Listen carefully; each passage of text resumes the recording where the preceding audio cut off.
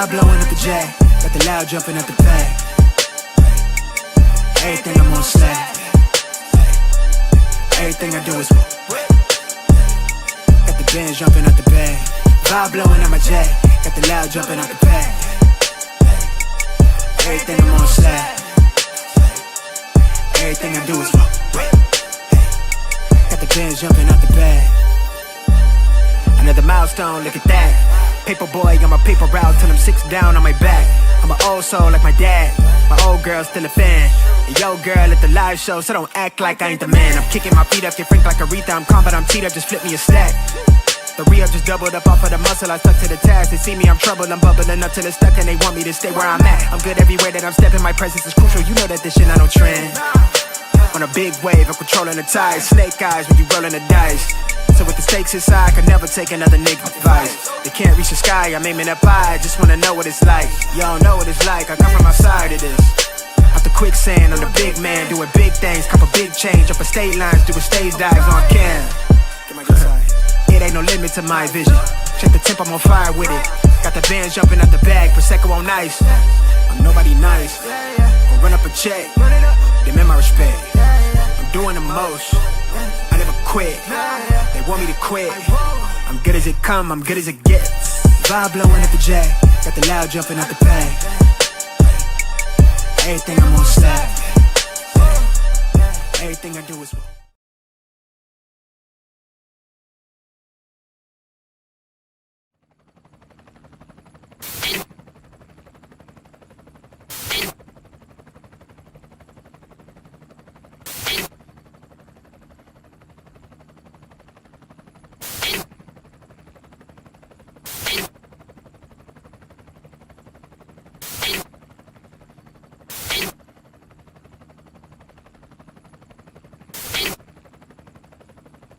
and you're in the Desert Storm bunker with Hollywood CGA.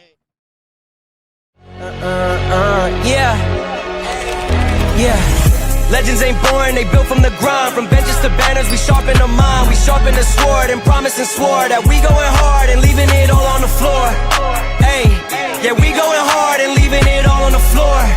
Hey, yeah, we going hard and leaving it all on the floor. Legends ain't born, they built from the grind. From benches to banners, we sharpen the mind. We sharpen the sword and promise and swore that we going hard and leaving it all on the floor.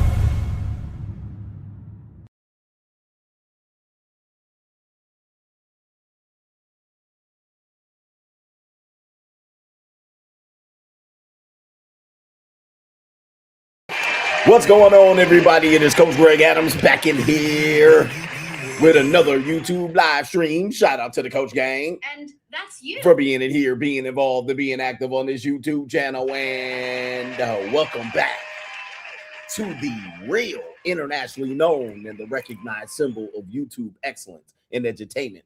It is the Boss Up Show, part of the Free Agent Lifestyle podcast here on the Free Agent Lifestyle channel. You in here with the Bruce Wayne of this ish, the King of Kings, the King of Content, and the Speaker of Truth. Yours truly. Can you hear the sound effects? The notorious one, aka Mr. Coachellini, better known as the prognosticator, Coach Stradamus.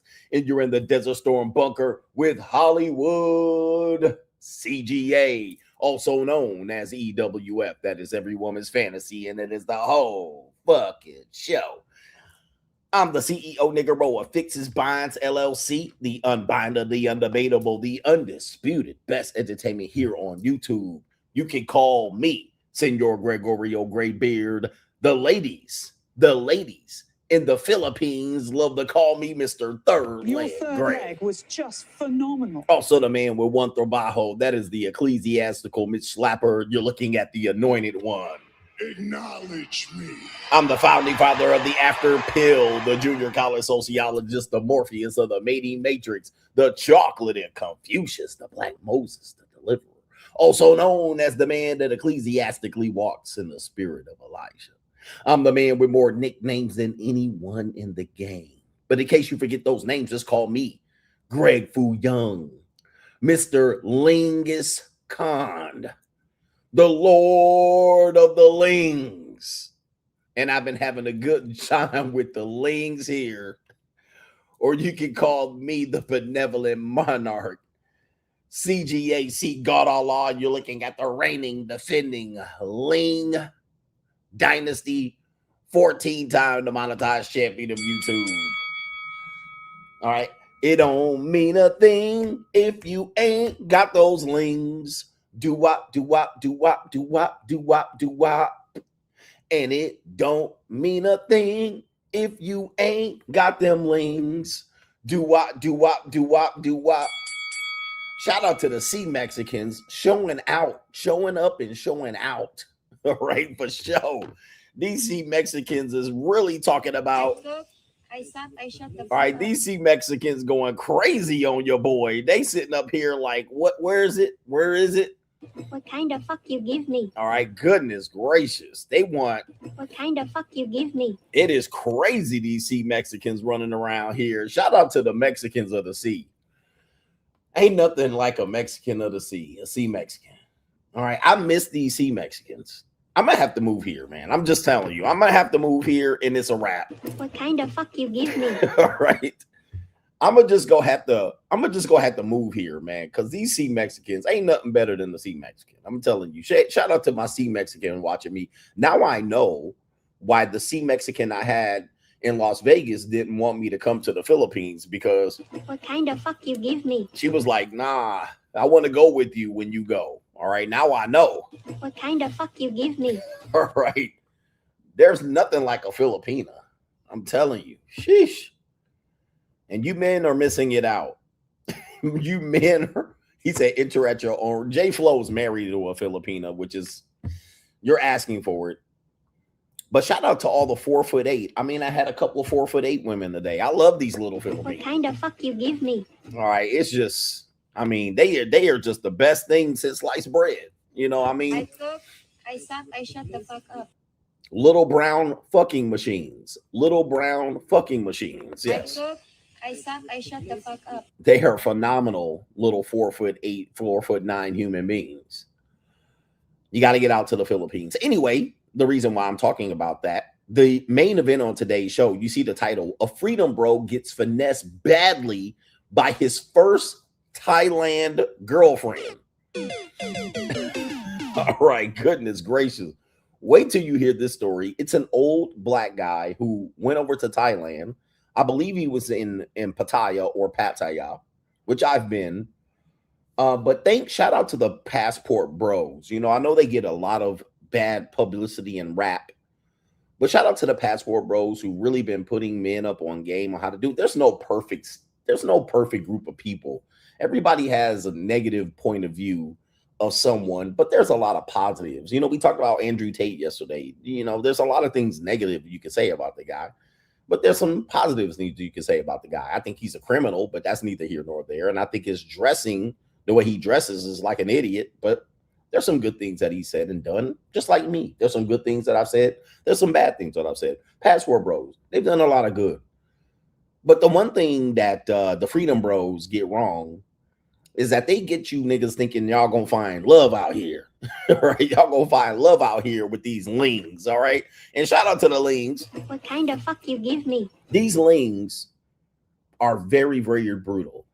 They're brutal little human beings. Okay?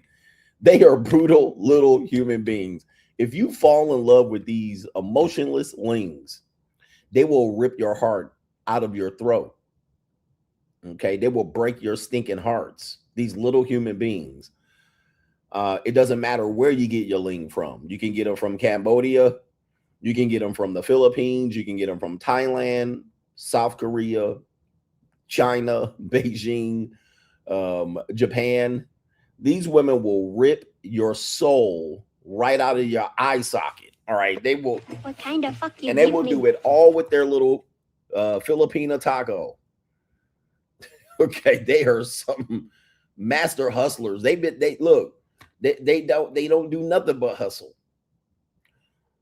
And they will take their little taco, all right, with their little two, you know, they wear size 2 shoes, and they will rip your little hearts out here. Don't ever put your trust in a lane, okay? What kind of fuck you give me? And what gets people's guards down is that they're so little. They're non-intimidating. You know what I mean? They're like, they look like, and they talk it up. They're so sweet and innocent and feminine, and you just thinking they're down for you and loyal. You think she wouldn't do this to me, would she? She's a good look. She's just a regular ling. There's like billions of lings in our world. She wouldn't do that to me. Oh, yeah, she would. What kind of fuck you give me? Oh, yes, she would. And it's just a matter of survival. They're just trying to survive. They don't mean any harm. Okay. They just are getting the way, they're just making a way for themselves. And we got to talk about this because we got a freedom bro that went over to Thailand and got finessed by 2 bar girls. All right, give his ass the Mario. 2 bar girls finessed him. I mean, he literally was in a relationship with a bar girl, which I would say, well, it's not a bad idea completely. Most of the time, if you meet an attractive woman, she's a model, all right, she's working some sort of services, or she's a bar girl or a go-go girl. All right, it's just very difficult to meet, especially if you're not from the area and you're not living in the areas where these people grow up and you're just going to be around tourist trap areas.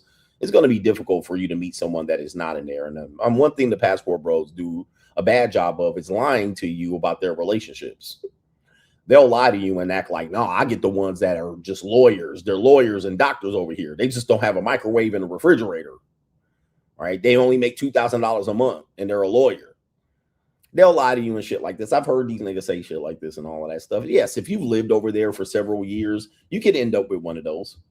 Or you can end up with one of those, but still, some of those girls clean houses for foreigners that come over here. And then, trust me, I've seen this happen to me. Young girl says she's 21, 22. She needs to leave her mother's house to come over and stay with me for a couple of weeks. And she convinces her mother that she's doing a housekeeping job for 2 weeks for a couple here. And she's going to be a nanny and a housekeeper. It's bad news. All right. They move very sneakily and slithery. And yes, while you might meet her when she's 29 and you're like, she's a good girl. Well, she was a wild child at 23 and 24. She was out here ecclesiastically in these damn streets. All right. And yes, they'll even admit it if you're honest with them and you're forward. All right. Where's these in these streets? And my back, shout out to you guys. This chair is no bueno. So I might have to sit up like this the whole time. But anyway, we got that coming up and much, much more. But to contribute to today's show, $ the notorious CGA on the Cash App. It is Venmo. Coach Greg Adams TV. PayPal is PayPal.me/Coach Greg Adams. And that is near the top of the description box on the Free Agent Lifestyle channel. And you can super chat by clicking the link on the top of the live chat on the Free Agent Lifestyle channel. Be honest. Be upfront and honest about what you want, what your intentions are. I tell all of you, I'm non-monogamous. All right. And that is one of the best things that I've ever done in terms of a dating strategy. I'm non-monogamous. All right. Eventually the women be just like, okay, just give me the dick. All right. I done came all this way. I done flown all this way. I done drove all this way. I done got ready. Look, let's just go ahead and fuck. If we non-monogamous, look, what it does is, because you think the girl's going to say, ew, you're disgusting. What it does is the girls typically, depending on who you are, they're essentially psychologically are going to say, well, I guess this is another guy who doesn't want a relationship. Okay. He don't want a relationship. There's nothing. Yeah, I guess he said in his bio, I guess let's just fuck. All right. She's not going to try to impress you. Psychologically, we know and understand women hold out on men who they believe they want relationships from. They'll hold out sex. And then the guys that they just want to be intimate with or have fun or just get their rocks off, they'll just give them some punani. It is what it is. But just being upfront about being non-monogamous gives them the opportunity to make a choice, as opposed to finessing them and trying to say, lying to them. You never know. Well, maybe this will turn into a relationship and I'm looking to settle down with my boo. Lying ass niggas. You ain't trying to settle down. You just trying to crack.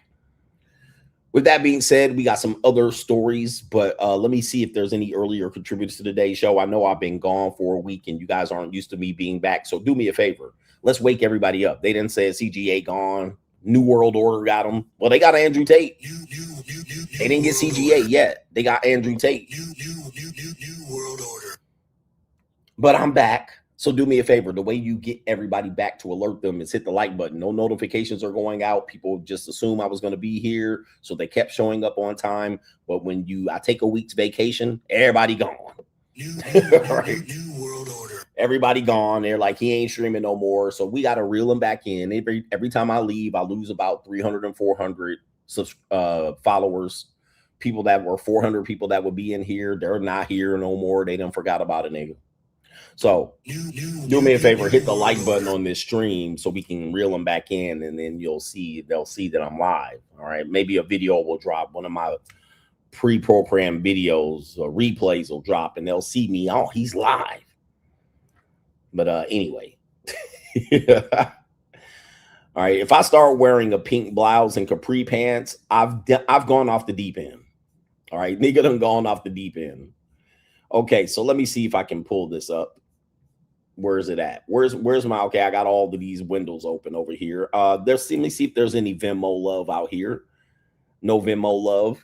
I got to sign in, so it is what it is. Let me see if there's any love, okay? Yep, well, yep, people aren't, they not waking up.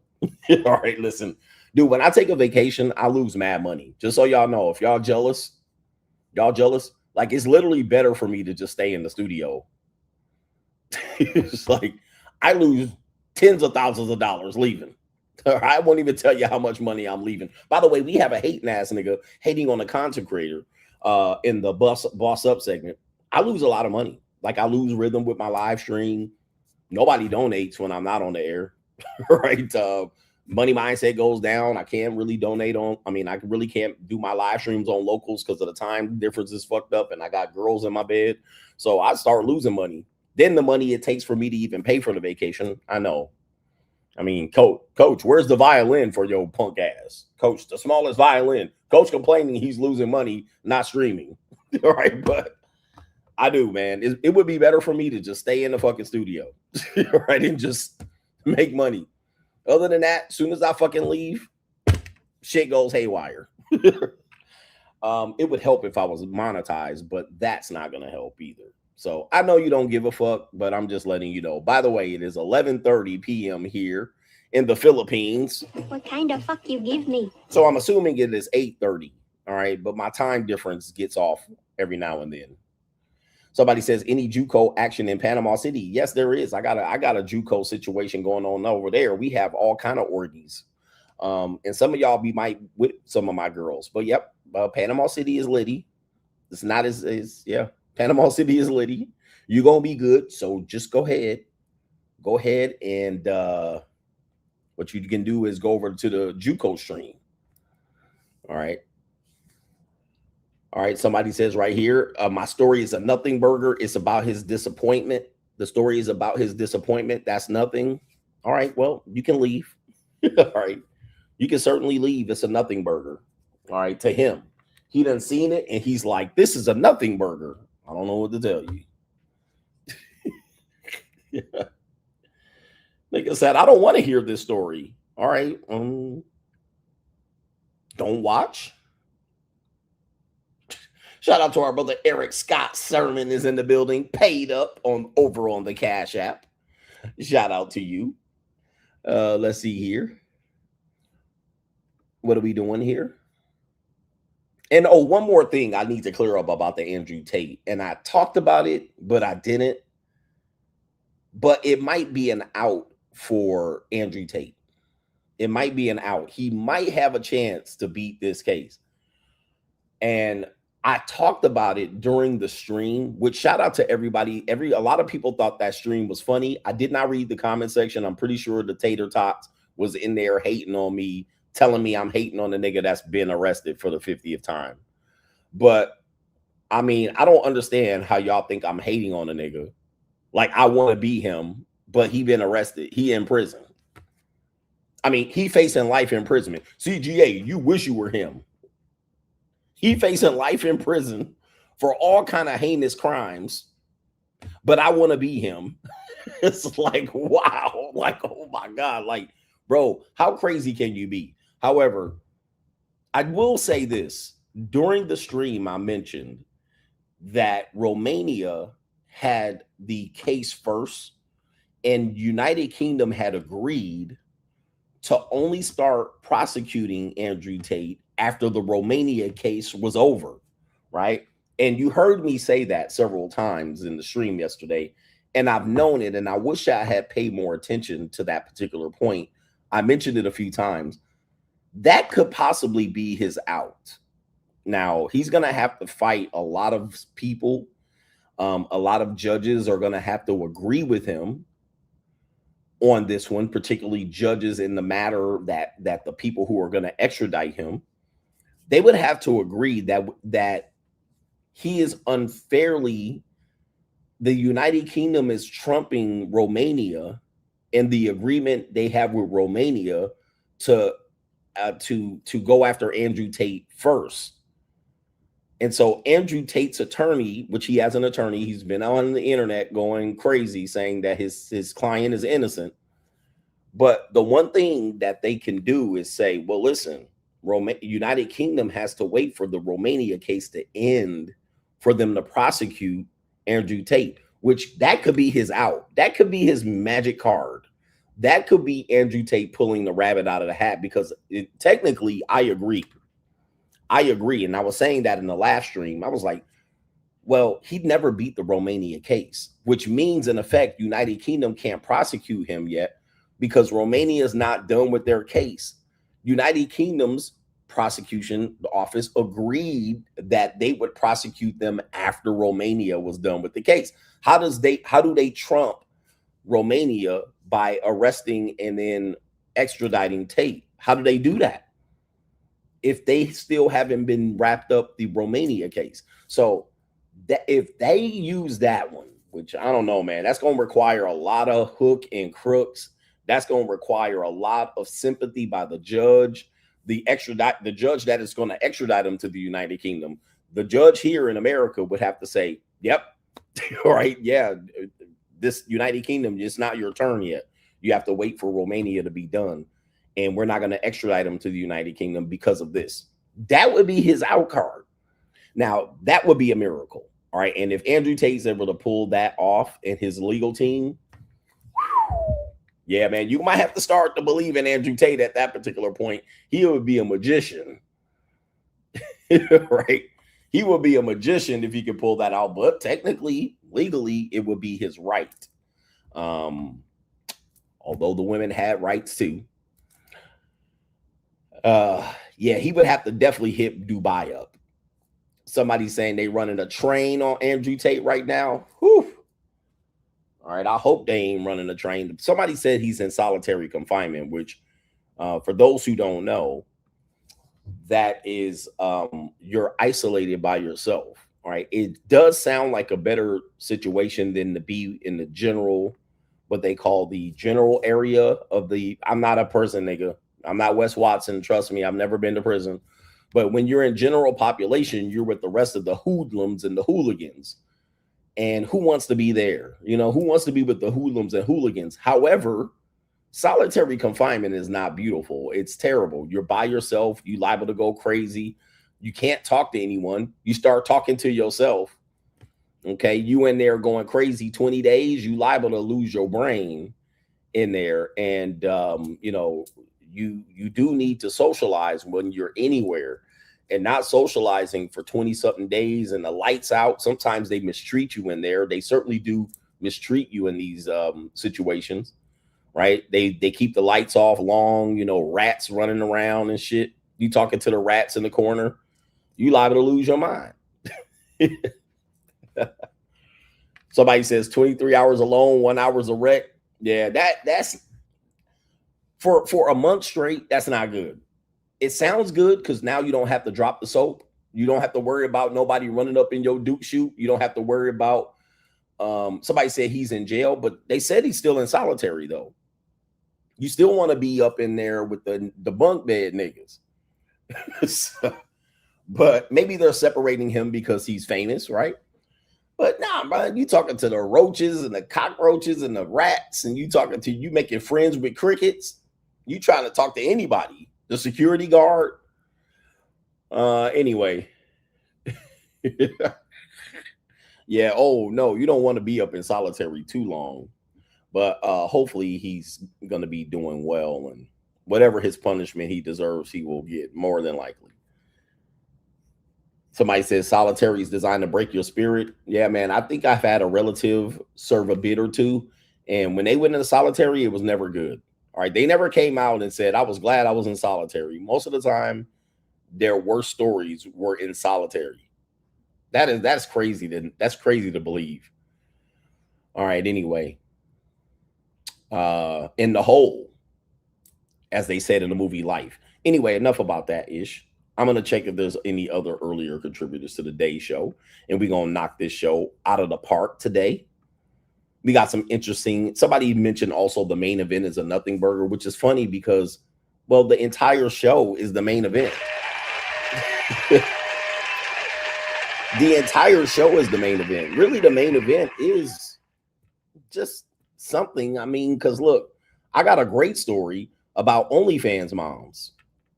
Their wives, they got a reality show. That could have been the thumbnail, but I decided, I didn't want to be like these MGTOW and red pill guys. And I was like, yeah, I could get the red pill incels, MGTOWs in here. And I got a story about a fat white woman who moved a bum ass black nigga into the house who started arguing with her daughter. I think that's an interesting show. Hard to come up with the title for that, but I have a great story about that. I have a drunk history story. I have two celebrities, a guy that was against the red pill, getting a divorce, Tom Segura divorce. I could have led with that, but we'll talk about it. You know, I mean, listen, I could have led about this middle school police officer who was having sex in the middle school office and shit, they got caught. She was getting a train ran on her. She's a police officer at a middle school. And two cops ran a train on her. I could have led with that one, but I was like,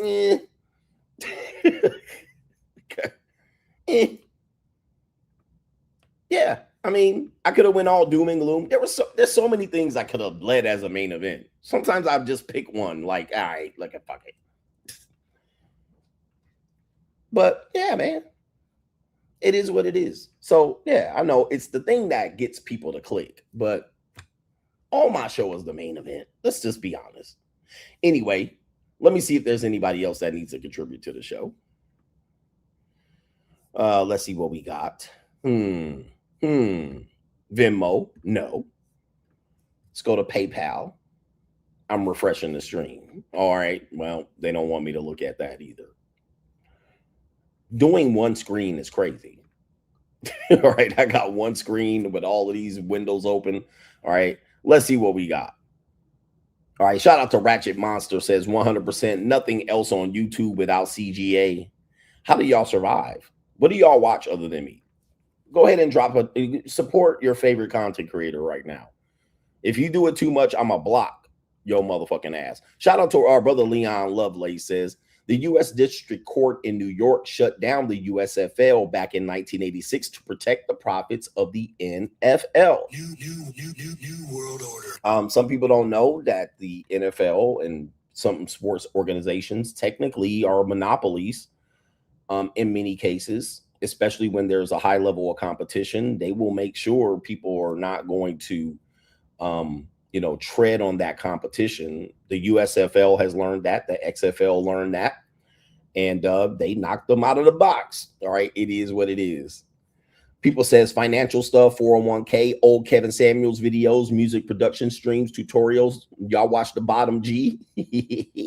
Some of you guys watch somebody up on crypto, Flight Reacts. Okay. I only watch CGA in the Saint in the center. Shout out to him. Angry Man in the building. We have Medium Man. Shout out to Medium Man. Anton Daniels. Is some people watching the World Cup? Somebody says Tony Gaskins mad at CGA community. All right. Oh, man. And somebody says sports talk, which there's nothing going on in sports. All right. Sports is dead at this moment. Nobody said they're watching Streamers University, which is the big thing going on right now. But of course, you'd have to watch it on Twitch and shit like that. Shout out to Leon telling us about that NFL District Court shutting down the USFL Yeah, NFL doesn't need competition. By the way, the NFL did have competition back in the AFL days, and they end up merging. The NBA had competition with the ABA. They end up merging, but it really wasn't a merger. All right, they only took 4 teams and bought out a couple of other teams. But yeah, man, we're in that no competition days. Where are we at here? And we're ready to kick this show off. We got Straggle Sniggle Theater. Buckle your seatbelts. We're live from the Philippines. Let's go. And it's nighttime here. It's midnight. So let's get it in. Let's go. Like, ride with me if you ride with me. You can slide with me if you feel like 550 on the 5 sticky. Come get high with me. That's a deal, right? All right. Speaking of who do you watch? Apparently, there's a podcaster who goes by the name of Fawcett. I believe it is spelled Fawcett. Fawcette. Fawcett. Well, Fawcett is a white guy. All right. And I've never heard of him before, but shout out to him. We're going to talk about his particular video going feral.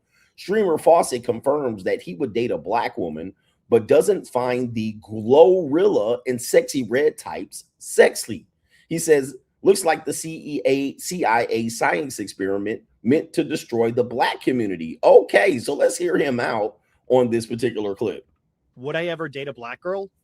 I mean, yeah.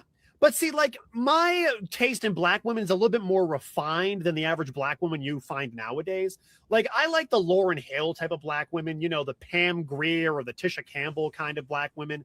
Like, why is it every time I walk through a mall or I walk into a convenience store, all the women there look like Glorilla or Sexy Red? It's like those women just look like science experiments from the CIA meant to destroy the black community. Oh, so like, if you're saying that, hey man, do you think like Glorilla sexy? Hell no. Now, if you got me a girl that looked like Patrice Rushen, then all day, every day, let's get it cracking. But I'm not gonna curse my children with a mother that goes ski phonem. Ain't no way. Just ain't no way. The other thing is too is the disgusting hair, colored hair they have nowadays. Whatever happened to afros and looking like you're Garnet from Steven Universe? Now they all got like red hair with green highlights. Like, look at Kanye West's daughter. It's like, baby girl, you do not need aquamarine hair to make yourself look beautiful. You are beautiful the way you already were born. I don't need no girl to look like Hasanu Miku. Oh my gosh, bro. All right, shout out to this content creator. This was actually put out on the black platform, Gossip Rag, called Hollywood Unlocked. And this is also going viral. I believe World Star and stuff had called this out. Interesting enough, this is not a new conversation. The conversation that he's talking about has been covered in the Black Manosphere sector. And not just the Black Manosphere, the barbershops, anywhere has been covering this particular conversation. So it is not a new conversation, not to take and steal any thunder from him. It is just the messenger is new. It is a white guy brave enough to say it. But I would say Kevin Samuel's been saying that. Everybody else has been saying that, who criticize black women for the eyelashes and the wigs and the weave, the colorful wigs and the lace front and the baby hairs. This has been quite the conversation over the past couple of years. And I would say black women have overwhelmingly dismissed this conversation. However, let's take a look at the comment section, all right, related to this and see how the black women are feeling about this. And here is interesting enough. When your white devil slave master says it, it's okay. And that's you. Apparently, they don't have a problem with him saying this. A couple of black women in the comment section says, y'all don't like the messenger, but the message is messaging, with a lot of people ratioing it in the positive. This one says, from a black woman, he means they look ratchet, and they do. They. Okay. He likes 90s finds in so many words, and well, yeah. All right. And he mentioned Patrice Rushen, who is 1980s fine.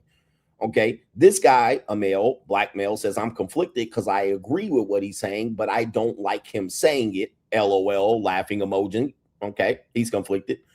This guy says, I get it fully, but the messenger can't be from the oppressor community, which is odd enough. He actually stated that the oppressor community is the CIA, and also the black people themselves are their own oppressor. Interesting. And then that says right here, the way he said, baby girl, this man has been dating black women. All right. And then this last one says, I think he was exposing something. Think big. Really?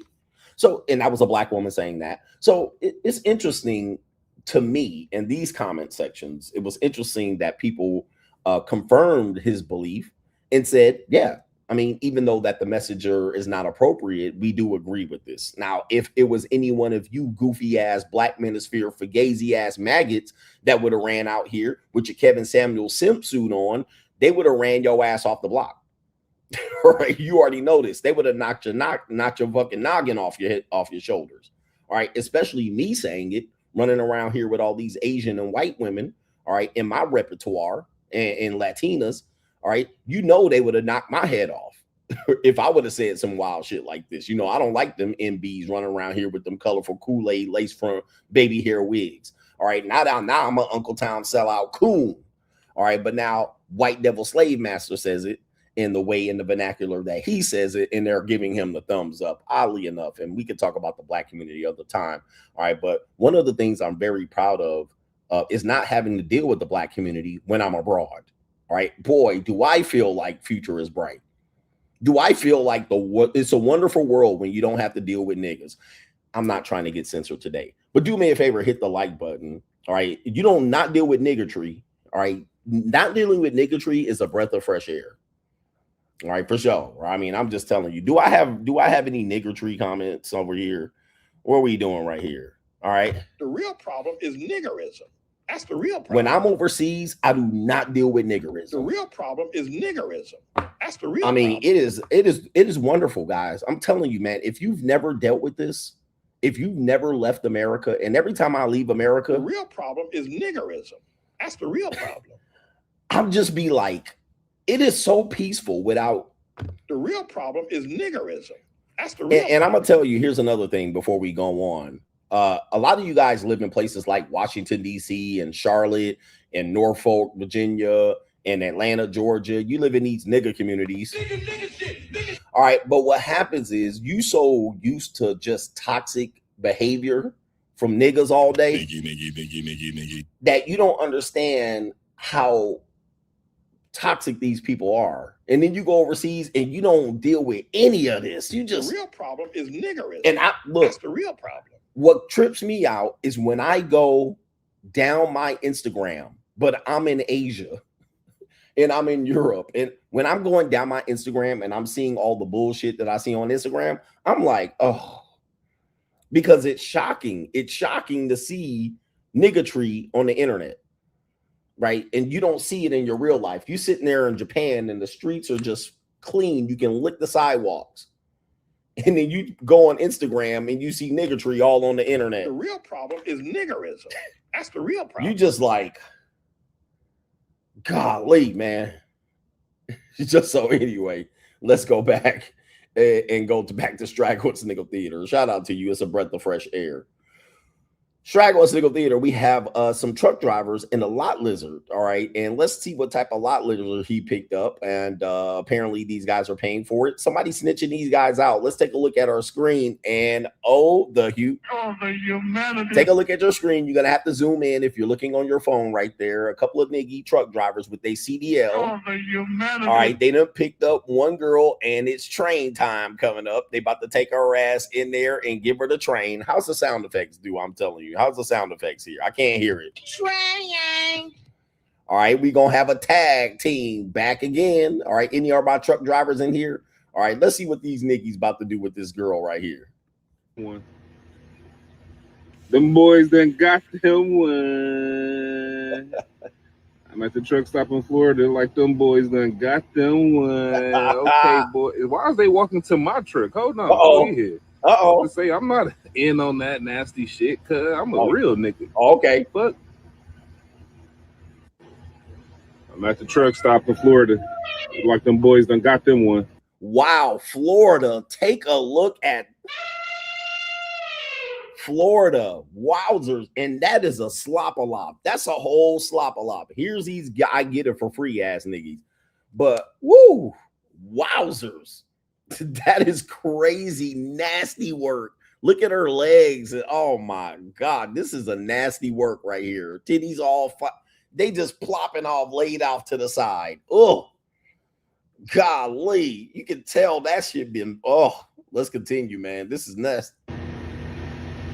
Them boys done got them one. Oh my goodness. I'm at the truck stop in Florida. Like them boys done got them one. Okay, boy. Why is they walking to my truck? Man, that is crazy. That thing gonna be fumigating.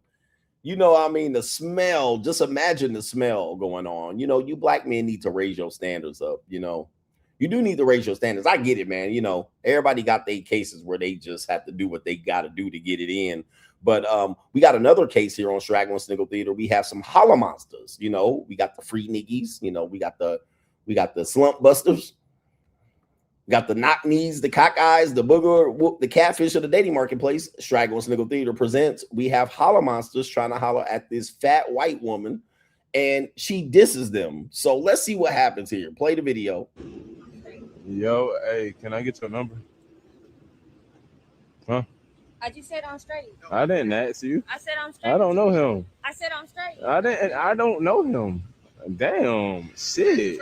Look at this. Skinny black dude, big white girl. Skinny black dude, big white girl. Skinny black dude, white girl. Skinny black dude, big white girl. All right, and trust me, I've had my share of these. But what I'm telling you is dudes complain about when women like this turn them down, but you hollered at her. You know what I mean? Like you tried to holler at her and you thought she was an easy slump buster. You was just going to holler at her and she was going to go say, okay, take me. I'm desperate. But you don't understand that she got a line full of niggas. Lined up. All right. People call this wholeflation. People talk about this where the simps have adapted. They have messed up the marketplace to where these women think that they're eligible bachelors, that everybody wants them. They just can't get a relationship. And sometimes they even have a relationship by a guy. But what happens is guys don't believe that. So they go for low hanging fruit and they think that they're going to get her. But then what happens is when they get played or when they tell them, you know, she'd be like, I'm straight. You like, girl, you should take that as a compliment that I hollered at you. But those days are gone. Those days are gone. The days where a woman like this can take it as a compliment that a dude hollered at her are dead and gone. All right. They will just assume that you signing up to be a whole simp. They ain't trying to just give you no easy access. Why? They got a whole line of guys on Bumble, Tinder, and Hinge just waiting to smash. And they're good looking guys. They're guys that you would consider 7, 8s, 9s, Chad, Tyrone, Pookie, Ray, dicking her down, dicking her. She probably got a kid by one of these niggas, probably. And so when she tell you to pay up and do all of this stuff, y'all be like, what's going on? As a matter of fact, the comment section is actually proving this. Let's play the video one more time so you can see what's going on here. You see what's going on here. I mean, we got cankles, pale skin. I mean, you know, slump. You got knock knee. I mean, she got fat on the back of her knee. I mean, this is a whole mess. Cellulite on it. I mean, I'm pretty sure it feel good smashing, but there's a dude out there dicking this down. All right, that don't play about her. Let's see here, and let's take a look. Yeah. I mean, let's zoom in here. I mean, look at what we're looking at. Look at the knees, bro. I mean, this is a whole busted Pillsbury biscuit can. I mean, look at what we got here. I mean, the clothes are ill-fitting, rolling up on inside of her. I mean, she got the nerd face going on, no hair, no makeup. I mean, just pasty, all of that. Ain't got no lotion, ain't took a shower, ain't nothing. All right, and dudes hollering, two dudes hollering. She turned the first one down, assumed that the second guy who hollered was with the first guy. That's why she got upset. Oh, hey, can I get your number? Take a look. I mean, a whole piece of trailer park trash. I mean, a whole piece of low-hanging fruit. But look how she looking. I said no. I don't even know who the guys are hollering, but she looking at these niggas like, didn't I already say no? Huh? I just said I'm straight. I didn't. And then she a whole mud shark. I just said I'm straight. So you know, you listen. Listen. This a whole mud shark. I just said I'm straight. She already know how to reject niggas by using black women vernacular to reject you. Right? She already knows. So she already a low-hanging fruit by a bunch of niggas. Like she got the whole vernacular. I just said I'm straight. So she used to dealing with holler monsters in whatever city she's in. Somebody said it was New York. But she like, I'm good. She probably didn't already look. Here's another thing about holler monsters that you guys don't realize. A lot of you guys don't realize a lot of these women come from getting their insides pushed to their esophagus. Okay. I mean, her face is beat red. I used to mess with a lot of pale women. Her face is beat red. It's either she's hot or it's humid outside, or she just got the brakes beat off of her. She just got her back torn out. So you don't realize this. When y'all trying to talk about cold approaching women, many times women are coming from getting the brakes beat off of them. Right? They coming from getting their throat violated. They trying to make sure they ain't got gonorrhea of the throat. They trying to go home and take a shower and wash their mouth out. So y'all don't realize this. Y'all in Starbucks hollering and she leaking. Nobody ever considers that. A woman's just coming straight from sex. Nobody ever considers that, but more often than not, they are, and you hollering at them, and you're like, hey, baby. And by the way, biologically, evolutionary, psychology-wise, women and men, women emote pheromones when they just been violated, okay? So when they have just given up sex, they probably are now emoting a lot more pheromones. Even for men, when you guys just come freshly from fucking, watch how women act around you. Go in public. You just start fucking a woman, and you got their perfume and their pheromones and shit all over you, and you got vagina all on your dills, Nick. Go hang out with some women. They're gonna be all over you. They're gonna be like, you smell good, and let me smell your beard, and what perfume are you wearing? Okay. So people don't realize that you're more gonna likely attract people if you've been with people. It does happen. But by the way, there she is turning you niggas down. The comment section going crazy on this one. Okay. Look at the legs. Regardless of the butt, she looks unhealthy. If you trying to holler at a girl, don't start with, can I get your number? This is true. This one says, as black men, we got to do better. All right. Content or not. I've actually insinuated for many years that pickup artists and holler monsters definitely talk about a lot of their success with low-hanging fruit. This isn't to say you shouldn't be messing with low-hanging fruit, but yes, this does happen a lot. A lot of guys are, I told you that when they run pickup and they run holler, they're going to holler at low-hanging fruit. All right. It's just what it is. That's where the success is. And watch this. I'll show you this comment right here. She got cankles and glasses. This one says, stop gassing up these women just because that ass fat. Okay. Yep. Fat ass. This one says, please up your standards, brothers. And this is what happens when y'all keep gassing up. See, this happens. These guys will blame the simps. These guys will say these simps are pedestalizing these women. These simps are gassing them up. And I'm just like, you guys are the ones approaching 100 women a day. You guys are out there saying, shoot your shot. Shooting your shot gasses them up way more than a simp gasses them up. So if you tell guys to holler at and run game and shoot your shot at every woman you see, don't be afraid of rejection, what do you think that does to them? Just the fact that you opened your mouth and paid attention to them. Most of the time, you don't even have to open your mouth. Just looking at them, rubbernecking them, looking them up and down, whistling, catcalling, whatever you call it, that's the same thing it does. That does way more than the simps do.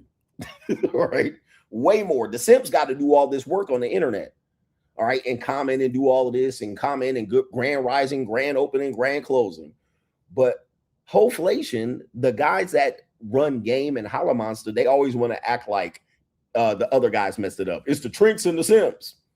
It's you too, Mr. Holler at 100 women a day. You guys gas these women up just as much. All right, so people don't want to have that conversation though. All right, because y'all holler at lazy large women as well. We have Straggle Sniggle Theater. Hate to get all serious here, but we have another guy here. Funny comment of a man that says he was down bad in a drought. So he went on a dating app and take a look at what you see on the screen. He ended up smashing a biggie. All right, so here we go. Fucking with a level 10 plate cleaner taught me self-respect. Now, this was back in 2021 when I was on a super dry spell. I'm talking about 8 months with no cheeks, bucko. Now, this was back when I was on them dating apps, the most horrendous place to find cheeks. Yes. I ended up matching with this white girl named Jennifer. She had 2 kids and a black baby daddy. So I knew I was in there instantly, bucko. Now, the thing with Jenny, she only took photos from the chest up like this. So, I mean, all I could see was a super pretty face and big ass titties, if you know what I mean. So I was already under the assumption that she was a bigger girl, but I didn't know what I was in store for, bucko. We texting back and forth, woo over the next couple of days. We're trying to get something set up. She got 2 kids, so she's not readily available. Now, I gotta remind you, I was 8 months dry at this time. I had swore off bitches. I was just focused on getting money and getting paper and getting my life into order. So don't judge me. At the time, I had a 1957 mobile home that I had just remodeled, so I was looking to get any and everybody over there to that motherfucker, you feel me? So boom, one day we decided tonight is the night that we gonna link up. Boom, she come over to the crib. I get a text, she outside. I'm all geeked and ready to freak back out. I ain't cleaned up the entire crib and set up the whole vibe, you feel me? But the moment I open that door, I'm not gonna lie, bucko. Nothing in life could have prepared me for this. She was so wide and again, just so we know, this is the majority of I get it for free niggas. I mean, they will never tell you this. They will never admit this. Trust me, I've been there. I've done that. Yes, this is how it works. All right, these are the girls that they claim that they never have to pay and it was good. And yes, these girls do still give a good performance. Now, the room stinks unimaginably, but these are the easy pickings that these dudes brag about at the bars. It is what it is. All right. And take a look at this. I mean, the cartoon makes her look a lot more voluptuous and curvy, but I'm pretty sure he's going to tell you how much the woman weighed and probably doesn't look as fatly distributed as this. And so big, she had to turn sideways to get into the front door, bucko. Or some shit like this. Oh, excuse me. With every step across the mobile home, I can hear the epoxy floor cracking. Yep, these are the type of girls that got to crawl in the bed. You know, you guys still have those metal frames. I know you twin mattress niggas. All right. You guys still have the metal frames. You know what metal frames I'm talking about. The cheap ones that come from the mattress store. You know, the one that folds up this way and that way you ever move and you slice your fucking your damn shin on one of these things. They got edges and sharp edges. You know what I mean? You move and then you take the shit down and you scratch your fucking shin on them. You know what I'm talking about. Well, if you got one of those metal frames, which a lot of big girls do, they know they can't just jump in the bed. All right, they can't just jump in your bed. So they got to crawl in your bed like this. All right. And when they crawl in, they backside and they hips and butt be waggling like this. All right. So they crawl in that motherfucker like, because they know they jump up in there. You know, my little Filipinas jump in there. They 4'8" and 97 pounds. They just jump in. Whee! All right, but them big old mastodons y'all date in America gotta crawl up in that mug, put one knee in, put one hand down. You know what I'm talking about. And there it is right there, floor cracking. All right, crazy up underneath her. What did I just get myself into? But you know me, got to see it through, my boy. No way out of this one. Like, I'm not an asshole. You ain't already freshened up, got all dressed up and everything, and came over here to kick it with me. I'm not gonna kick you out and turn you around. Like, my mama didn't raise me to be that way. But I'm not gonna lie, bucko, she was pushing like.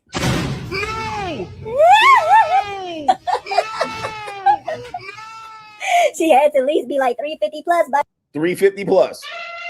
All right, so we heard that the weight was 350 plus. So she probably was around 400 pounds then. You know how niggas like to exaggerate, and whatever the number is that they want in their favor, they raise the number or lower it. The number they want in their favor, don't want in their favor, so she definitely was a 400 pounder. 350 plus is 400 pounds for a guy. He's trying to hide the fact that he smashed a 400 pounder. All right, not knowing that I don't think I've ever smashed a 400 pounder. Maybe I have no idea, but you would be actually surprised at how weight is distributed amongst women. They really have a problem with weight. So, when they have large breasts, especially if they're bigger and fatter and have larger breasts, those breasts are going to be 75 pounds a piece. Okay. Definitely going to be in the 25, 30 pound a piece range. So you add that on with the fact that they have no midsection. It's just breasts and butt and cankles. Yeah, it's going to be a bad shape. It's going to be bad news. And you're going to be running around here just tearing her back out. And it's going to feel good too. All right. It's going to feel good. But of course, when my point in telling you this is, if you put your self-esteem in this level of success, you're actually tricking your brain that you accomplish something. It's the same as touching yourself. Autoerotic? When you touch yourself and you pleasure yourself, you trick your brain that you've accomplished something. All right. This is not good long term. And certainly by saying that you've been winning out here, this is not good long term results. This is going to mess your head up. All right.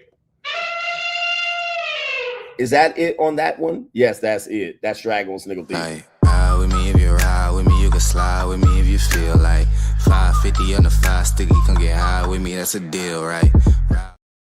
All right, Dragon's Nigga Theater out. Do me a favor, just give me the likes. Don't pass the scroll. Mugga, mullo. All right, we're going to be in the Philippines here for a couple of days, and we're heading over to, I can't tell you where we're heading to, but it's a communist country.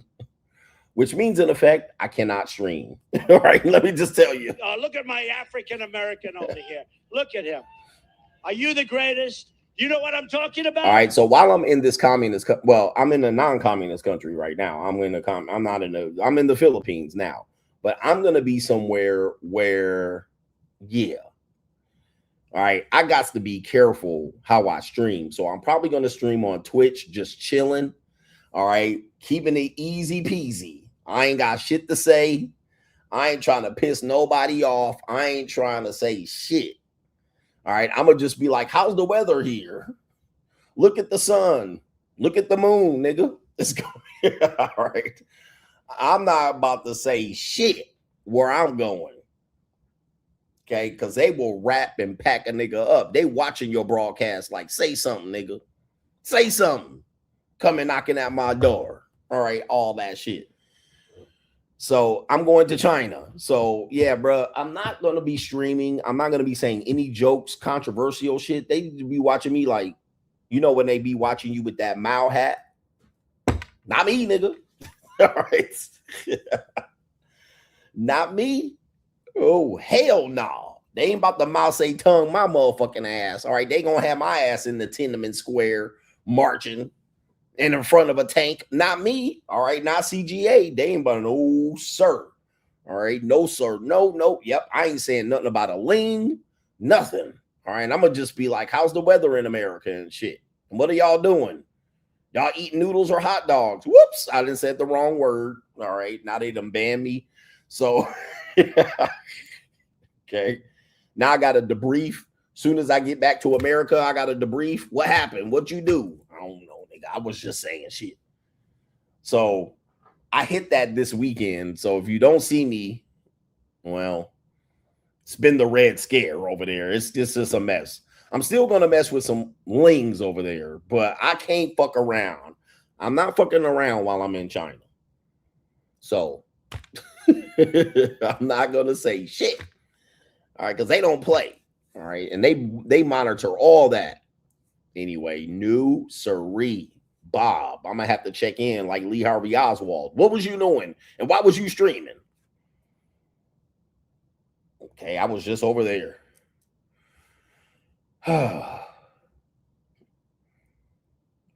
Let's see here. Yep.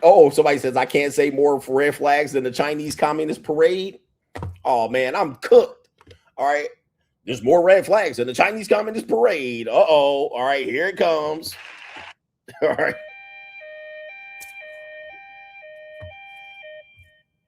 What kind of fuck you give me? Yep. I can't say a damn thing. So I'm going to be like, yeah, how's the weather, man? And what are we doing? And how's who won? Did the Lakers win? Where did LeBron go? That's about the length of the conversation that I can have with you guys. So and that's for about, I'm there for about 4 days. So once I leave there, if I'm able to leave, God, once I leave there, then I'll be in another place and I'll get to talk my shit. All right. I'm gonna get to talk my shit again. But just know if I'm looking like this, I'm in China. All right. So he said, don't even stream. Yeah, you can stream, but you taking a chance. You say any fucked up thing, it's a mess, bro. You asking for it. You're asking for it. So I don't know, man. I'm gonna just take the couple of days off. I think I'm there like a Monday and a Tuesday, or Monday, Tuesday, or Wednesday. So Yeah, they're gonna have my ass sitting next to me and shit, reading notes and letters. Anyway, I heard China's a wonderful place.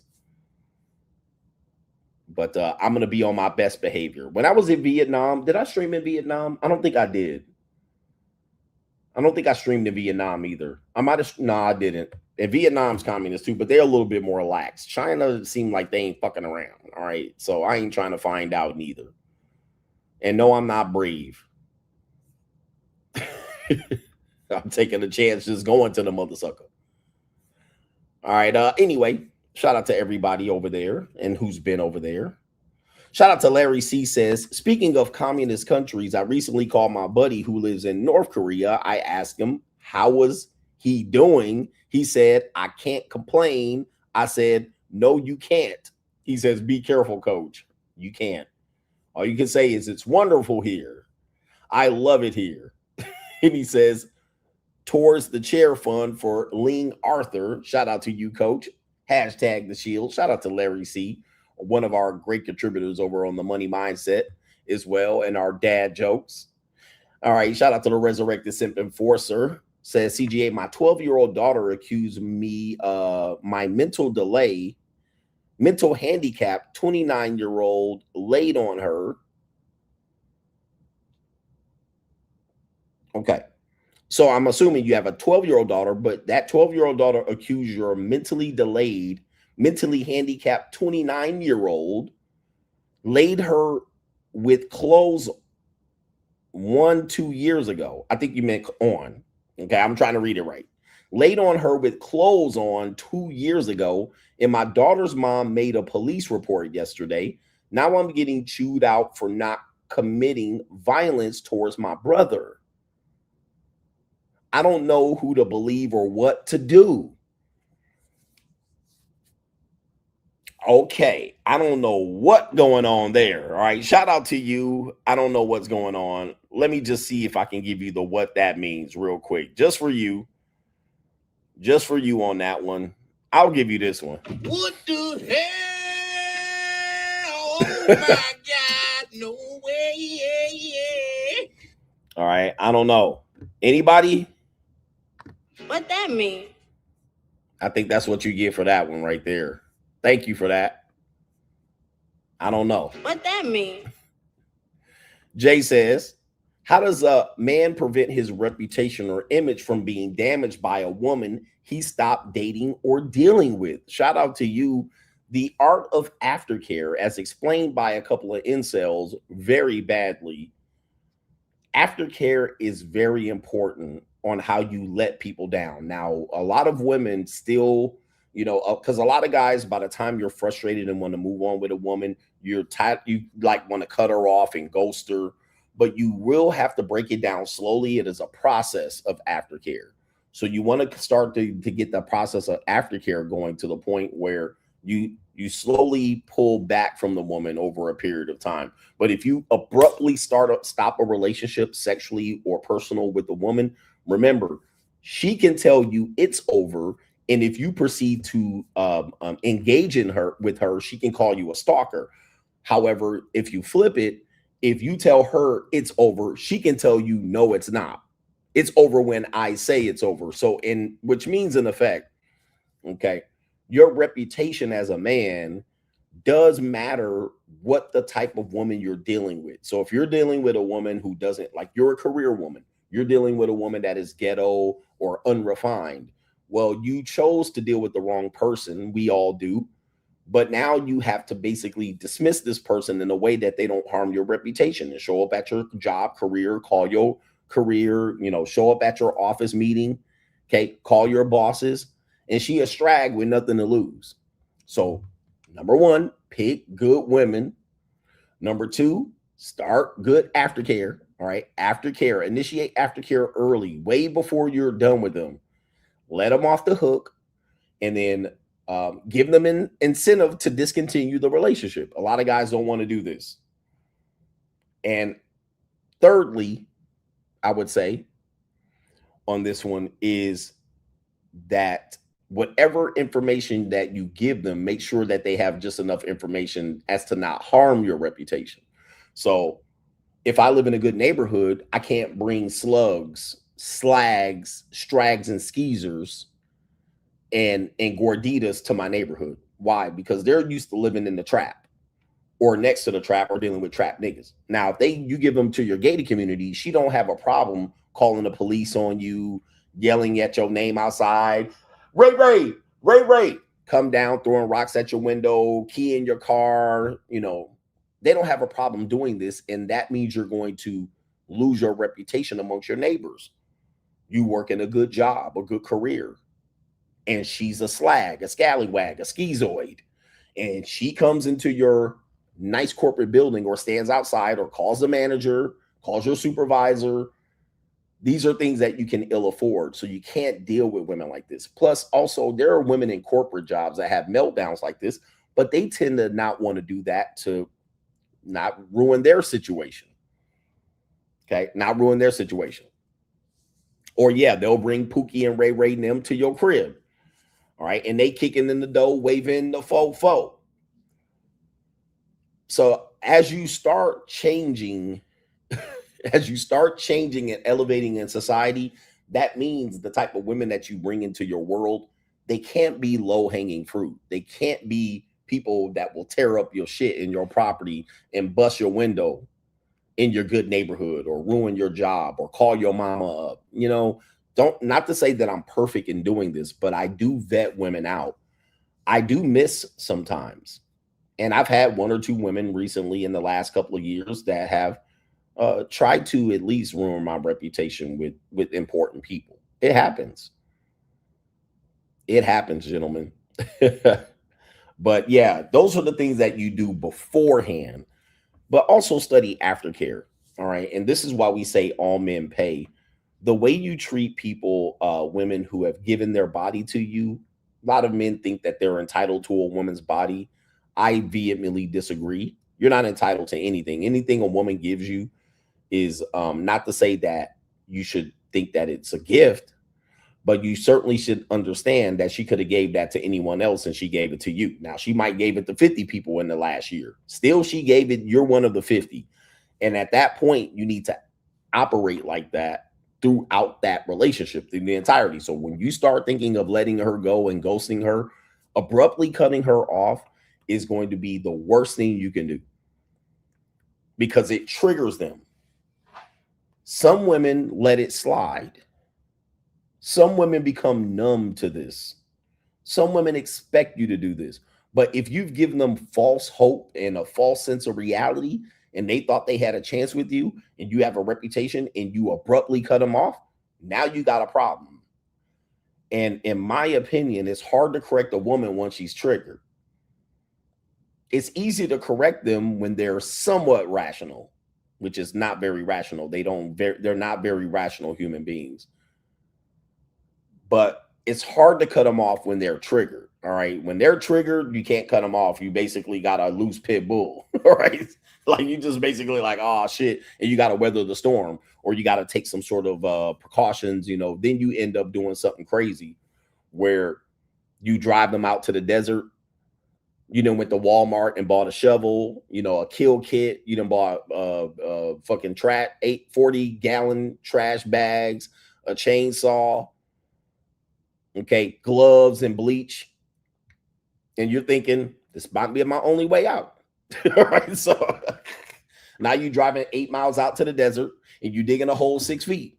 And you got the fucking light on your head. You got the helmet and the light. And you outside, all right, in the middle of the desert in Nevada. That's what we doing here. And you're going, how did I get here? What happened? Why am I taking this level of Oh man.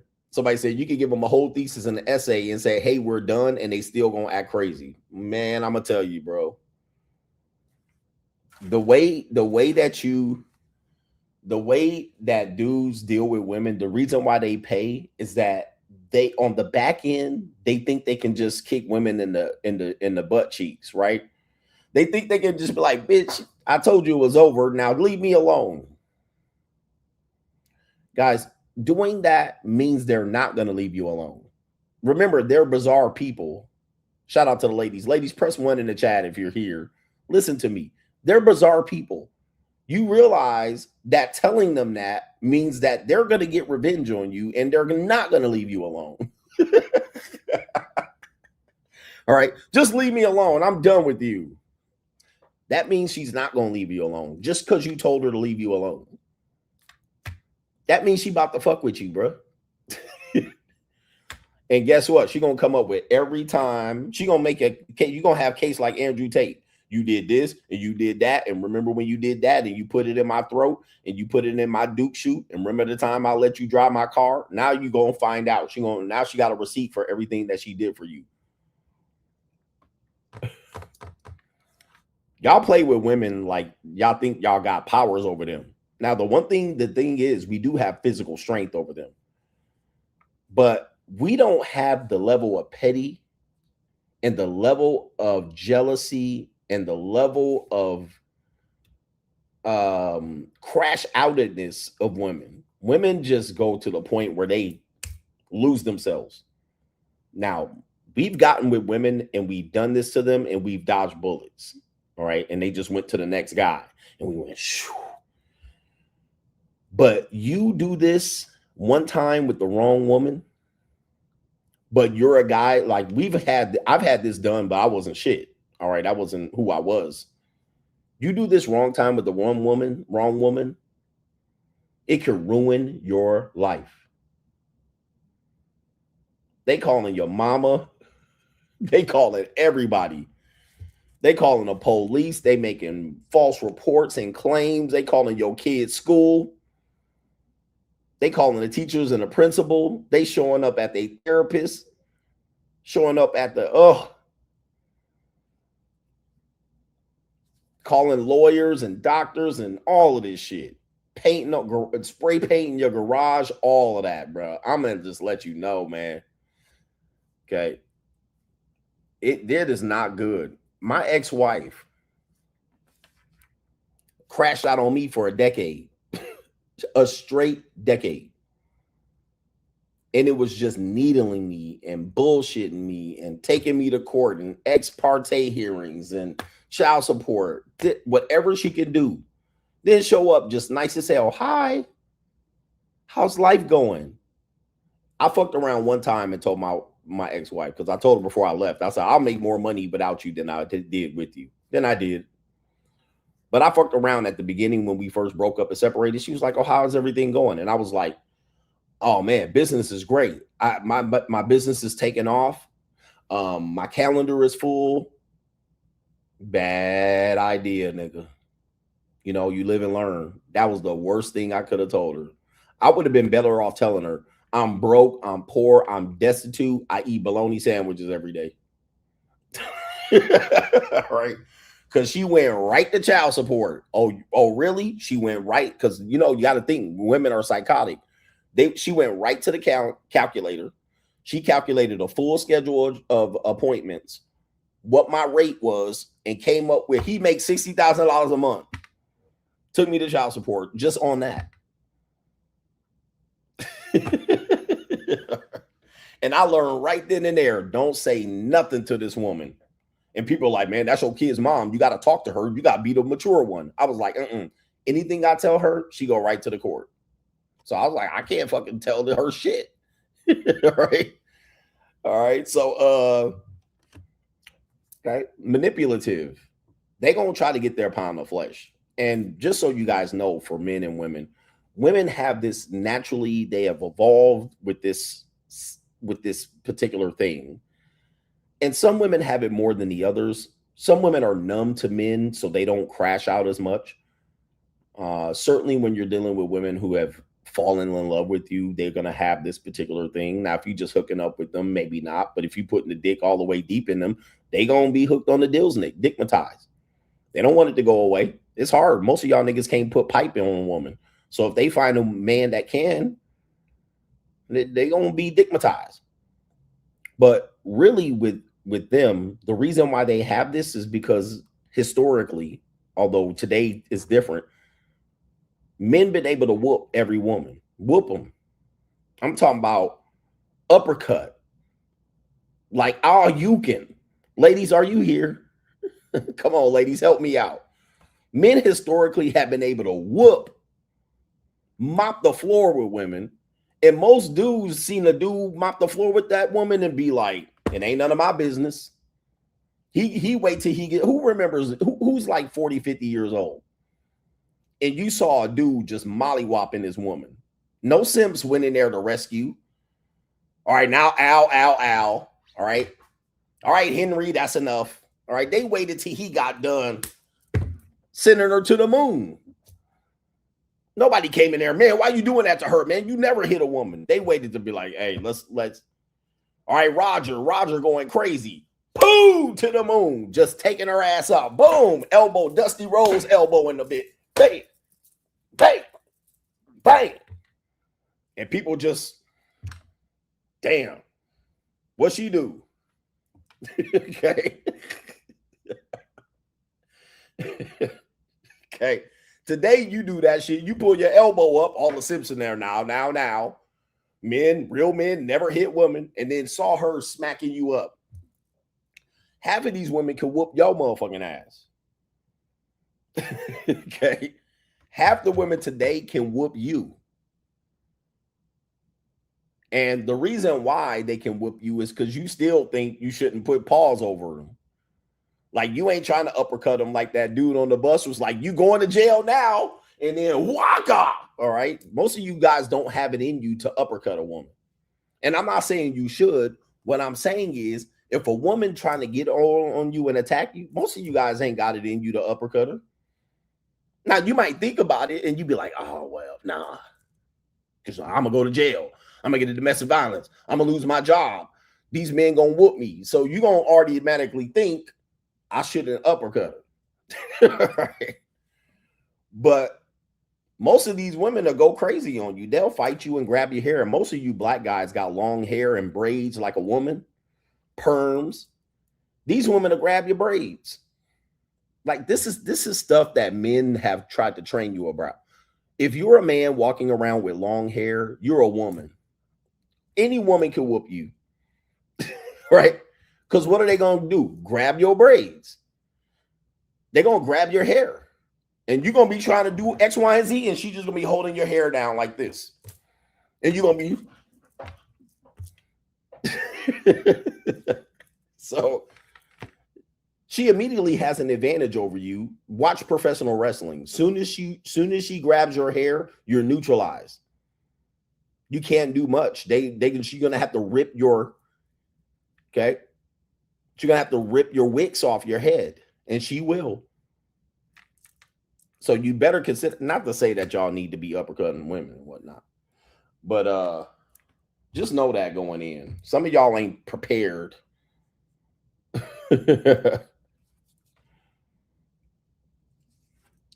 But anyway, somebody says you have hair if you... I have hair if I grew it right. Guys, I choose not to have hair, so it's not it's not that I can't grow hair, it's that I don't want to have hair. This is a blue chip.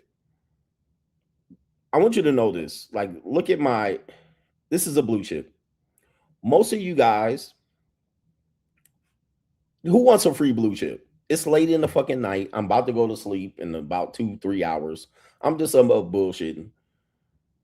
When you're trying to get into a pattern of success, just listen to me for a second. One thing that you'll have to know and understand, they have something is called, if you wake up, somebody says you didn't choose, you can't grow hair. This is not true. I mean, I don't know what you guys are talking about. I shave my hair every 4 days. This is weird. But when you get up in the morning and you have to make multiple decisions that delay what you got to do in life, you've already defeated your process and your progress way before the next man. So you got to get up in the morning. Who remembers when I used to just wear a black t-shirt every stream? For 6 or 7 years, I only wore black t-shirts. The reason why I did that Here's the reason why I did that. The reason why I did that is so I didn't have to make decisions every stream. I didn't have to think, what shirt am I going to wear? How does it affect the blue green screen? What are the people going to think? Do I look fresh? Do I not look fresh? Does it match? I immediately took that decision-making process out on a daily basis. Same thing with hair. I don't have time. I don't have time to spend. How am I going to wear my hair? Is it a bad hair day? Is it a good hair day? Is my hairline growing? Is the hairline? I don't have to worry about that. I don't have to worry about that decision-making process, deciding this, deciding that. Does this shoe go? Dude, I just get up in the morning and do my work. Just get up in the morning and do my work. I have my beard to maintain, so I got to do that. But I don't have all of these decisions to make to get ready. I can lay my clothes out in the morning. I know what my clothes look like. Everybody's used to me wearing it. You see what I'm saying? Like when you're in the position where you're trying to hunker down and build and get past that moment to get rid of the bitch ass niggas, you have to make less decisions. You have to start making less decisions. The more decisions you waste time on making, the less likely or the more likely it's going to take you, the more time it's going to take you to actually become successful. Because you got to start being distracted by what starter coat should I wear? Should I wear my New York fitted with the Boston Red Sox jersey? Too much thinking. Way too much. And so when I decided to shave my hair close to my head, which I've already worn it close to my head, it was because, watch this. When I would get my hair lined up at the barber, you know what would happen? I would go to the barber shop. I would go to even if I had an appointment, drive to the barber shop, sit there, wait for two other niggas because he running late. This nigga selling Mitchell and Ness jerseys and CDs. Then he put me in the chair, take all day, taking phone calls and appointments. He the secretary. Then he running out to the parking lot to see his homeboy and smoking a cigarette. All right, I done cut 3 niggas hair. I got to smoke a smoke break. 4 hours gone on a Saturday. 4 hours to go to the fucking barbershop. I was like, hell no, bro. Not me, bro. Can't be me because I'm in a situation where I'm trying to grow. I can't waste 4 hours of my time going to this nigga. Right? No fucking way. That's a time dump. It's a time dump. So I just said, shave the shit off. It's way easier to shave it off. Right? Or cut your own hair or whatever. But I don't even want time to be up in there cutting the shit. Just shave the shit off. Fuck it. Don't have to deal with it. My hair was already short anyway. So it wasn't like, right? It wasn't like that. It was like, oh, I had an afro and cut it down or a jerry curl. I was just like, shit, it's already shaving off. Fuck it. I ain't got to worry about it. And then they want X amount of money. Nah, I ain't got time for this shit, bro. So when you're in that situation and stage of growing, you have to understand that most of the decisions that you're making on a daily basis really are worthless. Waste of time. Right? You can actually defeat it. Even you can do things like you can eat the same foods. All right. The same 3 dishes. And you can do that for several years and you'll be fine because you don't have to waste time. Think about this. Look at your own life and think about how much time you waste on nothing. Nothingness. What am I going to eat? What am I going to drink? What am I going to wear? How am I going to put my hair? Is it a good day or is it a bad day? Do I have to put my wave cap on? You know, tying your wave cap. Your wave cap come off in the middle of your sleep. It's like then you got to brush your hair. Wash, shampoo, condition. Nigga, you could cut all that shit out, bro. All right, you can cut all that shit off, especially when you're growing. You're trying to become better. Just cut all that bullshit out. You can come back to it too. All right. Do I need to wash my car? What kind of car did I just now? Now I have a whole bunch of shit that I have, and now I just hire people to do shit. So I got multiple cars. I remember right here. Okay. When I have multiple cars, I remember one time I was like, you know what I'm gonna do? Every Saturday, I'm gonna get up, I'm gonna take my cars to the car wash. I would drive 5 minutes to the car wash, get my car washed, come back, armor all the tires. I would just do this shit. That shit took me like 2.5 hours, maybe 3. And I was like, fuck that. So I found a Mexican. And I said, I'm just gonna pay him to come wash my cars at my house. All of them fucking cars he washed, he charges me like $130. Now, if I took my car to the car wash, one car, especially the G-Wagon or the Porsche, them niggas want me to wax it and do all that shit to take an hour and a half. Okay, and it'll be damn near $85. But the Mexican that comes to wash my cars, he washes right there. He gets my keys. I do my live stream. By the time I'm in with my live stream, he done washing all 4 of my cars. Right? And I didn't waste no time. I didn't have to think about it. Armor all on the tires, driving up there and back, filling it up with gas and pulling it. He just comes right to the crib. There, $130. Here, have at it. Here's the keys. Move the car around, vacuum it. So this is where a lot of people have to realize that most of you guys, you do-it-yourselfers, most of you are not where you want to be. It's because you're making too many decisions and trying to do everything on your own. You're trying to do everything on your own. You got too much shit to worry about that really don't mean shit at the end of the day. So think about that. Think about that. Once you start simplifying your life, I think Steve Jobs had that where he always wore a black mock turtleneck. I think Simon Cowell also had this where he would always wear a black t-shirt. You don't got to, man, look, black t-shirt. Do that for 5 years straight. You never thinking, you don't have to think about updating your wardrobe. But then when you get up, now you can start wearing Versace shirts and shit. Right here.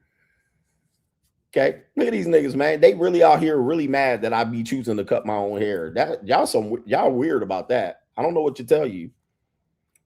I don't know what to tell you. I grew up in the Michael Jordan era. I grew up in the era where people went bald. It was not a big deal. My hair grows. I'm sorry to tell you. I shave my hair every 4 days. Y'all really mad at me. You really want me to be upset about it, but this is a choice. I mean, hair grows. But yeah, it is what it is. It is what it is. I don't know. People get upset about that. Act like y'all don't think hair grows here. I mean, you don't really understand how shit works. Like, oh, there's no hair that grows. Oh, no, there's hair that grows. All right, anyway. And I just shaved off this today. So this is fresh, baby. Oh, also, you guys never see me in a bad stage. You guys never see me in like a bad stage of hair. You know why?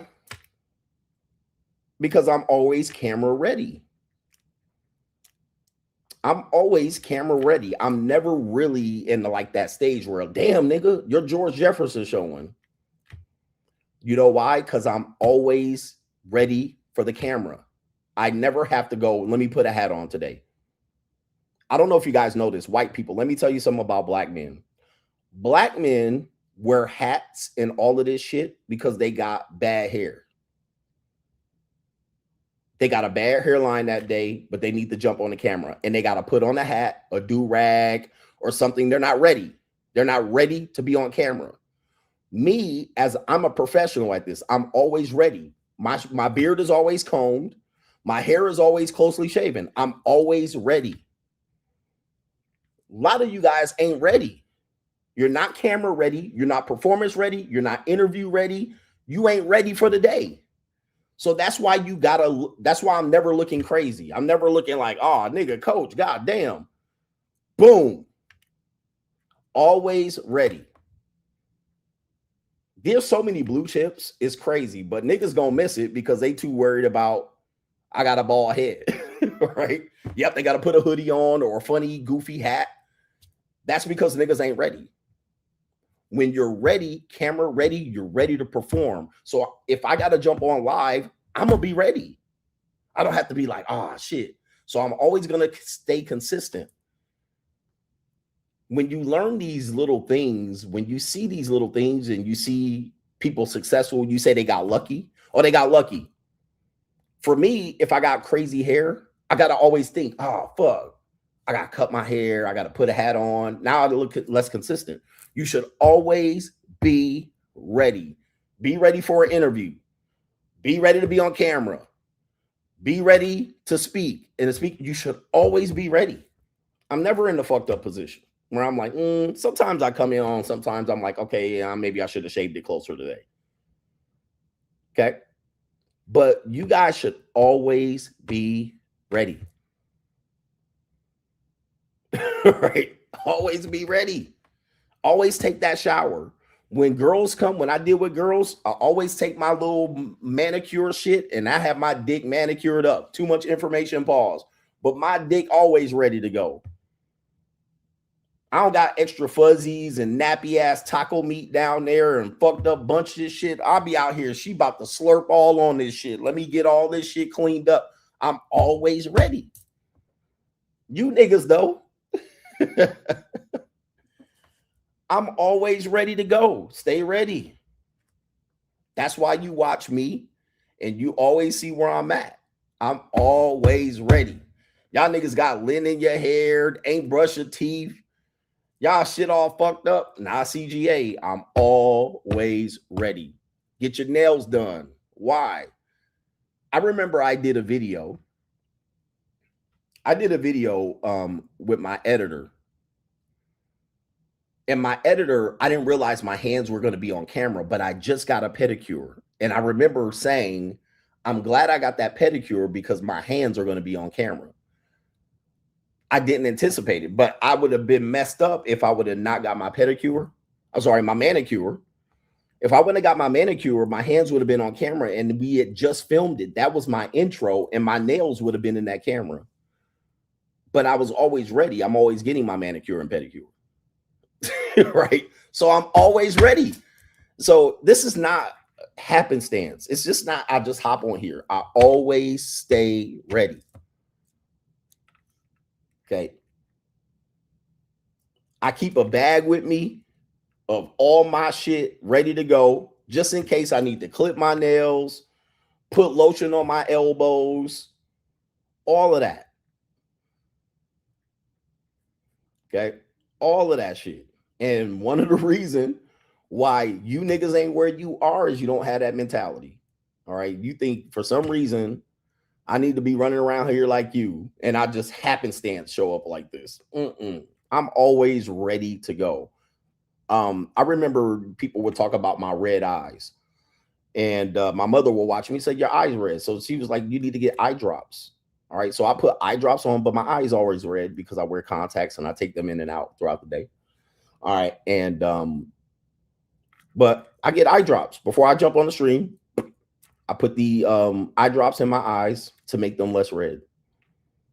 And it's always there. I got like 3 bottles always lined up. Routine. Always ready. So a lot of you guys ain't ready for this type of situation right there. Okay. He says, yeah, take a picture. Yeah, a lot of dudes ain't ready. You guys are just literally stumbling through life. And you think I just stumble up on this internet, not ready to go. Look at this beard lined the fuck up. All right. Self-done. All right. I cut off the little, yeah, bro. Before I jump on the stream, blow dry my beard, put the oil in it, line it up, ready. All right. Be ready. It's not that hard, but it's harder than you think. Okay. A lot of people, it's harder than you think. Most people are lazy.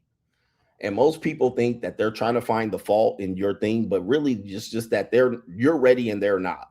All right. Anyway, do me a favor. Go to the Money Mindset for these tools that we give you That was a free blue chip. But it is what it is.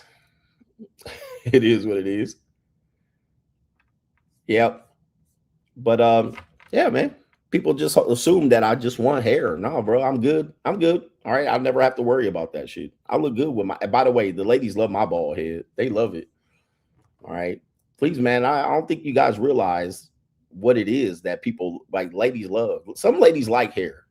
All right. But some women don't. All right. These Filipinas that I was just with, they certainly don't care. I think more men care than women, which is weird to me. I don't know. Why do y'all care? A lot of guys care way too much. Anyway, we do have some more show to get into, but somebody sent the Ko-Fi. We have Confucius Bariqua says CGA's philosophy has many layers. It's not just about women in the JUCO. It's about living your life to its fullest potential. If you want to understand CGA's philosophy without thinking too hard, just read his book every 6 months for a couple of years. All right. And I know that a lot of men, I think, are lazy. This is why people confuse my philosophy. And one of the reasons why I wrote the book is for people to reach back to. I'm confused about CGA's stance. You guys get the book. All right. If you're confused, the book kind of irons it out and straightens you out. It's kind of hard to tell you the philosophy every single time in full. So that's why the book is there. And it gets you more corrected. All right. Is this about women or the JUCO? Well, the free agent lifestyle is not about women. All right. The free agent lifestyle is not even closely thinking about women. It is completely the opposite. All right. It is about where men need to prioritize themselves and what to get straight. So a lot of guys don't really want to get to that part. They're still trying to make it about women. All right. So it's difficult for men to understand that. So if you ever get confused, the book is there for you. Okay. The book is there for you. All right. It's about where it is. But the JUCO, by the way, the JUCO is way past the free agent lifestyle. All right. What do we got here? We have, let's see here.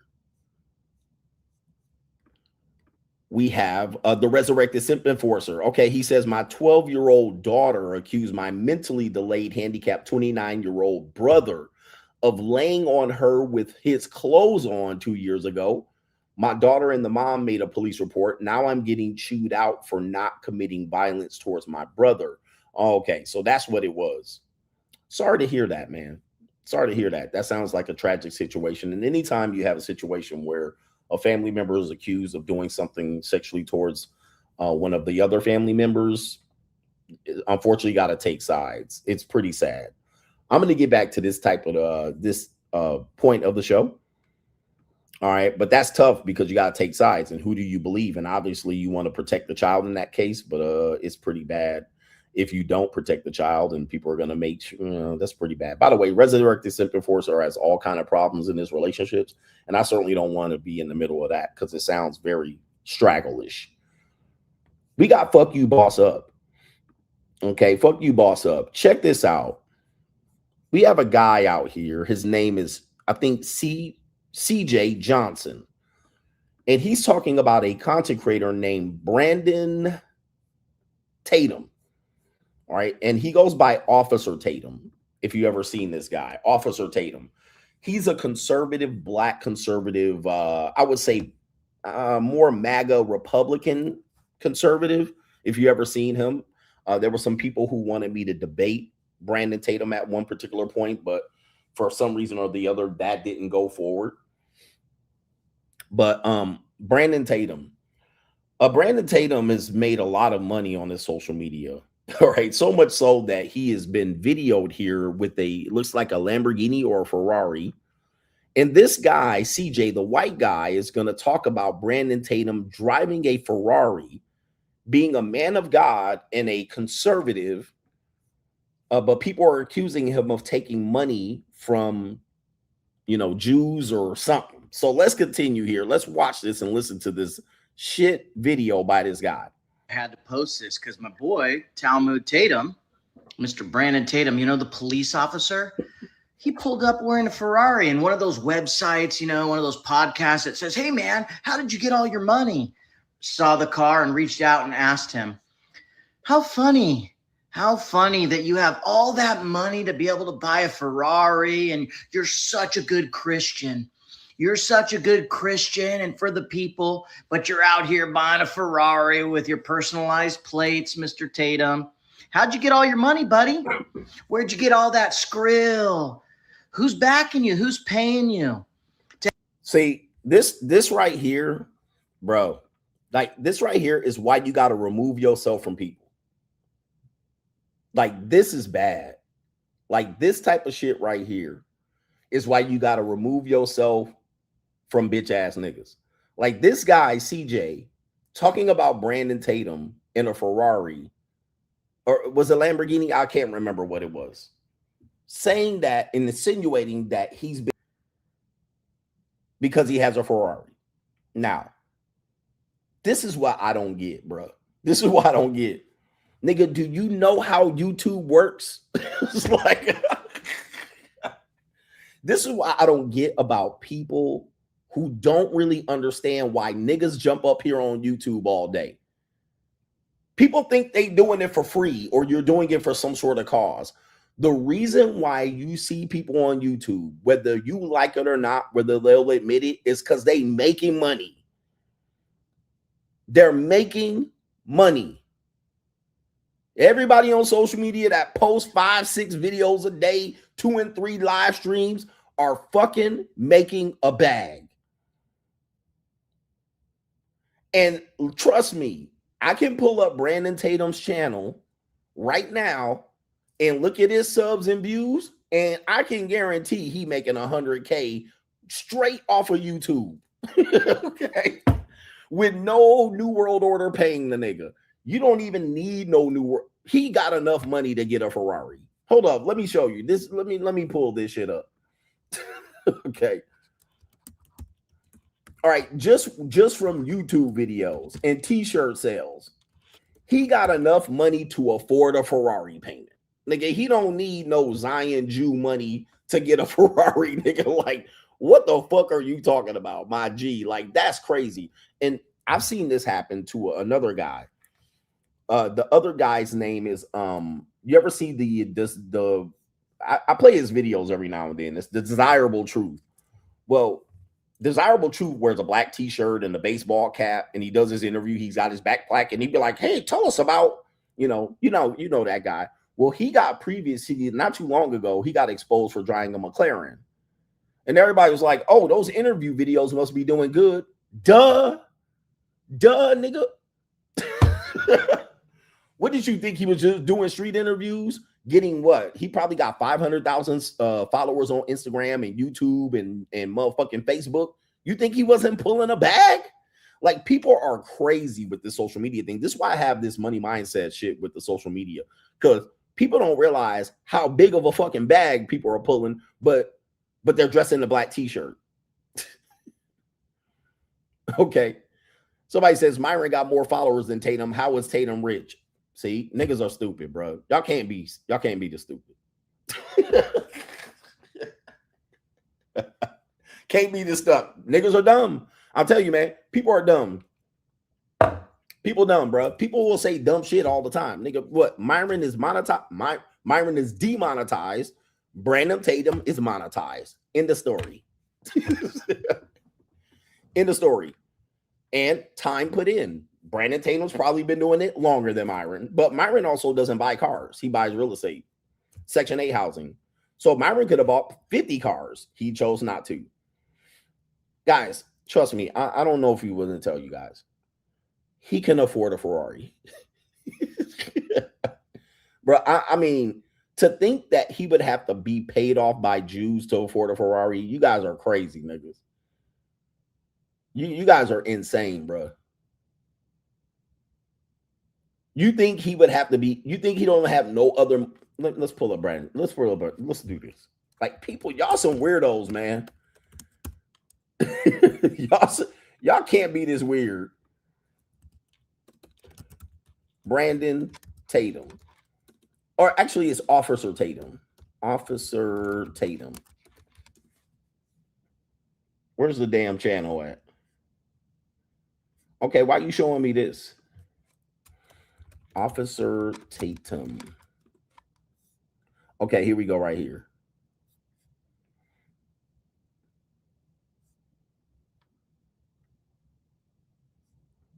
Here we go right here.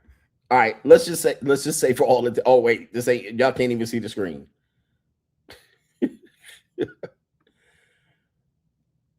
Okay, here we go right here. Just for all intents and purposes, right here. This is his channel. That's his earnings. This is a little bit off, but that's his potential earnings somewhere in the middle there. Just split it down the fucking middle.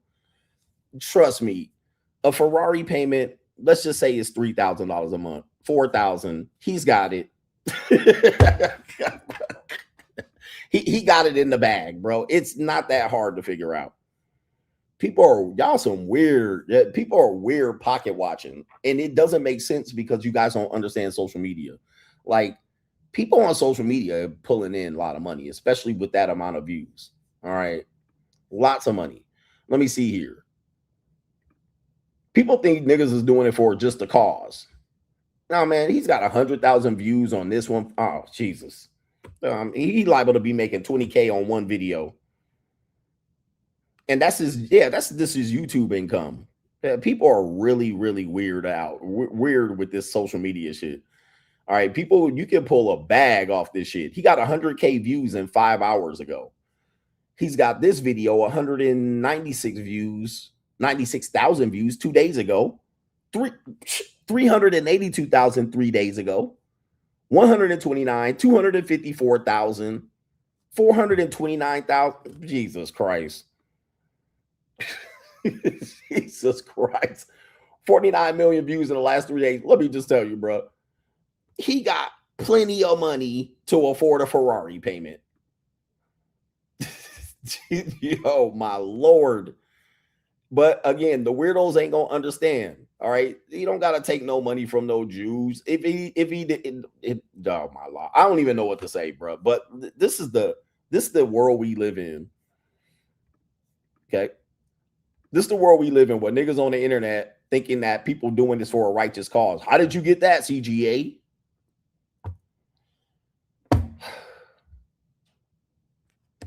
Wow. Wow. He said, somebody probably said, yeah, but coach, he a real Christian. And he's a Christian. He can't drive a Ferrari. I mean, people are really, really jealous. And a lot of men, you got to watch out for male jealousy and hate. He's saying because he's a Christian, he's supposed to be paid off by the New World Order. That's how he got a Ferrari. You got to be crazy to believe that, bro. You got to be crazy to believe that. Now, some people on social media hide their wins. I think Kevin Samuels bought a couple of supercars right before he died. Most people didn't know that because he didn't show it. But in my opinion, I think he was going to start showing it. But Kevin Samuels came into so much money very relatively quickly that he didn't know he wasn't showing his money. But he made a big bag over the last year of his life. All right, a big bag, and start buying in supercars, but he didn't show people. But if you actually go back and start listening to a lot of people saying what he had bought in that last couple of months, all right, he was starting to buy a whole bunch of shit. All right, he was getting into that supercar game and Rolex watches. I believe somebody said there were Rolex watches missing right when he died. He was going in, cashing out, buying up cash. So, but haters will start calling you out for that. And it's nothing but male jealousy. But I'm just telling you, man, boss up. You guys are missing out on the opportunity to make more money than you actually can imagine. But never believe that a YouTuber is up here for a moral reason. Not one single YouTuber is up here for a moral reason. They're up here for a point. And I'm just doing this. Dude, I will hear content creators say, call out a person for making money and asking for Cash App. End of the video.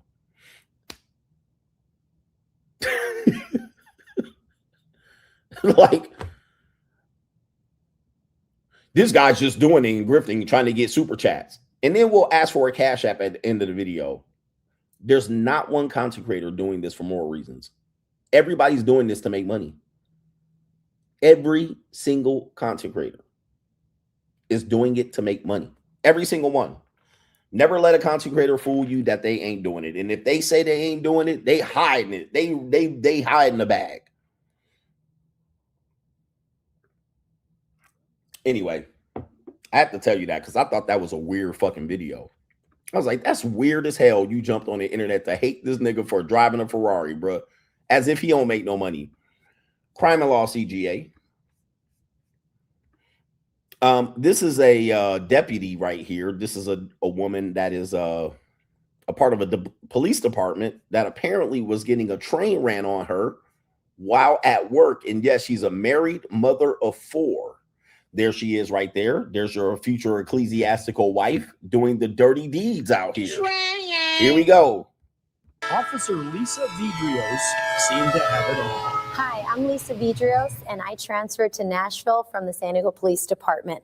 Prior to serving as a police officer, I served in the United States Marine Corps for 9 years. In 2022, she graduated from the Metro Police Academy. The department even chose her among a handful of promising officers to represent her graduating class. I came here to Nashville with my family, and my husband included, who is also now a member of the Metro Police Department with me.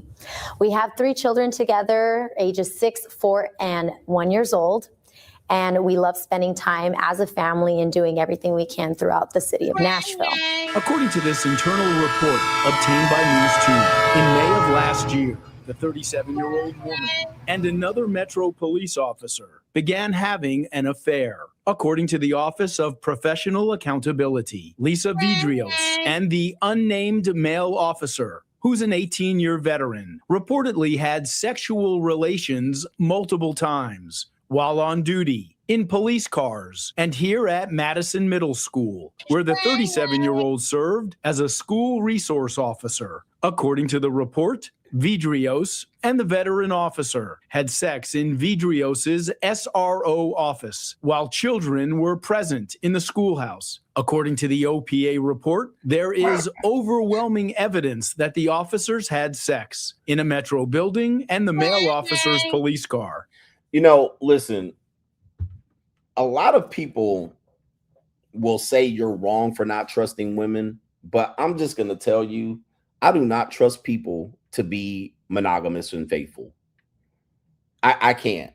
I just think sex is too easy to do and get into. It's too easily offered, and there's too many people that desire it. To the point, I can't turn my back on a person that I trust and expect them to hold up on their end of the bargain. Now, I will say this, I'm definitely non-monogamous, so I'm not trying to not have sex with a woman that I want to have sex with. So does that play into the fact that I'm not trustworthy? Sure. But sex is just too easy for especially married people who are frustrated. They're bored with their own sexual life. They have their own sexual needs and desires that need to be met. They work closely with men and women. Shit can go off just like that. And this is a woman who's married with 4 kids, just all in the car, sucking it off, all in the damn middle school while kids are in school, getting the brakes beat off of her and penetrated. It's just, I can't. I can't. And anybody that says, well, you just need to trust, I can't. I don't have the ability to. I've seen way too many normal people not be able to carry this out long term. All right. No, thank you. No, thank you. Okay. All right. This is a mom and a mother too. I've seen women do this. I mean, I've had married women do this to me and offer to do this. I just can't. Not me. I would just rather be open. Well, more or less non-monogamous, ethically non-monogamous. If I want to fuck somebody, I want to fuck them. I don't want to think, well, maybe I'm going to violate the trust of the person that I'm in a relationship with. All right. Nah, ladies, you know, I'm going to just have some sex with somebody. All right. That's what it is. But women, especially, I think men, because women sell us on the fact that fidelity is part of the game and you must give up your hoes to be able to get her. And that, you know, women are don't have a problem with being, what do you call it, jealous. Women don't have a problem with saying they lack trust in men and they don't believe you. So for me, on the other hand, I'm apt to believe that, nah, hell no. All right, I ain't giving up my shit. And then all of a sudden I give up all my hoes, and then she run out there and sell you on the fact that she can be trusted. And then all of a sudden, well, I fell on this deal's neck and I was just doing this and I was in need. You pushing me into his arms. Not me, bro. Not me. Hell no. Not with how women can get dick down out here. Not me, bro. That evidence includes video, pictures, and text chains, as well as an admission of wrongdoing by Vidrios. According to the internal report, the male officer has not been interviewed because he was on medical leave during the investigation. Then he was approved for a medical pension for an injury he sustained on duty. This report indicates if he returns to active duty, OPA investigators will question him about this matter. And according to the report, Vidrios agreed to a suspension for some 30 days, after which she resigned from the police force. Officer Yep, so there it is. Lisa Vidrios. And there it is, somebody's ecclesiastical wife. So what happened? Okay. How did his deals get injured? So this is crazy, man. This is crazy. I just can't deal with people. I can't deal with people out here. All right. It's just too easy to be done. I think when women go to work, that's not the end of it. Women going to work is going to escalate affairs. Now, I call me old school, but you know, they don't even have to go to work to have an affair. All right. They can have the milkman, the mail delivery man, and the pool cleaner and the personal trainer that comes to the crib. There's plenty of opportunity and dick to go around. Men at the gym. So even if she doesn't work, she just bored out her skull, she gonna find it. The ranch hand. There's always some dick. The gardener. There's always some dick to be thrown at a woman. So, but the fact that they'll go to work is where it's gonna increase affairs significantly. I believe before the internet, having affairs at work was the #1 place where affairs escalated. Let's see here. #1 place affairs start. Because now I think it's like Facebook. Oh, yep, I was right. The workplace. The workplace is #1. And I think it's going to be undefeated forever. The workplace is #1. We'll pull this up right here. All right. The #1 place affairs begin is in the workplace. And as you guys know, women have fought like hell to go to work. If your wife's fighting like hell to keep her job and go to work, she getting dick down somewhere else, right? She getting dick down at work. There's somebody at work that she's showing up for. All right. That's gassing her up. That's giving her attention. That's telling her she looks great. So the #1 place for work affairs or workplace, about 85% of affairs start at work. People spend many hours together each day. That builds emotional trust. The next will be social media, gyms, and churches. Jesus Christ.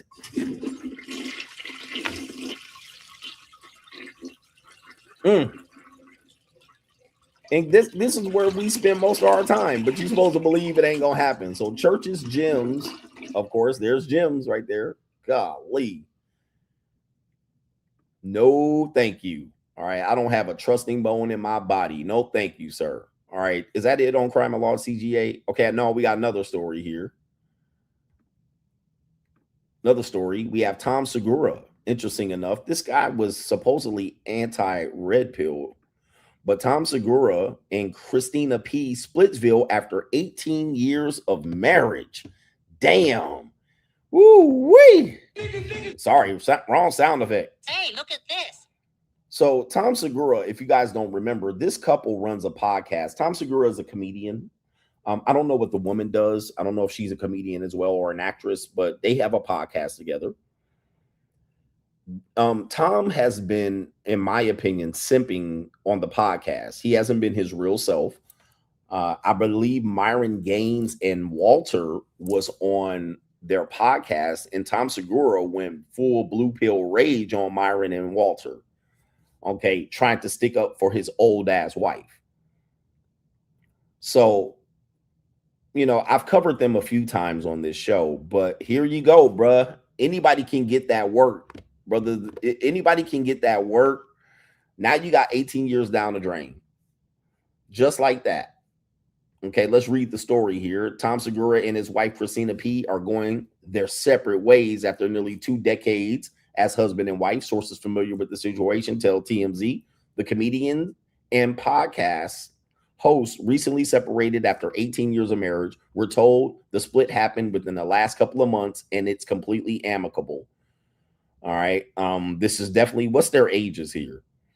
All right. They got hitched in 2008. They have 2 sons and 1 kid born in 2016, 1 2018. Oh my God. Oh my Lord have mercy. So he's cooked. So those kids aren't even, the youngest is going to be 8 years old and the other one's 10. Oh my goodness, man. Tell me I'm not on this shit just like that. Okay, she's at that age where, she's gonna think, maybe I can do better than this. You're not doing this. I can find a man that can treat me better. He's out here trying to get some young pussy. All right, he's trying to simp for her. And guess what? Got. In case you didn't know, the pair host co-founded the YMH Studio, a podcast network, which is home to shows. One that they host, Your Mama's House. I think I played a clip of one of their moms talking about how they made their marriage last. Ironically, boom. Maybe they should have listened to that. Women in the workplace, bro. Feminist. She's a feminist too. She's a feminist. I don't know who got the situation, who got this going, but of course, it don't pay to be a beta male. Guys, it don't pay to be a beta male. Okay. It don't pay to be a beta male. You go get stuck. You're going to get got for your papers. Let me see if I can do some super chats, and we got a couple more segments and to move on with the show. Keep this show matriculating the ball downfield. We have a supporter that says, where we at? Let me go down. I can't pronounce, it's Forade. I'm not sure what that says, but we're going to call you PH. Says, just going off the title of today's stream, but why do some of us men think that we will get full, honest play from women when they leave the country? It's always funny to see guys who are just not conveniently attractive to women or good at doing so get played by them. Well, women ultimately want to make you get your guard down. All right. And they want to make you believe that they're not flirting with other men. I had just a woman telling me a story not that long ago. She had a boyfriend, and the boyfriend was mad that she would go out on girls' trips with her female friends and her gay friends. And then he went out on a trip when she went out on a trip. So he kind of said, okay, if you're on a trip, I'm going on a trip. So he went on a trip. She got mad at him. She fucked the guy. She claims she don't remember it. She got drunk. Guess what? She got pregnant. So now this woman was just sitting up there saying she was mad at the guy for going on the boys or going on the trip by himself. But she was going on a trip with just her female friends and her gay friends, end up getting fucked and pregnant. So, and then she claims, I don't even remember the night. I was drunk. See, I mean, this is what I'm saying, man. I just don't believe women. They just do dumb things and blame it on something else. I didn't intend to do it. It just happened, and I don't even know what happened. I don't even remember it happening, but it happened apparently because I'm pregnant. Right? But I didn't mean for it to happen, and trust me, I didn't go there intending to do it.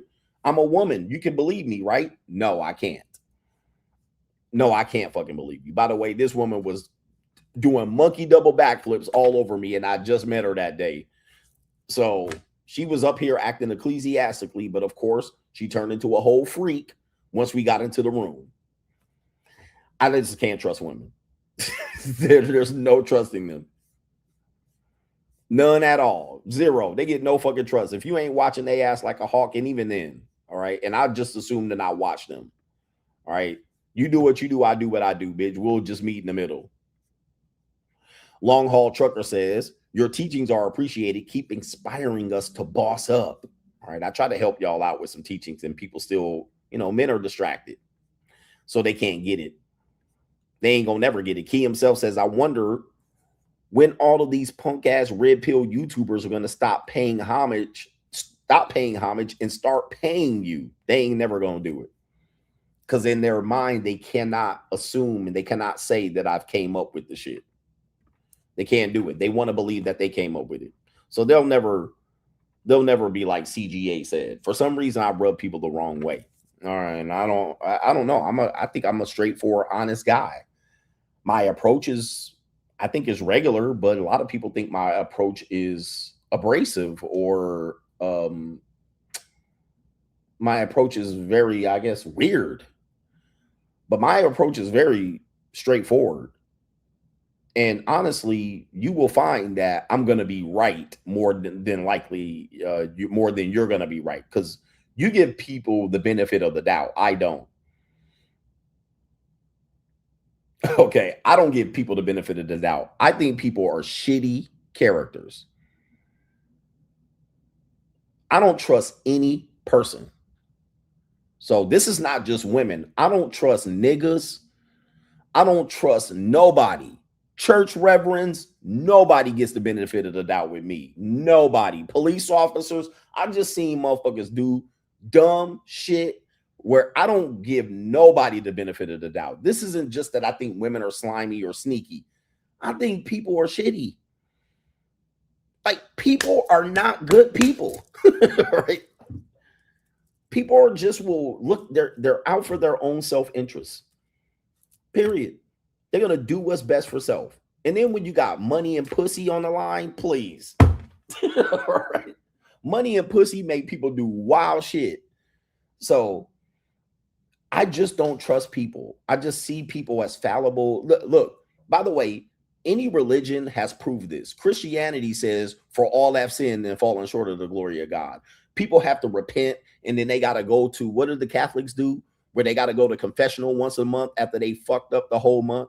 They got to go to the whole thing and put the fucking Ash Wednesday on their fucking forehead after they done sin. Them niggas be going and out there going to repent. Guys, the whole thing about religious people is that they sin and do dumb shit, and they got to go repent for it, meaning that they fuck up.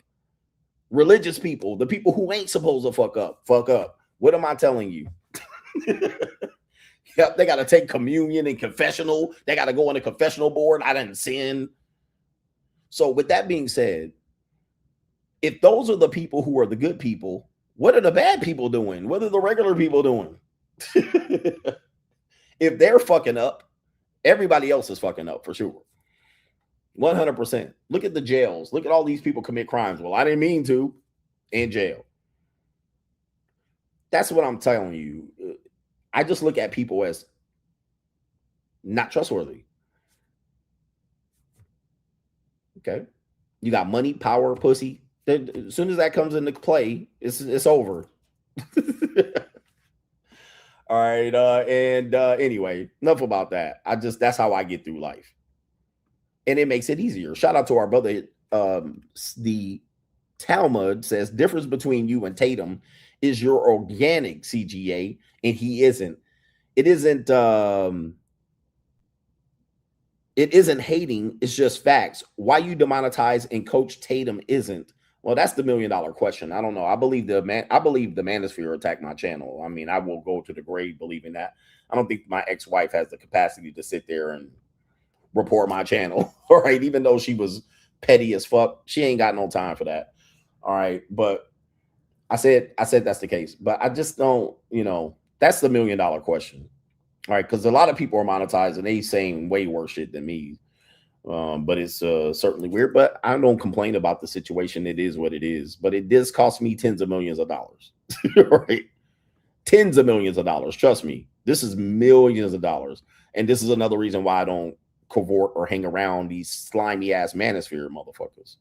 All right. Because they two-faced bitches. All right. They'll smile in your face because some niggas are me. I met that one nigga. What's his name? Access Vegas nigga. All in my face talking shit. Then I hear somebody in my comment section referencing something. The nigga was smiling in my face. Oh, hi, CGA. All right. Then another nigga mentioning my height. He had just saw me. So they're two-faced, slimy characters. I just don't. Right? They don't tell it to you in your face. All right. They don't tell you in your face. They just get information and gossip on the internet. And they want me to do the same thing about them, and I won't do it. I won't do it. I won't gossip about these niggas. Somebody says you handle getting demonetized live on air like a G. Facts. And it was a kick in the stomach too, bro. But I don't like the Manosphere guys. All right. There's very few of them that I'll talk to ever, but all of them are snakes. All right.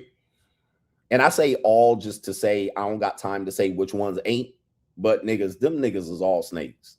All right, for real. Most of these niggas are juvenile, junior high school, so I can't really rock with the Manosphere niggas, you know.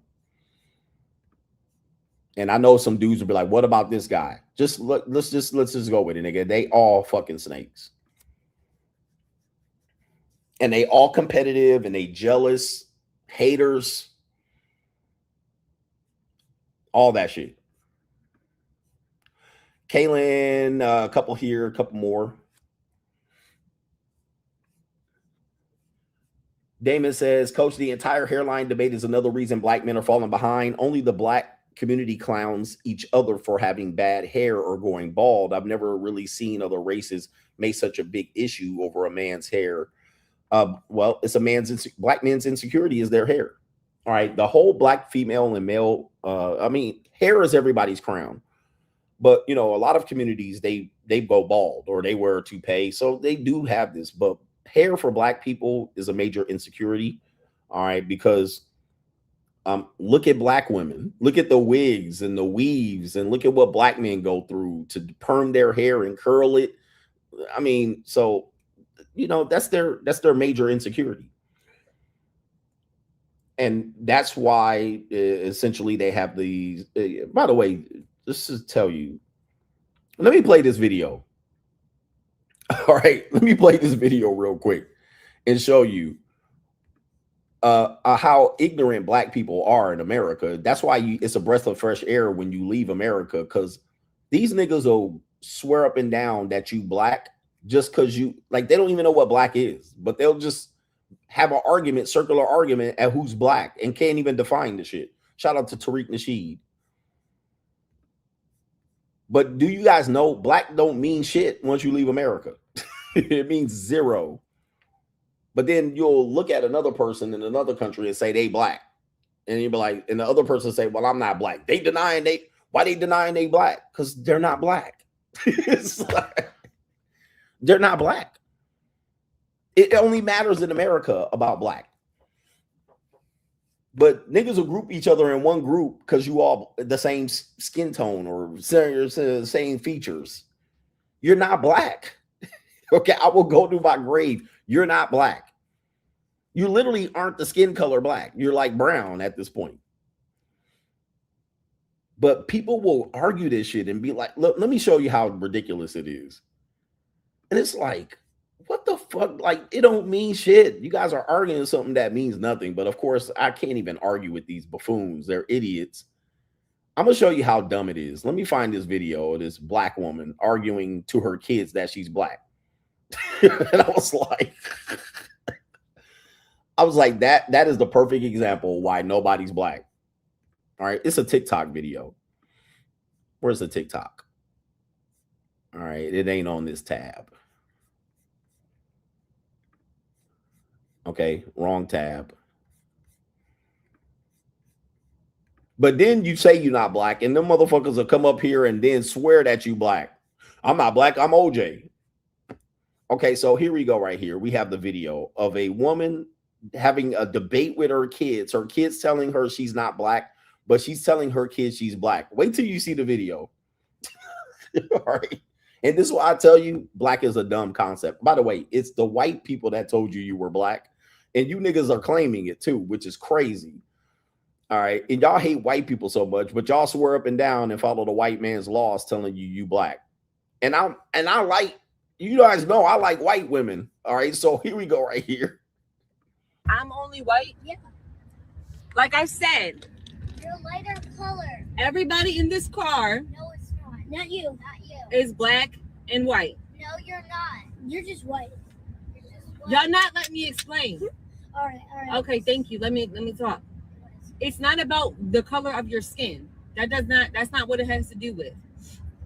It has to do with your parents. So see, this is what I'm talking about. See, look, hold on for a second. This is why I say I'm not black. This is why. Because nobody can define this shit. One drop rule. Now start using the slave master's definition. Well, it's not the color of your skin. Oh, really? Enlighten me. Because that's what I thought we were talking about. Right? Because when I say I'm not black, then you say I am. All right? Because why? Because my color of my skin. But now it's not the color of my skin. Enlighten me. Please tell me more, nigga. Oh, it's because of your parents. See? Well, in that case, what if in my case, what if my kid is half white, half black?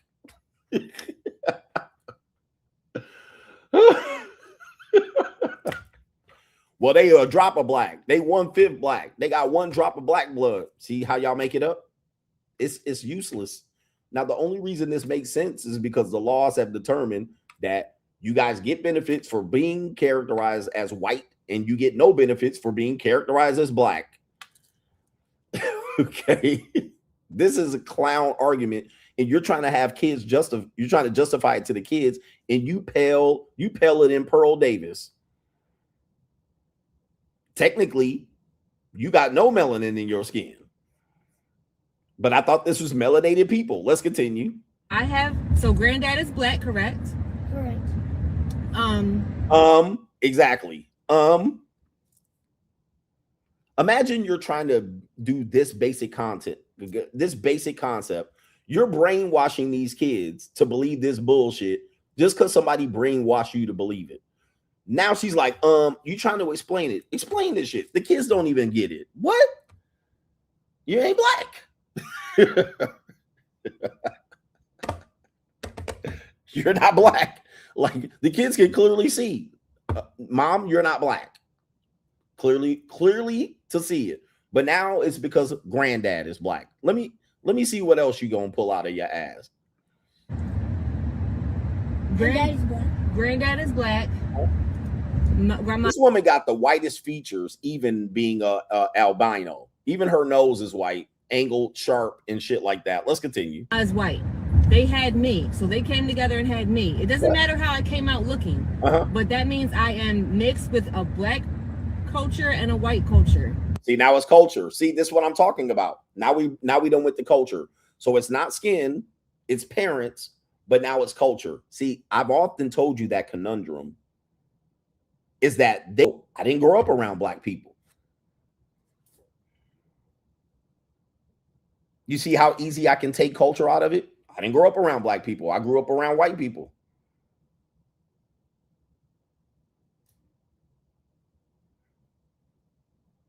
I grew up in the suburbs. Let's just say I didn't. I did in high school, but I grew up around white people. You see how culture gets taken out? That's the culture I grew up with. I grew up listening to heavy metal and Metallica.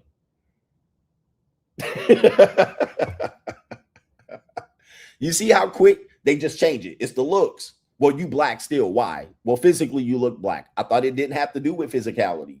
You said it had to do with my parents. Now it's culture. These niggas be moving the shit all over the place. Which one is it? Is it a culture? Is it skin color? Or is it parents? Which one is it?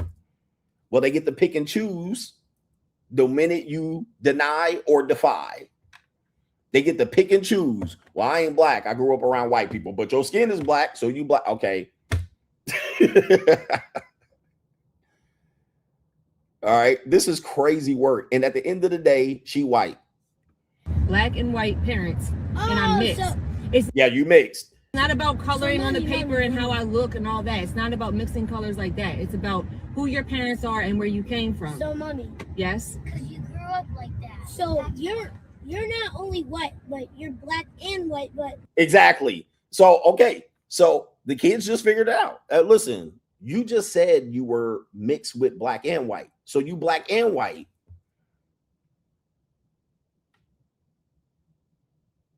And look how frustrated she is. Exactly. You just said one of the parents was white. And you said it's about the culture. So technically, one parent's culturally white, one parent's culturally black, and you have no melanin. So how are you black? You're the least black fucking person on the planet.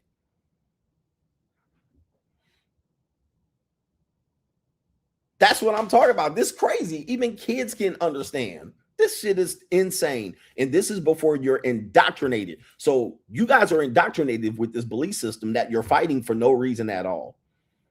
No reason at all, bro. It don't make sense to people who want to make it make sense. Let's make it make sense.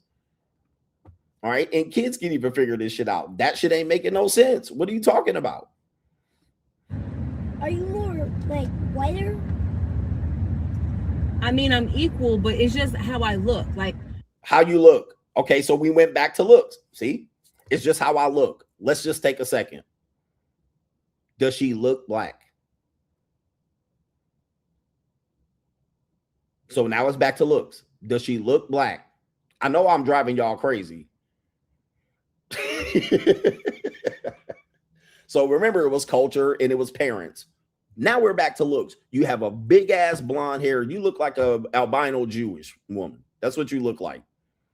That's what you look like, an albino Jewish woman. You like a clown Jerry curl on the top of your head. Blonde. Fully pale skin. No Negroid features to begin with. I can kind of see Negroid features in the eyes, maybe around the nose region, the top nose, the bottom nose looking white and red. Her voice and mannerisms give black. I mean, I could see where there's some. You got blue eyes, ma'am. You got blonde hair and blue eyes and pale skin. Now we're back to look. See, this is what we're talking about. And I know people have a problem with this, with me in this perspective, but I can't help you with this. You wrestle with it. Okay.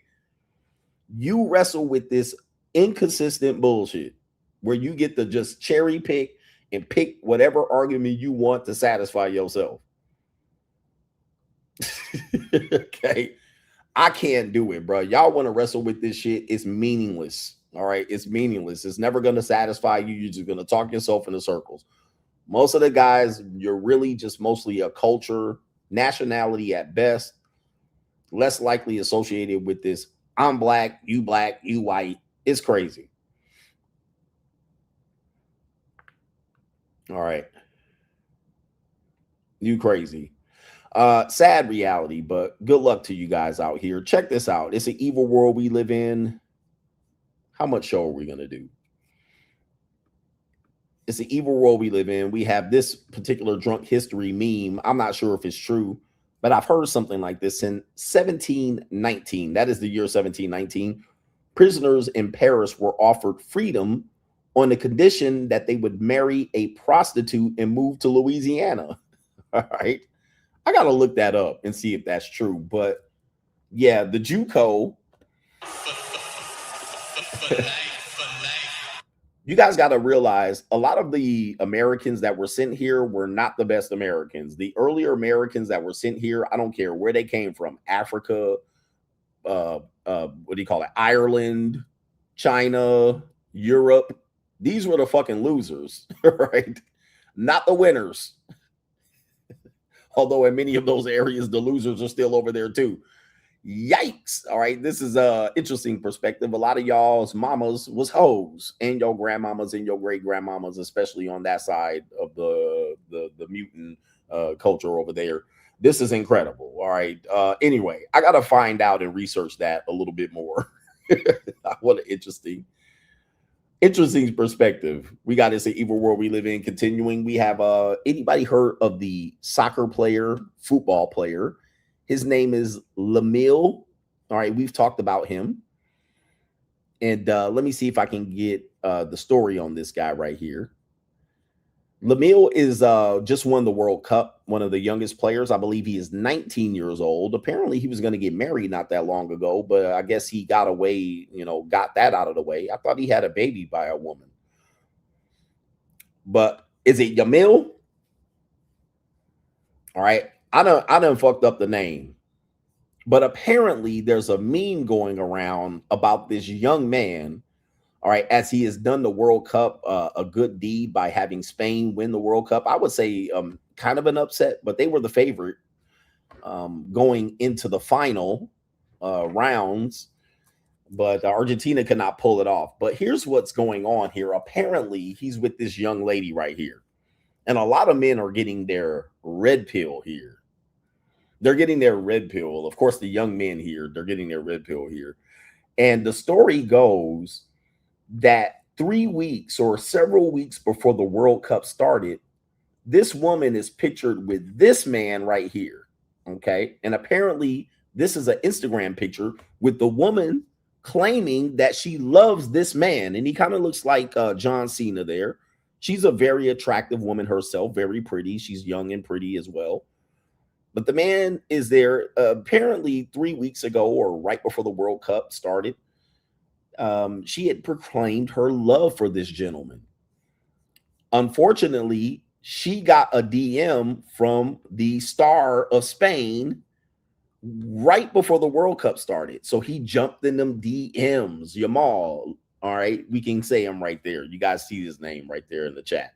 Lamine Yamal. Shout out to Jamal. Well, she immediately is seen in the hands, all in these streets, all on the radio, all on the record, all in the videos next to him weeks prior or weeks after proclaiming her love for this man. Harwood says on Twitter, you have 1,500 followers. You've locked in your 10 out of 10 girl. You spent 5 years together. But the soccer star, football star from the country with 50 million followers wants your girl. She dumps you in 2 weeks for Lamine Yamal. Now he took her to the World Cup. Competition was unfair. Gentlemen, wake up. Your girl is going. People are trying to say that this is an example of hypergamy. Your girl is going. These hoes ain't loyal. Well, gentlemen, I'm glad you are here. We're doing biceps and back. All right, tomorrow, chest and tries. It is what it is, gentlemen.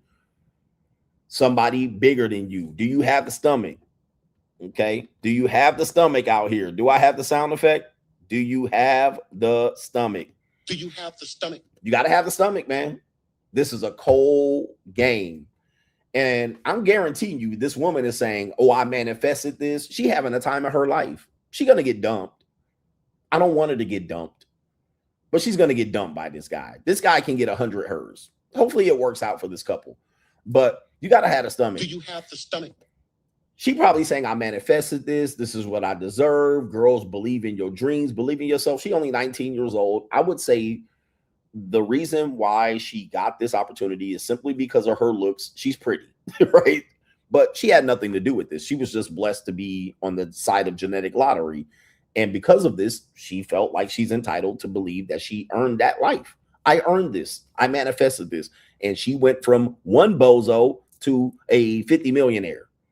Just like that. All right. And he's known to replace hoes. So I don't think her spot is very secure. She might be crawling back to the guy, her love of her life, but she is going to crawl back to him. He might take her back, but she still went to the World Cup. She still got dick down. And that's the reality of this, man. Unfortunately, y'all, a lot of young men just got this, AKA this red pill. Here's the comment right here. I love you, babe. See, guys, men are in love, women are in business. Okay. One guy once said, women are in love, men are in love, women are in business. Or when a woman says she loves you, it's a fickle thing. That can change in an instance. Okay. That can change. That is determined to be changed at any moment's notice. Okay. At a moment's notice, meaning that somebody bigger than you. Do you have the stomach to watch a girl that you really love? Yeah. To watch some motherfucker that got more money than you. Yeah. That's more handsome than you. That's built more better than you. Yep. Fuck your bitch for a fee. Anybody can fuck my bitch if the price is right. She happy to go get it. She happy to go get it. She happy to go get it, guys. Never think that you can't lose your girl, bro. Never think that you can't lose your girl. You have no security out here. Now, you can believe you do. You can believe you do, but at a moment's notice, she can say, I manifested this. What do they say? Don't let your husband stop you from finding the man of your dreams. That's what women say. Don't let your husband stop you from finding the man of your dreams. Woo! Do you have the stomach? Golly. All right, y'all, I'll looking at your girl right now. All right, it's an evil world we live in. Continues. We got the main event coming up here. Let me see where we at. Okay, let me close these windows up before my computer crashes. All right, I got that African black woman telling me she black. We got a bum nigga. All right, bum nigga moves into a fat white woman's house and apparently gets into a argument with the daughter of the fat white woman. All right, so there you see it right here. Skinny black dude, big white girl. Skinny black dude, big white girl. Skinny black dude, white girl. Skinny black dude, big white girl. Okay, bum nigga. All right, bum nigga. Any man that moves into a woman's house, you a bum nigga. You a bum. All right, you heard it here first. All right, I don't want to hear no excuses, nigga. I don't want to hear no excuse. You move into a woman's house, you are a bum.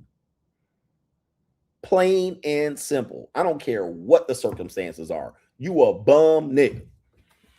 All right.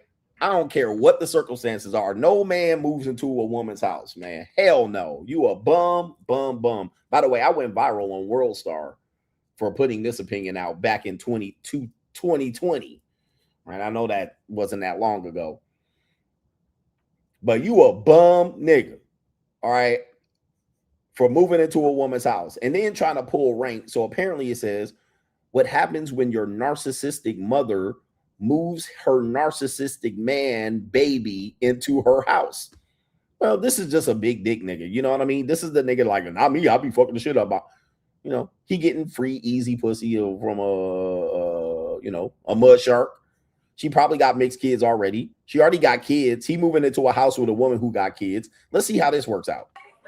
I can explain to my mom. I can explain to my mom. Shut your mouth. I can explain to my mom what happened. I'm talking to your mother. I can explain to my mom what happened. I'm talking to your mother. Shut your mouth, I can little explain to girl. my mom I'm what not happened. talking to you. Your mother I can asked you explain a to my mom what question. happened. Learn your place. Okay. Skinny black dude, big white girl. Skinny black dude, big white girl. Skinny black dude, white girl. Skinny black dude, big white girl. Guys, you guys don't realize these things make you catch L's in life. You guys are worried about the wrong things in life. You catch L's in life doing shit like this. Fix your life, gentlemen. You moved into this woman's house. Now you out here trying to pull rank on the kid. You done lost your frame. You screaming at the top of your lungs at some daughter. This is why you don't move in with a woman who has kids. Certainly who has kids, who has a female child. Do not move in with a woman that has a female child, certainly a teenage female child. This is not good. Teenagers are crazy. They got brain damage, as Bill Cosby said. So you're out here trying to move into have a relationship work, but you got teenagers who going crazy. Hormones, they got manic depression, they got whatever issues that they have with their body going on. They're horny all the time. No. Now you out here yelling and screaming and verbally abusing, according to the new standards of parenting, a teenage girl. On camera, Andrew Tate, this doesn't look good. All right, this is not a good look. And now the woman out here, this is bad for the woman, because now the woman's deciding to choose between her teenage daughter or this broke ass bum nigga. This is not going to go well. This is going to be a busted up family. So she thinking about the dick and not going to discipline her child and not even having any concern of a child, that this overgrown ass man boy is yelling at his daughter like he's got some sort of rank over this teenage daughter. All right, this is crazy. As a child, learn your I'm place. not trying to adult. You're a No, child. I'm a legally You're adult. because you're 18, you think you're a legal adult. Okay, so now we have a legally adult. So she's 18. Of course, if I was violating her insides, all right, she wouldn't be legally adult. She'll be a child. Funny how that works. Again, it's kind of like black. All right, you're a legal adult, but I'm still a child. I'm still young. I feel like 18 is a child. but she's still living at the house. You see this clusterfuck going on. This is a disaster. These are low IQ individuals. They deserve each other. But of course, if you're above this, you would not choose this situation, especially over that. Okay. Especially over that big old fat white woman. I mean, this is a woman that I would bang on a slow Tuesday, not move in with. But of course, I got my life together and you don't. All right. It happens, niggas. All right. Where's my sound effect with the elephant? Yep. Does she have an ankle bracelet on? This nigga definitely got out of jail. He in the halfway house or something. Bums. All right. Bum. I'll tell you what, little girl, it's funny though, right? But you need to come back here, right? But you had to come back here. Right, your mother asked me a question. I'm talking to your mother. Yep, that's immaturity right there. I mean, he don't even know how to act and argue with the teenage girl, let alone with the woman.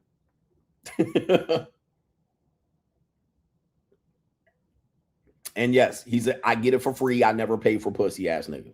All right, that's a guy that says I never paid and I never will. Oh, well, that looks like you're paying for me. Shut your mouth when I'm talking to you. I want to see the girl here, but of course she's 18, so we got to protect the children. But bums, there you go, bum niggas. All right, but niggas gonna nig. And guys, if you're white moving in with a woman, Andrew Wilson, you're a bum too. All right, bum ass people. Let's see what we got. And then what is this here? Oh, okay. So we have this. There's a TLC. I guess there's a series here. I might get a copyright for this. But apparently there's a series of wives living double lives as OnlyFans wives. All right. So here we go right here. We've seen this. You should have seen this coming. We have the double lives of suburban ecclesiastical wives. It starts August 9th. And it says TLC is turning moms who make OnlyFans content into reality TV stars with new series, Double Lives of Suburban Wives. Ring the bell. Send it. CGA, I told you that this was coming. Okay. I told you that this was coming. Y'all didn't want to believe me, but here we are, gentlemen. Okay. Here we are. So you're a guy that wants a marriage. But you get into a marriage, but let's say you have a trophy wife, a hot wife, and she's like, I want to start an OnlyFans, or I had an OnlyFans before you, or I was a sugar baby before you. I have a guy supporting me. He sends me $4,000 a month just because he cares for me. You're getting into a relationship with her. She's going to be like, you don't mind, do you? And you're going to be like, well, of course not. I'm going to be a bitch up. So this is where we are now. What is this going to do? It's going to make more women likely to do this. We know this. It doesn't make women scream and go, why are we doing this to our society? You're going to have more wives go, why don't I open up an OnlyFans? See what I'm saying? Like, you guys think that just banning it was going to help you. It ain't going to get banned. You're going to have to live with it. And you're going to have to live with the fact that women, even in relationships and marriages, are going to want to do it. It's not just the young girls and the girls off in college and the broke women. And it's going to be wives. It's going to be wives. These are going to be girls you're in a relationship with.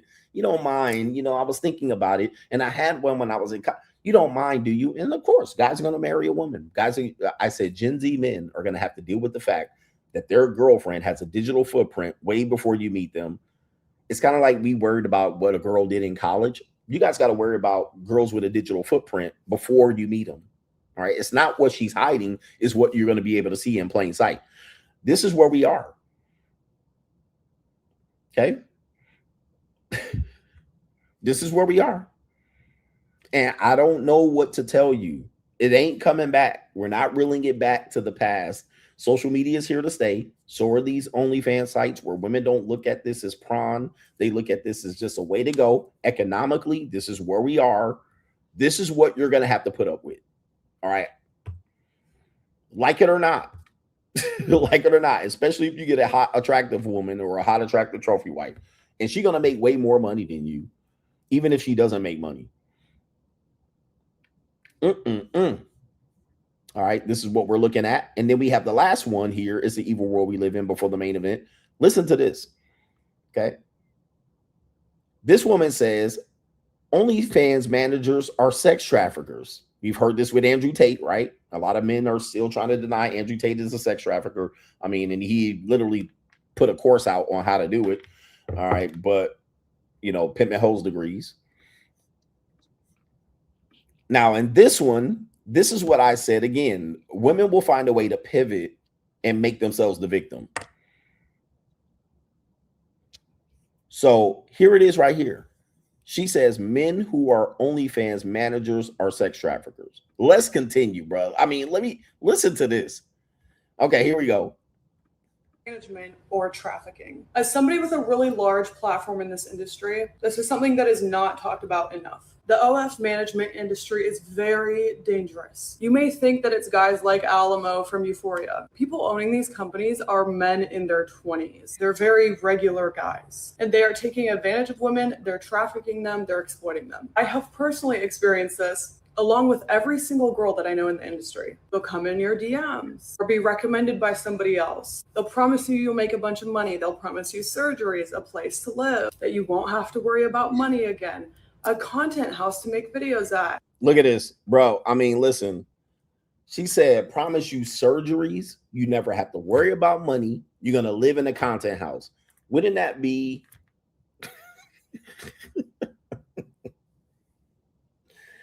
You can offer them free shit and they still come out the victim. All you got to do is bust it wide open, though. All right, let's hear what else she has to say on this one. Okay, here we go. Trips with other creators. They'll lie and say that they manage large creators in the industry, saying things like, I built this girl. I blew her up on social media, even if they've never worked with them before. Okay, so again, this, and I'm pausing it just to show you here what she's talking about. Guys, I get women that want to do that with me. Help me with my social media. Some women, you know, I got surgery and now I want to do OnlyFans or YouTube or Twitch. Help me. Then you help them. You build up their following. They put a couple of videos and take some pictures. You do all the managing on the back end. Then she takes the credit. You didn't help me. You didn't blow me up.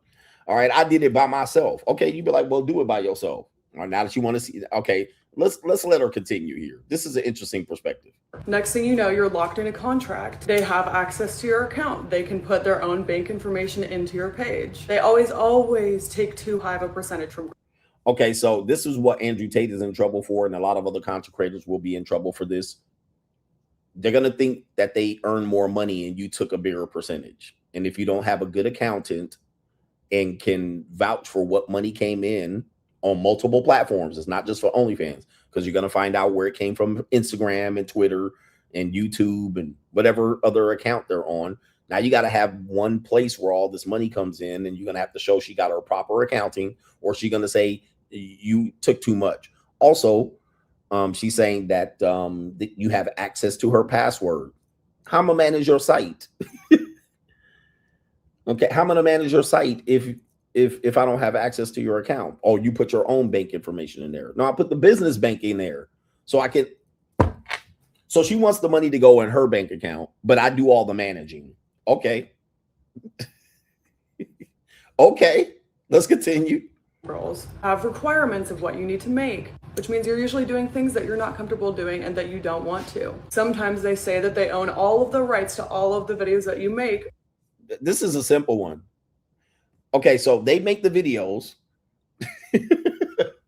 So, guys, if you work for a company, the content that is made is the company's content. It's not the person's content.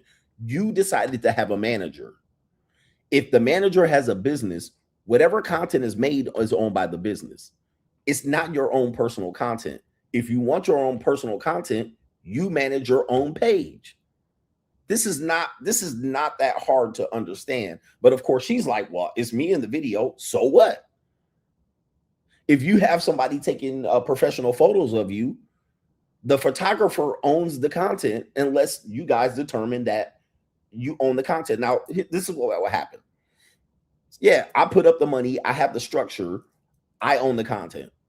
That's pretty simple. Now, what happens is, let's say, for instance, she says, I don't want to do this anymore. But you signed a contract. What tends to happen is, and this happens to me every now and then, a woman will go out on a date with me. It only happened maybe 1 or 2 times. A woman will go out on a date with me. She'll know she'll agree to get filmed. She'll agree for all of this stuff to happen. I'll post it on the internet and she'll tell me to delete it. All right. Take that down, delete it. Sorry. You went on a date. You agreed to be filmed. I didn't display you in a certain way. You agreed to it. I put it out there. I own it. You don't. Now, the easy way for me to diffuse the situation is just to delete it. But here's the problem. She got the vacation, the date, the trip. She got everything from it. Essentially, she got paid for it, just like the OnlyFans girl got paid for it. We already got paid for it. She's like, nah, I don't want it out there no more. Take it down. But here's the problem. Here's the problem.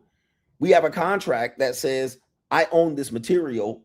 It doesn't come down. I'm still making money from the material because the material always makes money. I can't just take it down because you saying I don't fucking want to do it no more. So this is again where you're gonna see these OnlyFans managers. Not all of them. It's gonna be one here and there. You're gonna see Andrew Tate. This is gonna be at the center of Andrew Tate's gang situation. You're just dealing with women in bird brain bullshit. You're just dealing with their shit and their perspective, and they're wrong. She's wrong. You could have done this by yourself, and you chose not to. You went under a guy's business, and you wanted to do it lazily. He promoted the page. He put in the work, and now you want to be like, oh, it's trafficking and shit like this, and I was victimized. Okay, but you slept in the content house. You produce all the content. You ate up all the food. You drank up all the drink. You smoked up all the weed. All right. You had all the fun. You partied. You smoked. You drank. You got poked and fucked. You got fucked ecclesiastically. Got railed and swallowed jizz or sniz. Now you want to just pull it down. I quit. All right. You're going to see a lot of these OnlyFans guys put up with this shit because they're dealing with young women, 18, 19, 20, 21, and most of the time bird brains. While they're managing you, they'll say that you owe them thousands of dollars if you leave their management company, or add in things like sunset clauses where you owe them money for years after you leave. You do. Simple. Because if I'm dependent on you and the content and the deal we made, and I'm getting a 50, 60, 70% cut, okay, just because you don't want to do it no more and get married, why do I get to lose out on the money? Why do I get to just take the page down and take it down and delete it? Just because you're like, I'm out. Okay, well, we got a contract here. You made a deal. Okay.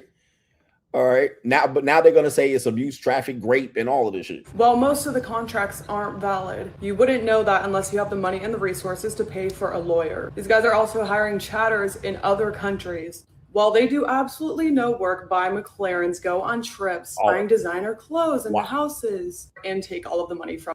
So there it is. They do. Okay, so now she's framing this like it's a pimp, and it's not that far off from a pimp.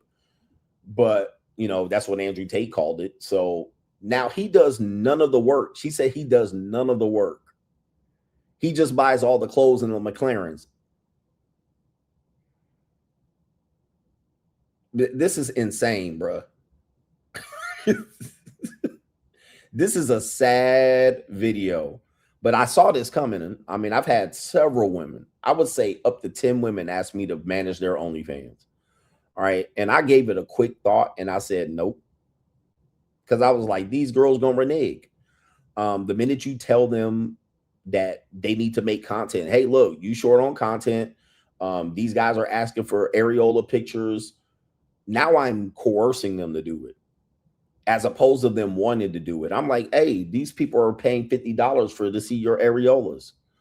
You need to send me areola pictures so I can put up on your site. Oh, why are you forcing me to do it? I don't want it to do it today. I'm on the rag. I'm bleeding like a stuffed pig. Now they start, now I got to manage the, bitch, give me the OnlyFans picture. Give me the pictures so I can put up on there. Now I'm coercing them and forcing them and threatening them when they don't want to do it. No, thank you. All right. Nah, bro. I already seen this coming. So I've denied any woman who's asked me to do this type of content. No. No, thank you. It's just not. just not worth it, the headache, because all of these women typically are going to want to exit out of this business, and that's where the problem is going to start. They either want to exit out of the business when you get the business up, all right, like the business is running and everybody's making money, she's gonna be like, okay, what do I need you for? You just buying McLarens and going on vacation. Let me cut you out of it. And then they want to run their own page because now you built it up and you did the work that you supposedly didn't do. Then the next thing that happens is they want to get married or they want to go back and get a regular job. She want to join the police academy and got to pull the shit down. All right. And I'm like, well, I was depending on this page. It makes $50,000 a month. You want to just make me cut out 25 grand because you want to go to the police academy? I commend you for wanting to get out of the business, but I was making 25 grand. And I got 8 months worth of content that you shot in videos that I was planning to upload and keep the money train going for the next year. Now you want me to stop? Yes, I want to stop. Oh. So I have turned down every woman that has asked me, and people say, why would they ask you? Well, I'm a social media extraordinaire at 50 years old. Plus I'm incredibly handsome and I be putting dick on them. So they're like, hey, this will be great. You understand you have an OnlyFans yourself, so you understand how it works. So can you manage? No, I can't. I refuse to. No, no, I'll pass. Because they're going to change their mind. And now you're up Shit's Creek looking at this bozo, bird brain. From the girls. These companies easily turn into situations where you're being taken advantage of, trafficked, coerced, without even realizing. There it is. So she named it. Coerced, taken advantage of, trafficked. Okay. Gentlemen, I know you guys want to think this is easy money. Andrew Tate thought this shit was easy money too. But there it is, coerced. You ask her for content. You ask her to make more content, a certain style of content, collab with a certain content creator. Coercion. You're forcing me to do it. I don't want to do it. I don't want to do it today. Leave me the fuck alone.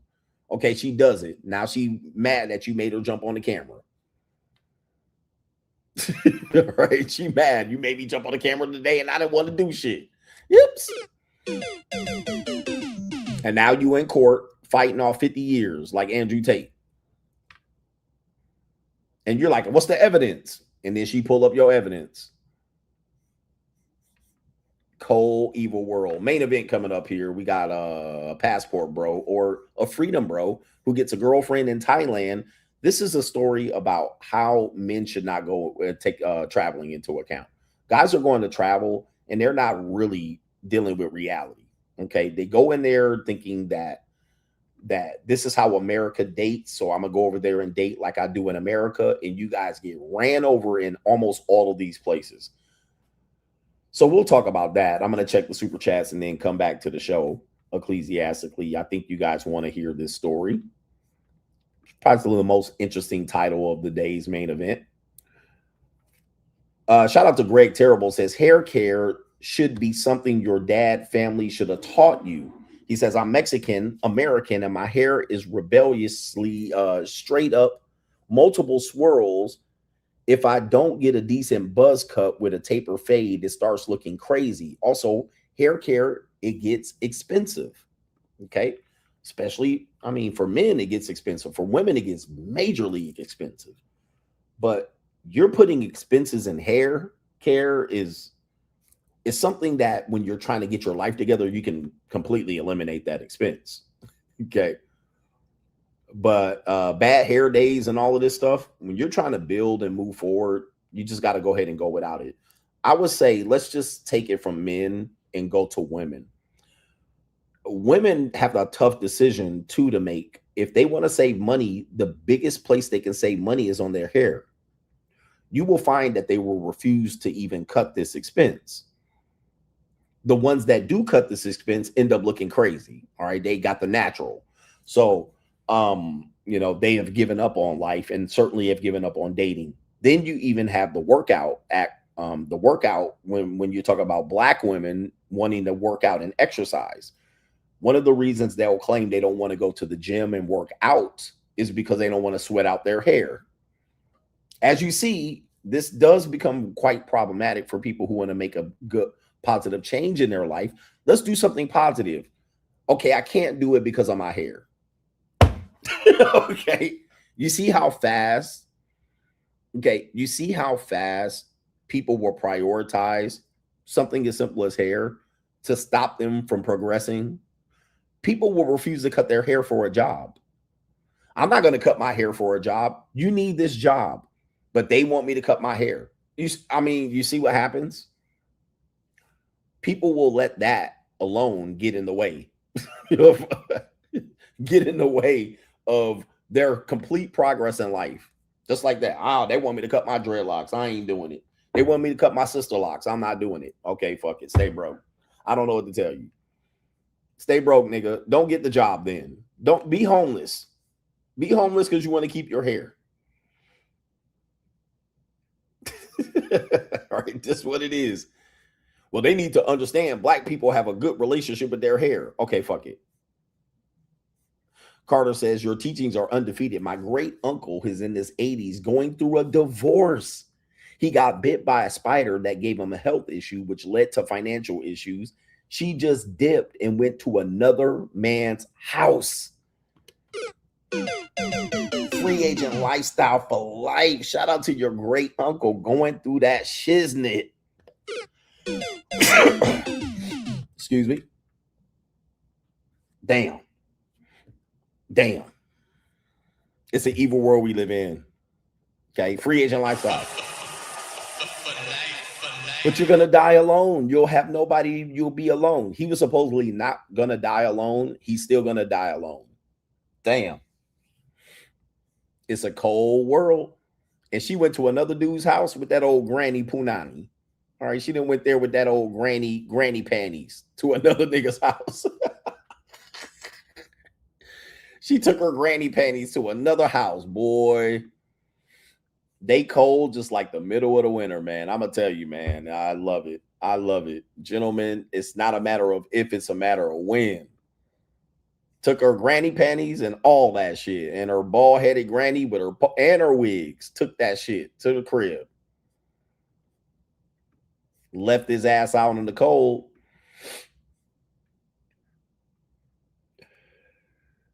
What are we doing here? Kaylin says a man's relationship with sex will always have a conundrum. A man who doesn't want to cheat and casually have sex, but is deprived of sex in the marriage is in trouble. Monogamy is hard, point blank.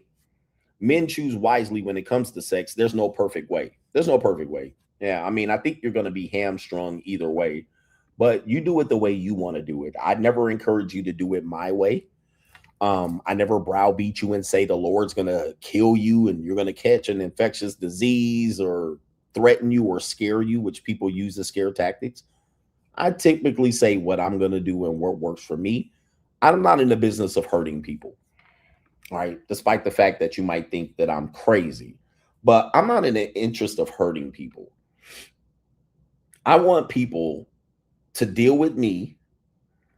I want people to deal with me and then feel like they got what they wanted from the relationship every single time. Even when I was married, when you deal with me, if we agree that you're going to get something, I want you to feel like you got that every single time. I don't want you to feel like I didn't hold up my end of the bargain. I don't want the woman to feel like I didn't hold up my end of the bargain. I want her to feel like she failed to hold up her end. Now, this doesn't always work out. Even if the woman did not hold up her own end, she's going to find a way where I failed. And this is where I go into the idea of, well, I'm not a perfect person. I have faults.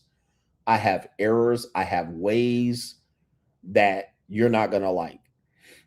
And I'm least likely to want to change these or become a better person or get therapy, as the women want to say. Just get therapy. Not for you, bitch. Right? Not to please you. So you can go out there and throw your pussy around the internet and all on Atlanta and Jamaica. So no, I'm not going to get therapized for your benefit. Okay, but I'll do it for my own benefit if I feel there's a need. However, she will find a way where I came up short, but I will just say, well, that's just me being imperfect. And I'll say, did you get this benefit that I said that I was going to give you? You got this. Now, you wanted me to do some additional shit that I didn't agree to, or that I have, I don't have the capacity to do, or the willingness to do. I don't have a willingness to do this for you. I don't have the capacity to do this for you. And I never promised that I would do this to you. So that seems like you're trying to add some shit that I never agreed to. But did I give you this? Did we agree to this? And this is what I gave you? Yes. Well, that should be good enough. All right. That should be good enough. You should be satisfied. If you're dissatisfied, well, I can't help you because I'm not going to try to satisfy you. I have nothing to satisfy. I felt like I held up my end of the bargain. And I didn't promise you. Men and women end up promising things. I'm going to promise to do this. I promise to do that. And you renege and you fail. And then all of a sudden, they have something to point and say, see, you promised this and you didn't deliver. Me, I want to deliver what I promised on. And what I didn't promise, I don't have to deliver. Pretty simple the way I approach things. I'm pretty simple. And I'm problematic. I have issues. But everyone does. But I'm not working on my issues. Fuck that. You're going to have to deal with these fucking issues. Right, ladies? And by the way, I'm not relationship material. I'm not looking for a relationship. But if you're the one, women tend to want to press relationship on me. And I'll be like, okay, let me just tell you, whatever you look at me as a fault, trust me, I'm not fixing that shit. I ain't fixing it. I'm selfish, arrogant, whatever these bitches come up with. You this and that, and you feel like this, and you'll never trust me. Yep. And go on. I ain't never said I was going to do any of those things. All right. I told you I wasn't going to do that shit. Well, you should. I'm not. Now what? All right. What? I'm not going to do it. Well, you should get therapy to do it. I'm not going to do it. So what the fuck do you want to do? It's time for you to go. There's nothing left that I will give you other than this that I said I would give you. All right. I'm going to give you this, but bitch, I ain't giving you that. So what the fuck do you want? I'm not working on myself for no raggedy girl that's going to leave me at any point. You're going to work me out. You're going to work out what I giving you. You're going to accept that shit or reject it. We got a deal or not. But I'm very transactional with people because you have to be transactional with people. All right. And people don't like that I'm transactional with people. Not saying that it's money, but I want to make an agreement on principle on any time I have a relationship with a person, whether it's an employee, a male friend, whatever it is, a hobby. I want to have an agreement before we get in. I don't want to say, hey, we'll work it out as we go. That puts leverage on the person who just petty and got time. Nah, let's not work that shit out. Let's put this shit on the table. We know what's going to happen. Bitch, you've been out here single. Let's put this shit out on the table. Okay. And then as soon as I don't feel like I'm getting what I paid for, not monetarily, but okay, I traded my energy for this. You should be giving me this in return. Well, I didn't have to tell you nothing. And my father told me to not, and I feel like I can't give up my career. My family told me never to depend on a man. Okay, bitch, get out. Get out. I ain't asked for you for all that. I did not ask you for all that. That's your bag. It has nothing to do with me. I asked for this in return. If you feeling like you got to bring all of that shit in, please, you're dismissed. I'm not about to negotiate that shit after the fact. Bitch, I done moved you in, and now you want to negotiate the shit after the fact? Nah, hell no. You at my house 5 days a week. You want to negotiate that shit? I done told all my hoes to go take a hike. Now you want to negotiate? Mm-mm. And ladies, you can use the same philosophy when it comes to men, but this is how I do it. You said you're going to do this, you're going to do it. You said you're not going to do that, you're not going to do that. End of fucking story. Right? End of story.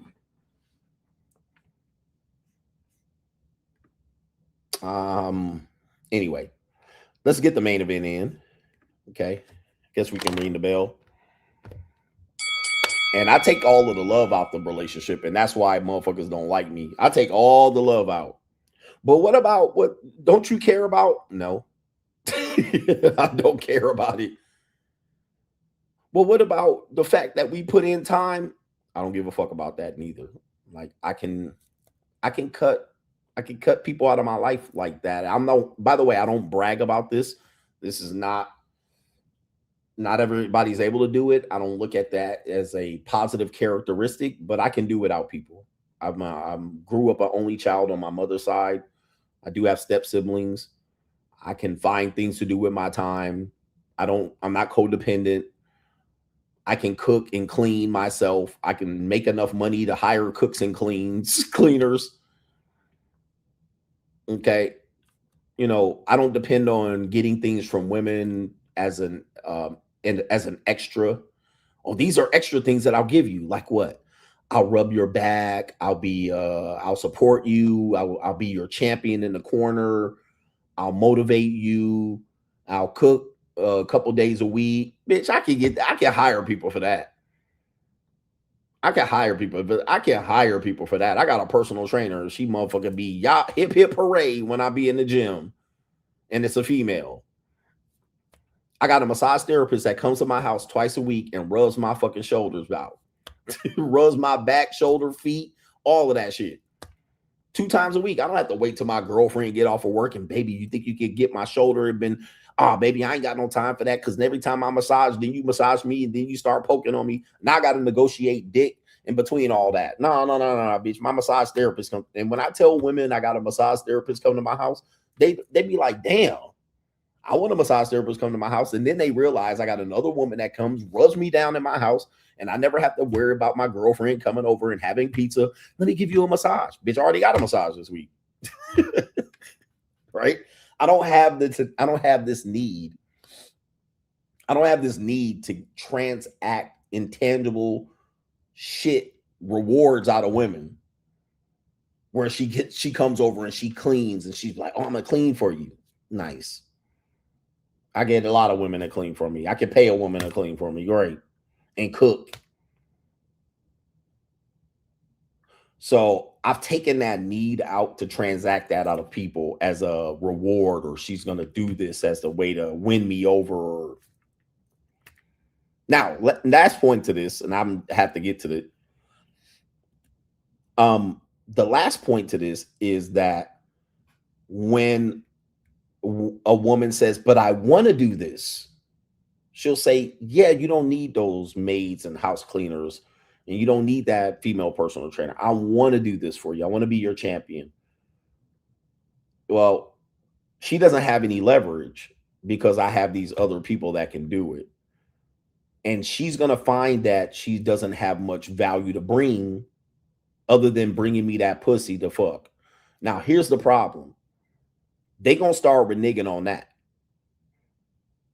So she going to be like, I don't even know how to help you. Well, you better dig in your bag, because I'm not emotional tampon either. I'm not just here to because they'll be like, oh, hire the maid. I'll just sit back and drink a glass of wine and shit. And I'll eat what your cook made. Nope. It's like, no. What you need to do is 3-4 days a week, drop that punani off and blah, blah, blah. They're going to start reneging on that. They're going to start showing up late. Oh, I can't make it today. Can I move it to Wednesday to Thursday? Bitch, you can't even do it. You ain't got no fucking responsibility but to fuck me, and you can't do that. Right? You got to work late. You got a job interview tomorrow. Bitches will come up with every excuse. Okay, you not dependable, so I cut them. You're not dependable. I made it simple for you. I made it simple. Bitch, you can't even do that right. All right, so cut. I can just bring another girl. I'm asking you to do this because you asked me to do this. It's not that I can't get it any way from you other than you. So I'm not depending on you because I can't get it from someone else and you're the best one I get. You nominated yourself for the job. And now look at your bitch ass making an excuse. All right, bitch, all right, you out. You can't even do that.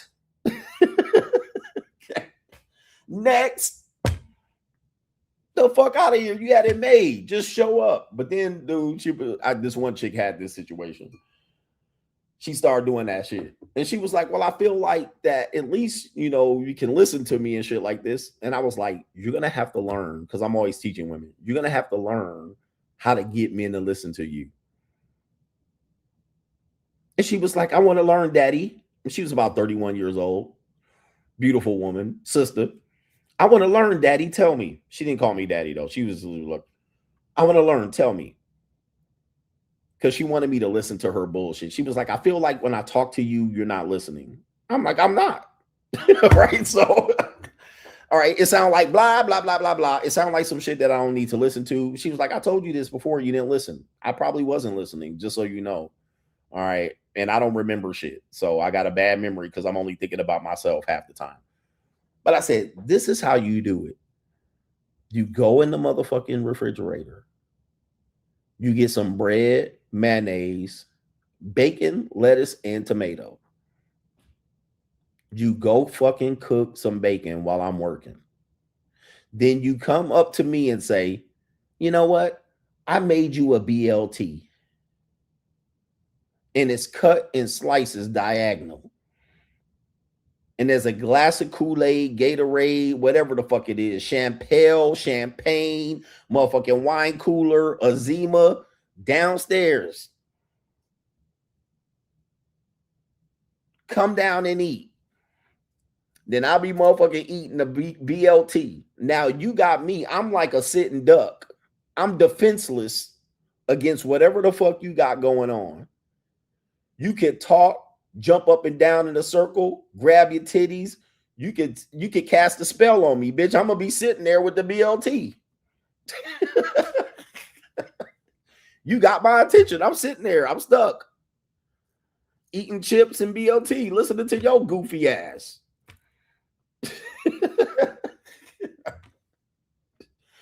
Okay.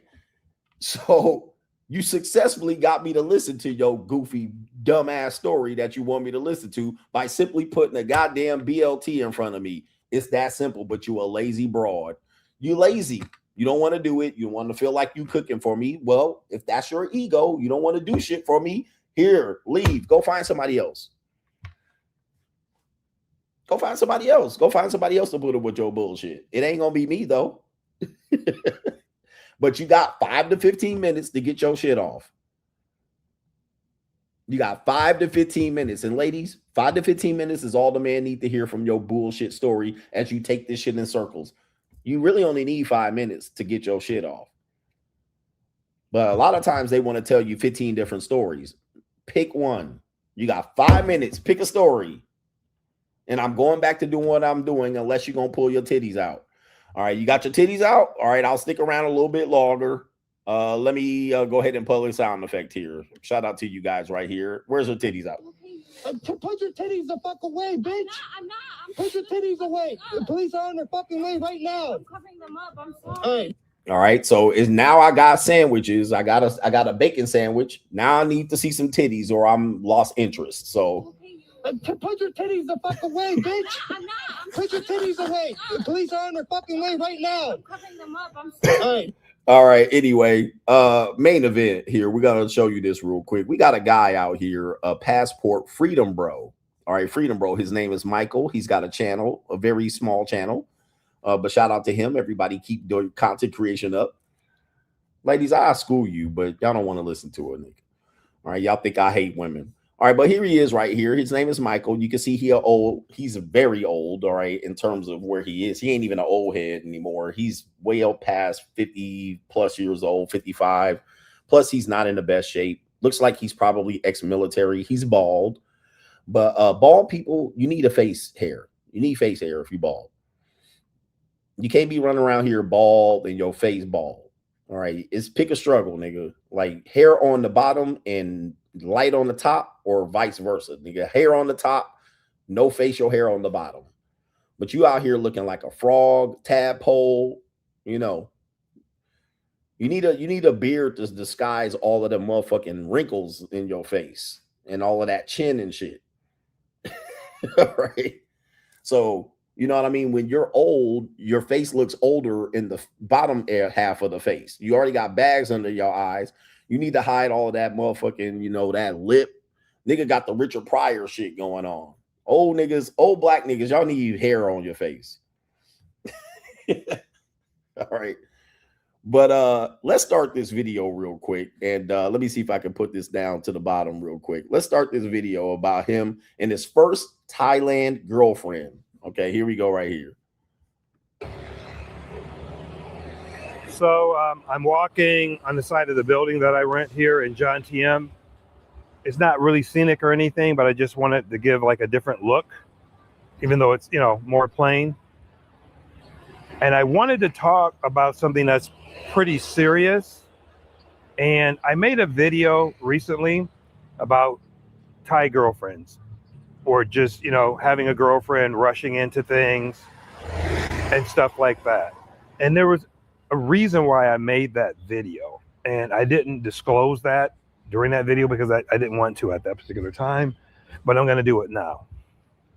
And this might be a little bit longer of a video. I'm not sure how long it's going to end up being because there's a lot of stuff to this story. So I had my first Thai girlfriend was someone that was introduced to me by another person. And this person that introduced me to this woman that I ended up living with briefly was someone that I met last year. And then I saw her, you know, for a little bit. And she was actually a freelancer. Now, you're not going to hear me on this channel talk about that stuff often at all because I don't want to. Okay, let's just stop this real quick. Okay. Let's just stop this. And gentlemen, let's be real about this. When men come over to Thailand, the Philippines, when they come over to these areas, South America, Costa Rica, Panama, Medellin, if you don't live there and you just moved there, you're going to be dealing with freelancers. Let's just be honest. You're highly likely, even if you don't deal with the freelancer paying, there's highly likely if that woman is willingly dating foreigners, she has been close to or done some sort of freelancing. He just said he moved a freelancer in as a girlfriend into his house. Okay, so if you haven't done traveling and you're a freedom bro, and you've listened to these guys say, I've been seen for the first time and I feel like, you know, women pay attention to me, they smile and shit like that. It's what you have to understand that yes, you're going to get that way more than you do in America because that people just have a different way of dating. I say here in Asia, it's like dating in the 90s. Since I lived in the 90s, it's like dating in the 90s. The women tend to, the women that are interested in you tend to be more smiley, more affectionate. They tend to not shoot you down, ignore you, or be rude if you approach them. And, you know, they tend to also, when they approach you, they feel like you still need to take the lead. So if they smile at you, they're not going to be like, hey, come here. They feel like they're going to still need a little bit of, okay, I smiled at you. Now you be the man and you ask me for my number and you ask me for my name. Give me a conversation and give me the phone number. When you first start off, you're going to be dealing with freelancers or women who were former freelancers or women that freelance and want relationships. But that's where you're at. Until you lay down the foundation, the women you're dating as girlfriends are not your girlfriends. Okay. At all. So he just said he moved in with a woman. He was dating. He was his girlfriend, but she was a freelancer. Then said, I don't want to talk about this on my channel. My nigga, I don't care if you want to talk about it. I'm going to talk about it. You better bring some money over here or you're going to be dealing with a fat fuck over here. In the Philippines. That's what you're going to be dealing with. Unless you're that guy and incredibly handsome and beautiful. A lot of women over here don't want to be dating foreigners. You're a foreigner. I'm a foreigner here in the Philippines. There's some women that would never date me at all. I was in Colombia and I was dating a woman who was dating multiple men, right? I was dating a woman, you could say dating. Her sister would not date foreigners. It was a no-go zone for her. Whereas the other women, all right, she was simply doing monkey double backflips on multiple foreigners. That's how thin the line is. Some women don't do it at all, which is the majority of women don't do it at all. Some women do it sparingly. Some women do it as freelancers. Some women do it as go bar dancers, whatever. Some women do it. They're only dating foreigners on Bumble, Tinder, Hinge, seeking arrangements. Okay. But coming here to say you moved in a freelancer as a girlfriend is crazy. All right. Yeah, man. I mean, and he don't want to talk about it on this channel. Sorry. And I just don't. There's too many other channels talking about that. But anyway, but just in full disclosure, and so you understand the story. So I met her last year. I spent some time with her, and she was, to me at least, she was different than other women that I hung out with here. Oh my God. She was different. Guys, man, these women are wonderful women. These women are so good. They're wonderful. They'll give you the best girlfriend experience. But when you take your monkey ass back to where you at, trust me, she doing that with another nigga. And guys, women are doing that in America. Women are interesting characters. They'll lay up and curl up in your fucking lap and cuddle and put their head on their chest. And you be thinking, there's no way another guy doing this. Nigga, the next day she curled up in another nigga's lap, in another nigga's arm, caressing and nestling her nose in your armpit. You'd be like, and when you find this out, you got to be on a situation where you find this out. When you find this out, you'll be like, damn. Not her cooing in my motherfucking armpit. Not her with me taking the oochie ouchie.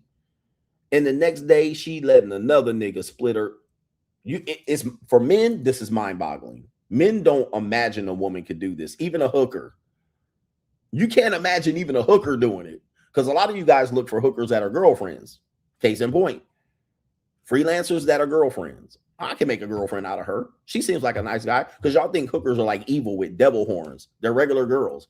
Some girls are college girls, nerdy bitches that work in call centers. They're regular women that go off the job and sell some pussy on their way home, sit up at the bar. These aren't devilish women. These are women just trying to make a way. So you think that this woman would never do that, and she'll do it. Let's continue. Okay. She seemed much more genuine of a person, and she was very affectionate. Yep. And it didn't seem phony. It seemed real, right? See? So we spent some time together, like I said, last year. And then I went back to America. Yeah. I was in America for like 5 months, but I was in touch with her when I was there. And she's from an area that's like 4 hours outside of Pattaya. She wasn't a big fan of Pattaya when she was here working here. Shortly after I left last year, she stopped being a freelancer, and then she was working a regular job, making like $350 or $400 a day. Oh man. Hey, Freedom Bros, bro. These are the oldest okie dokes in the playbook for men who travel. All right. And I've dealt with this all over the world. This isn't just Thailand. Because a lot of guys, they've only gone to Thailand and Colombia, and they're super experts on that shit. But I've been to like 30 fucking countries. I've been to Europe. Same shit happens in Europe. Same shit happens in London. All right. Same shit happens in Morocco. Same shit happens in Costa Rica. This has happened. Same thing happens in the United States. Oh, she got out of that business and she's working a regular job. She probably from Isan. All right. Which is, I don't know if it's 4 hours away, but it's closer to I think the Cambodia. Cambodia, what do you call it? Area, all right, on that side, Isan, and they come into Pattaya. But yeah, same thing in the Dominican Republic. It's the same thing. Oh, she was a freelancer, but she don't do it no more. I stopped, daddy. I don't do massages. I don't do the border. Thank you, the border. I was thinking about that. I don't do rub and tugs at the massage no more. I stopped that. I got a regular job. And he went home for 5 months, and then she's telling him, I don't do it no more. I don't see no more customers. I don't see no more clients. I don't deal with no other guys. Only see a guy every 3 or 4 months if I need money, but I don't do it no more. I'm in school. I'm doing this for nursing. They're going to tell you this shit, bro. And I'm going to tell you, man, do not believe this shit. Dudes going to believe this shit. Don't do it. Don't believe it. They're lying. All right. I don't care, man, but she's different and she's more affectionate and she cries when I penetrate. Dude, I was just with this Pina, all right, and I was running there, giving her the whole deep. I've never been that deep. And my first black guy, whatever. They'll tell you that shit, man. I never been with a black guy. All right, go ahead. You the biggest black guy. You got the championship dick. Okay. So we would video chat and see each other when she was at work. So I know that's what she was doing at least part of the time. But she told me she was no longer, doing the other thing. So then, and at that time she was actually still working in the Pattaya area. But then she ended up moving 4 hours away or so, where she's from, 4 or 5 hours away. And she told me that when I came back here, she would come see me. She would visit me. So then we lost touch for maybe about a month and a half or something like that. And the next thing I know, she got married. And hadn't talked about this man or anything. She married an American, twice her age. I mean, a lot of that happens here. And I've dated people much younger than me. Look at that. And so he's like twice her age, an American, and he has money. You gotta have a stomach, bro. He ain't got the stomach. So all that time, Do you have the stomach? She wasn't a freelancer, but happened to just marry American in 1 month. This is crazy. And somebody said that this video wasn't worth watching. Like, are you kidding me? This video is really worth watching. This is crazy. And of course, he had more money. You GI Bill, motherfucking military pension ass nigga. All right, that little military pension GI shit ain't working, bro. Because you had CGA coming over there and price your motherfucking ass out. Do you have the stomach? Okay. CGA ain't coming with no GI Joe money. GI Joe, I ain't coming with no military motherfucking disability.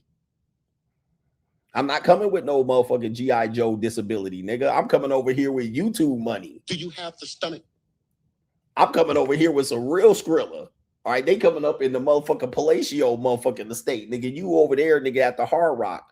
I'm all the way up at the Hilton at the top. All right, with a suite, with a jacuzzi in the motherfucker. All right, yo, it's... Do you have the stomach?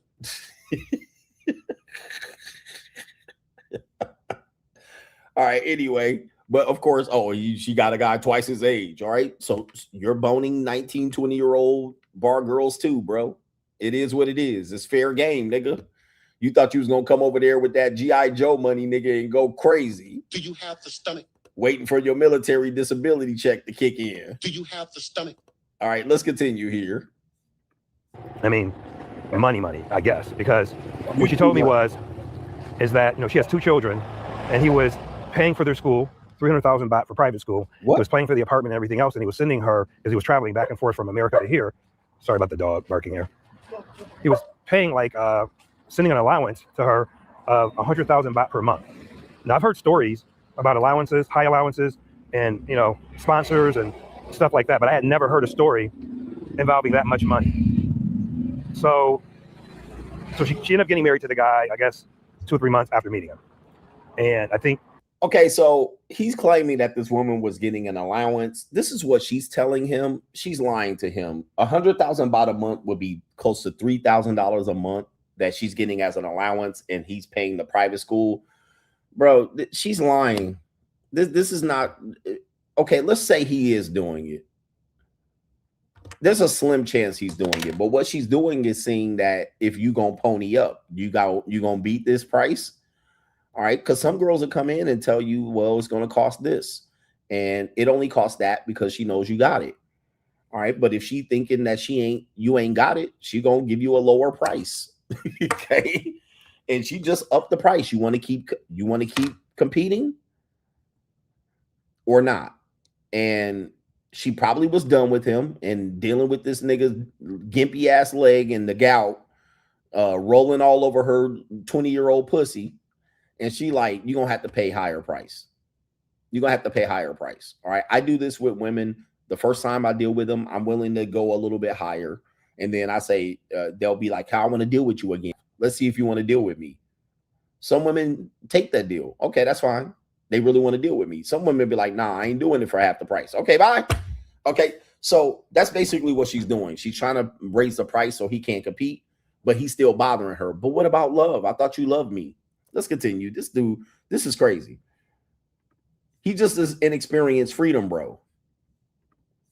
She might have plans of going to live in America with her children with him. I'm not sure. But anyway, so I found out about that. I ended up getting back here to Thailand, and we were in touch a lot, okay, quite often. And she wanted me to move to her hometown because she thought I'd be happier there than in the Pattaya area. Oh my God. And so she kept trying to convince me to come visit her and see what it's like there, to see if I would like to live there. This dude is in bad shape, gentlemen. This is crazy. So she's trying to move you out of, this is her getting rid of the competition. All right. This is like when women make you be monogamous to earn their vagina. So she wants you to leave where all the hoes is at, right, and come to her little ass village with her fucking buffalo and donkey, where there ain't no hoes, where she can control the scenario. Hell no. This is unbelievable. And now you supporting her and her family and her buffalo and donkey. This is just really, when Steve the Dean Williams was here, he talked about these freedom bros don't have game. This is what he's talking about. I talk about men don't need game. You guys don't understand. I'm saying you can't lead with game in a long-term relationship. You can lead with game to start the relationship, but when you start getting into it, you're going to have some game getting into the relationship. Like it's a different level. Like your game going to have to be, you're going to have to understand how shit works, because women will do this. Strippers will do this to dudes. Women who work in, what do they call it? Geisha girls. Geisha girls try to get married. Bitches that got OnlyFans that want to leave and then, transfer the shit to you. Girls that were party girls, and all of a sudden they raspy voice ass want to be up in your lap, talking about you want to stay inside. Guys, this is crazy. This is crazy. Move with me to take care of my whole family and village. Okay, this sounds good. And he's going for it too. Let's continue. You got to really watch traffic around here. So she was also trying to set me up. The weird thing is, the first time she tried to set me up with her mother. What? I was like, that was a curveball. I was like, I would totally feel uncomfortable with that. Forget about the fact that her mother is much older. It's just the fact that I had been with her before physically, and I just, that was weird to me. So I was like, yeah, no, I don't think so. So then it was like maybe a month and a half later, 2 months later, she asked me if, I'm gonna show you some of the area here. So she asked me if I had found a Thai girlfriend yet, and I said no. So she wanted to introduce me to her cousin. Oh. And her really close cousin. I guess they grew up in the same house together and stuff like that. So she wanted to introduce me to her cousin, and she sent me a photograph, and then that same day she put me in touch on WhatsApp with her cousin.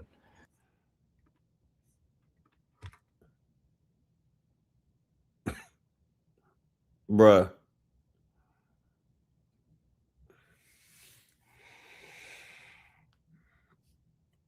This is what not to do. If you take your ass over, I don't care where you go, outside of the US. If you take your ass outside of the US. So you about to move in with Maz and her and the cousin, and she just transferring you to the next. This is unbelievable. He said, just come back to America. This is unreal. What not to do when you come to Thailand or the Philippines. I don't care. Costa Rica, Dominican Republic. I don't care where it is. Y'all niggas are going to go get vagina. London, Sweden, okay, Austria. What not to do.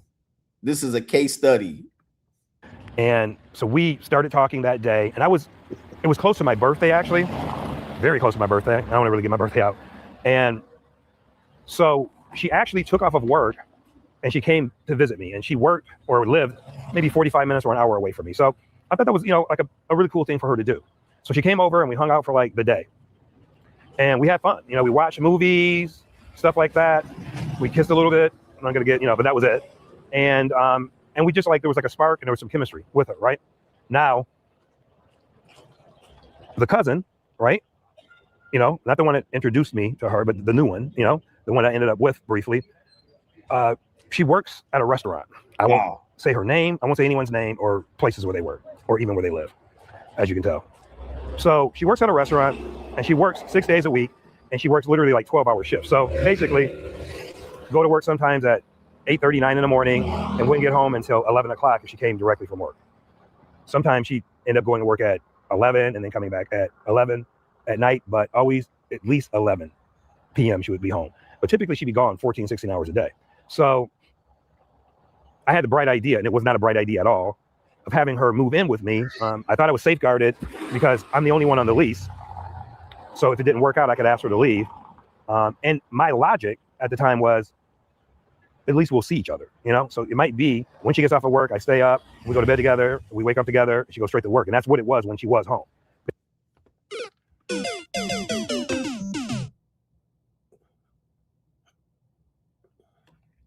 Bro. You big dummy. Oh my God. 14, 16 hours of just getting that Thai ass clapped. And you sitting up waiting for her, bruh. You big dummy. She work at a restaurant. Wow. Now, this is what happens when I tell men have scarcity. Men have scarcity that they don't recognize. You're in the land of the lings. You're in the land of 1,000 lings. You have endless lings. You have a passport where you can hop from one ling country to the next in less than an hour or 2-hour flight. You have and you out here falling in love with a woman in her 20s, bar girl. Now, didn't she then pass you off to the mama? Apparently you smashed. Then you smashed the cousin. Now you moved the cousin in. I thought I would protect myself, safeguard myself, because I'm on a lease and she ain't. I could get rid of her. Now she working 6 days a week, 14 hours a day. Golly. You big dummy.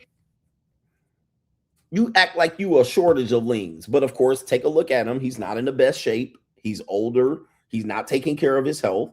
He got all these goddamn, what did he call these things? When you got all them black ass, they look like moles, but they're like different than moles. They can't even, I don't know. This shit is like, he out of shape. He fat.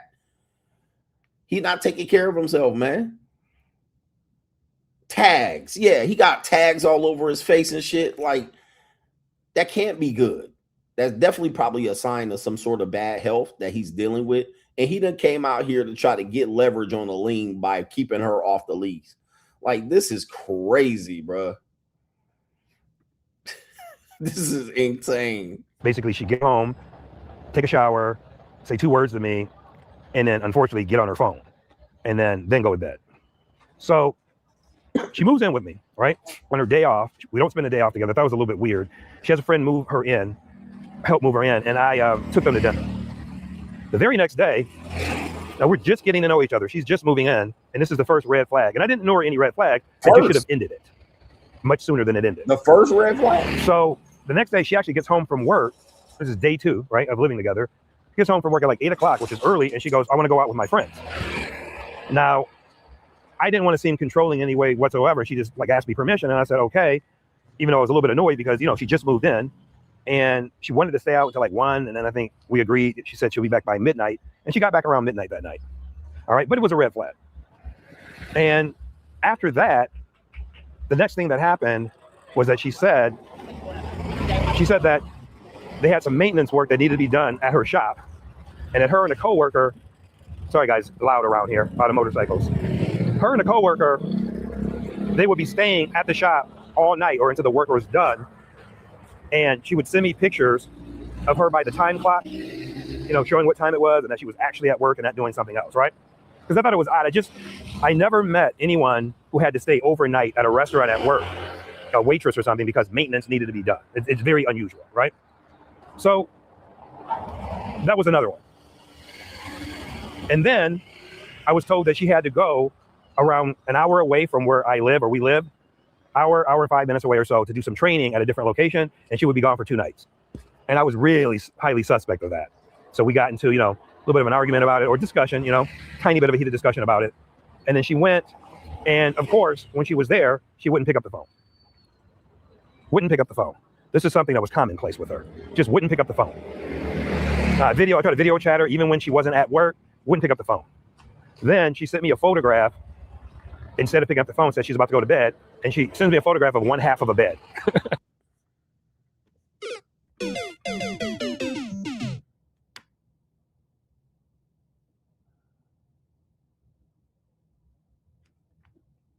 Bruh.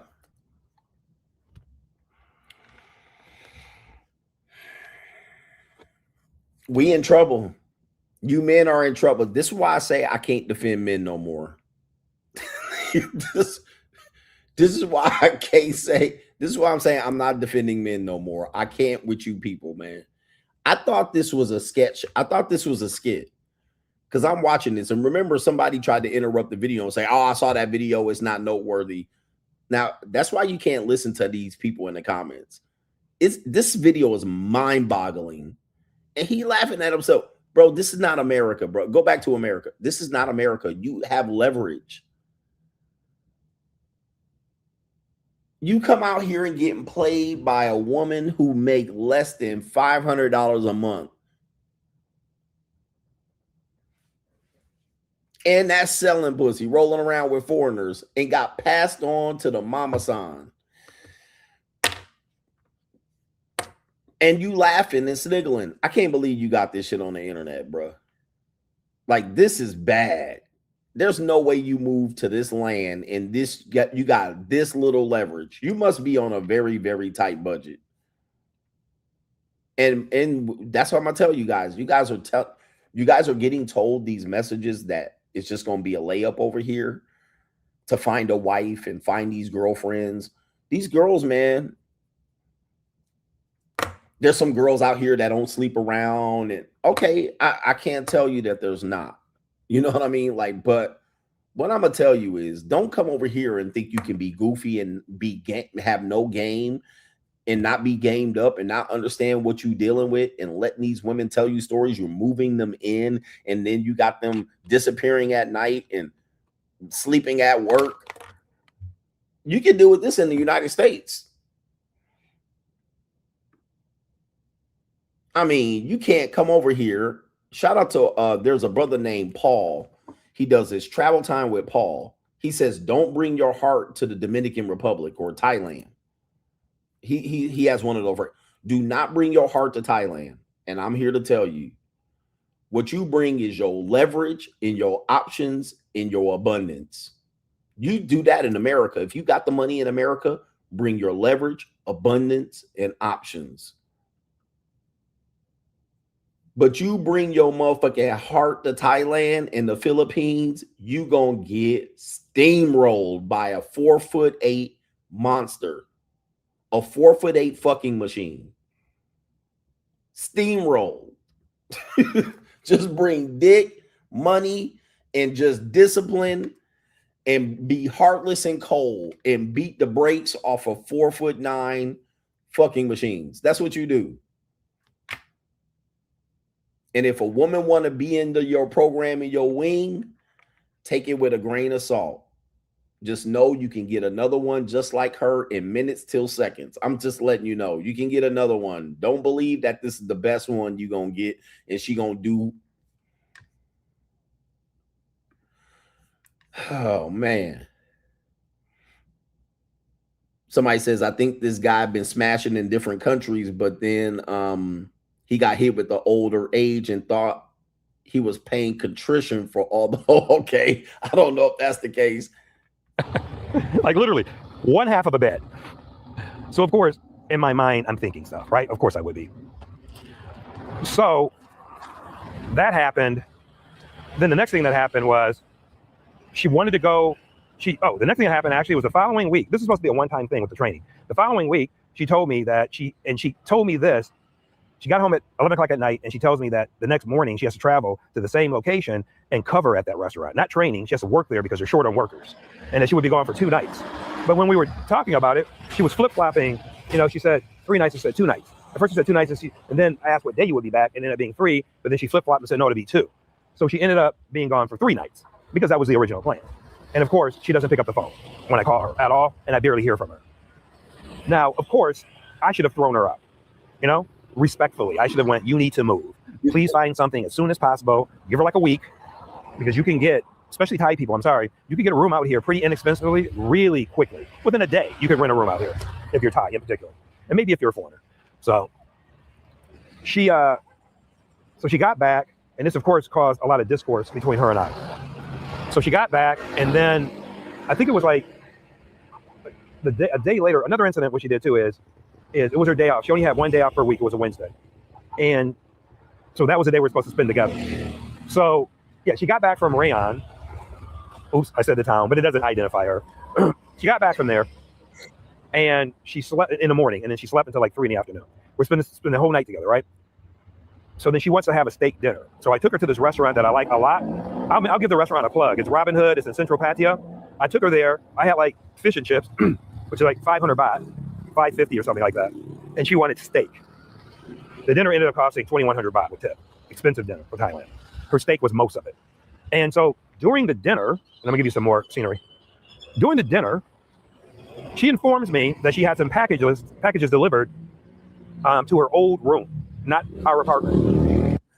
Okay, for people who want to know, he's talking about $62. $62 is what he's talking about there. And he's saying she ordered the steak, he ordered fish and chips. You will find that these guys come over there with a tight budget or a military pension. They still are tight on the budget, and they'll complain about the women selling pussy more than $100, and then taking them out on a date is a bank breaker. All right, so yeah, that woman probably was seeing me when I got up over there. he said, look, that's what I'm saying. He said, Ninja worried about the price of steak in Thailand. There's guys going over there and living a super budget life. And, you know, I don't know if this is for guys for living like this. Like, don't go over there super duper budget. Stay here and fix your money and take your money over there. All right. Don't go over there super duper budget wise, because then I'm going to show up. All right, you guys got to understand. And then now she got to make an excuse. As we told you, these women will make an excuse. I had a woman in the Philippines tell her mama, because she lived with her mom. She's like 22 years old, college student. She was telling her mom she was going to go stay with a man and be a nanny for 2 weeks. So now her mom probably like, bitch, you crazy? All right, but yeah, that's what she told her mom. I'm going to be over here. I'm staying with a guy. A couple's here and they have kids. And they're staying at this place at Airbnb. I'm staying at their house for 2 weeks to be a nanny. Okay, this is the same thing this woman's telling him, and he buying the shit. Oh, she wouldn't lie. And now, what kind of fuck you give all right, me? if you're over here in a passport, bro, and I come over, you getting priced out. What kind of fuck you give me? All right, because I'm gonna be like, whatever the bitch say, I'm giving it to her. All right, she be like, it's gonna be 7,500. It's gonna be 3,500. It's gonna be 10, 20,000. Okay, whatever.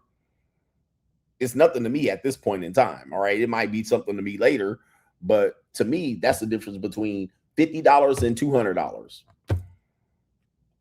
What kind of fuck you give me? All right, I'm gonna have her out here getting thrashed for 2 days and 2 weeks. All right, and sending her back to your monkey ass, back to your place. All right. Good Lord. All right, this is crazy. Let me see here. Her old room, and that she needs to go there to pick up the packages. So I said, okay, I'll go with you. She objected to it big time, over and over again. Didn't want to inconvenience me and all this other crap. Now, we finished dinner at around 5 o'clock. And of course, I was annoyed. I was upset because, of course, I felt like I got used for an expensive dinner. She didn't tell me about it until after I'd already ordered. So it was planned. It was very manipulative. And so that evening, she didn't get back home until 10:30 at night and told me that the packages were delivered at 7:30. But then she went to get a bite to eat, something to eat, and then didn't get back until 10:30 at night, right? So, of course, it's all shady behavior, incredibly shady behavior. All right? So now, of course, I think she's up to something. And, of course, I thought she was up to something long before that, but I just, for some reason, didn't kick her out.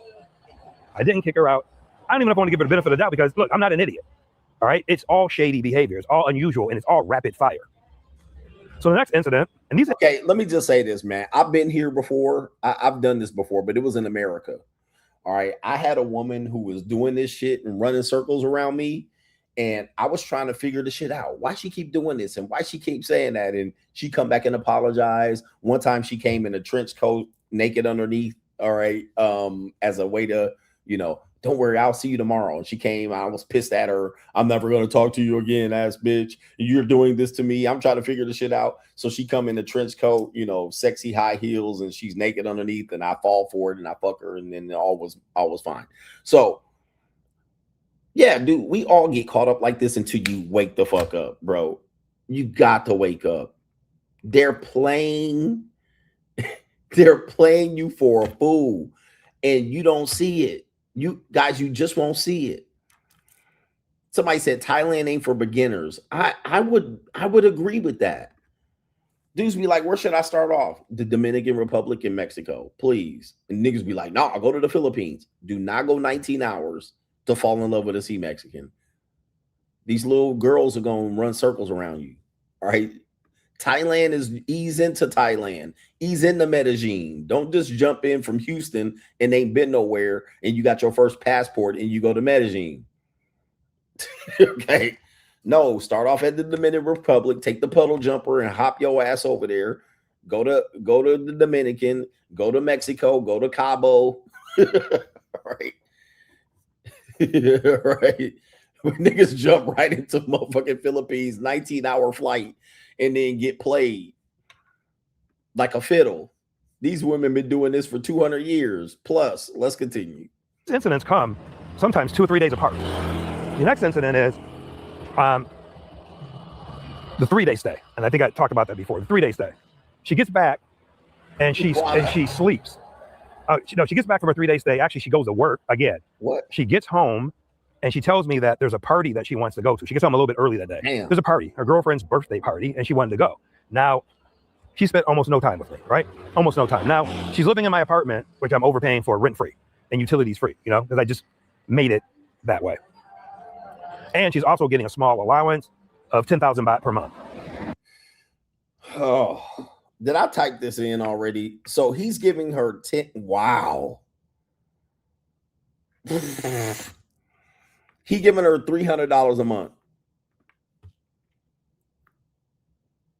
Rent free. This can't be real. This cannot be. This shit the easiest layup. All she got to do is go see this nigga for 2 hours. That's it. 2 hours a week. And don't even fuck him and talk to him for 2 hours a week. She just come up, show up, get fed, and leave and go to the next client. Somebody said start in Tijuana. Go to Hong Kong and Tijuana and just keep it easy. Don't jump out here, man. God dang, this is crazy. And look at this. Look at this, bro. I hate to disrespect this guy. I feel bad for him. I don't. This is bad. So, and I know some of you guys are totally against allowances. I thought it might be fair. I'm not even saying it's a good idea to give your girlfriend an allowance or not. It's not 100,000 baht. I'm poor. Wow. So she goes out and she gets dressed, right? And I'm upset about it. And we're having a discussion and an argument. And she gets dressed and then she puts on this skimpy outfit. It looks like a barber outfit. And I couldn't believe it. I had never seen it before. I'd never seen her dressed like that before or anything. And then she said she'll wear jeans. And I was like, yeah, you're going to take the jeans right off when you get to the club. So that evening, she's supposed to be back by 3 a.m., which is late when you have a girlfriend. That's late, okay? Jesus. For either you're someone's boyfriend, husband, girlfriend, wife, and you're out to 3 a.m., that's kind of late when you're with someone. So she's not home at 3. She's not home at 3:30. When someone's supposed to come through the door and you're not going to wake you up, it's hard for you to sleep. So she's not home, but then she sends me video of her dancing. I can't tell if she has the jeans on because it's from the waist up, but I'm sure that she doesn't. Then around 4:15, she sends me another video of her dancing, right? So I can't sleep. I'm up. She gets home at 7 a.m. Oh, yeah. 7 a.m. And I know, how could you possibly not have thrown her out by then? But I didn't. I kept giving her a break and thinking the worst, of course, right? So let me stop you right here, Unc. Let me stop you right here.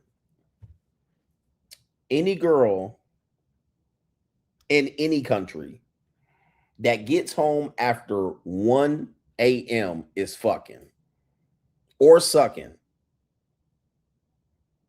Okay, she lives with you, she's in a relationship with you, and she gets home after 1 a.m. She kissing, fucking, or sucking. All right, that's the bottom line. There ain't no conversation. That's what she doing. Now, over here in Thailand, Philippines, over here, if they get home at 7, they done got their ass worn out by a customer. She got a customer at that bar she was at. If she's in Thailand or Pattaya, she had a customer and they went to the Hard Rock. They went to the Hilton and he wore that ass out. The bars close in Thailand at 3 or 4. Something like that. I believe the bars close at 3 or 4 in Pattaya. So if she got closed up at 3 or 4, and didn't come home to 7, she was in somebody's bed getting her ass worn out. Okay, so he said all this could have happened in America. Yeah, bro. Soy 6 closes at 2 or 3. Yeah, that's what I'm thinking. If I'm not mistaken, my memory serves me correct. You know, for you guys that want them on discount, you can get the bar fine severely reduced if you show up to Soy 6 about an hour before they close. All right. Don't show up at 9 o'clock or 12 o'clock. Show up at 1, 2 o'clock. And the bar fine, they might waive the motherfucker. All right. If you buy a drink. All right. The girl about to get off. She about to go home. You might be able to take her home for a cool $65. All right. So that's crazy. And by the way, I don't think I don't know how y'all pronounce it. Pattaya. I don't think that's a good place to live, to be honest with me. I mean, it might be good in terms of for a guy like him. It's not a good place to live because that is a very party lifestyle. It is not suitable for men who don't want to be outside because you're not. It's kind of like living in Las Vegas on the Strip. It's just too much temptation. You're going to be wanting to go outside, especially if you got a little girlfriend that works at the bar and you want to go monitor her, which they're not going to allow. Mama San ain't putting up with that shit. All right. You don't want to live in Pattaya. All right. You want to start off living outside of there, you know, even maybe Bangkok. I would say the Philippines is not party, but you can't just party. The girls are going to be one to, especially if they're young, they're going to want to be outside and getting customers in that particular venue. But I wouldn't want to live there. I would go vacation there though. So I would live in Cambodia. I would live in Bangkok. I would live in the Philippines. I would live in Tokyo, and I would come vacation into Pattaya or Pattaya. I'll come in there to vacation, but to live there and be having niggas come in and, hey, CGA, I'm in town this weekend. Just like people do me in Vegas. I'm in Vegas and niggas be like, I'm in town. Let's meet up. Fuck no. I'm going to meet up with every nigga that comes into Vegas and want to go to the nightclub and want to go party and go on the Strip and go to a nice restaurant. That's daunting. That breaks my bank. It fucking is a pain in my ass. I don't want to go hang out the fucking Strip because you in town. Okay. So Vegas people deal with this too. They live in a hot spot. You live in Los Angeles. Hey, I'm in LA. Let's go to Santa Monica. Let's go to Malibu. Let's go. No, fuck that. I ain't going 8 hours in traffic to drive your ass around. Then they want to be over here and like, meet me over here. Drive 2.5, 3 hours to meet you over there when everybody comes into town. Fuck that. Nah, bro. So same thing with Pattaya. I wouldn't want to live there because of the lifestyle that it's going to bring, especially when you're an old nigga like this. Now, if you're in your 30s or 40s, sure. 50s, 60s, you're going to be looking crazy as fuck sitting behind Soy 6. All right, looking at them 48-year-old bar girls and shit. Let's continue. The next thing that happened that was, and there's a lot of selfish behavior in between by her, like a lot. Like, she won't do anything. She won't clean up after herself. She won't clean the shower, even though she's taking 2 a day when she is home and in there for an hour at a time. Wow. Won't clean her hair up, won't clean the shower, won't do anything. So, and by the way, if it comes off like I'm complaining, I'm not complaining. I complain to her. I'm not complaining to you. I'm just telling my story, hoping that someone can learn something from it. Wow. So what happened is then the next big incident was, and I'd always get like so loud in this road, guys. Sorry. I always get like almost no notice when she's supposed to go out of town. It would be, the next morning or that night. So then I get a text from her like at 7 o'clock in the evening, 6:37. She's at work and she's like, they're now making me go to their other location in Bangkok for 2 days. Oh. So no, now they got another location in Bangkok. Do you work at McDonald's? It's not McDonald's. And so she says, and they're giving us a car to come home. I'm going to come home and change clothes or grab some clothes. And I'll only be gone 2 nights, right? How many nights is she gone? 6 nights. She's gone for a week. She's gone for a week. Like an entire week. I don't.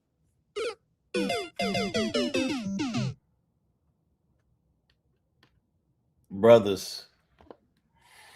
You big dummy.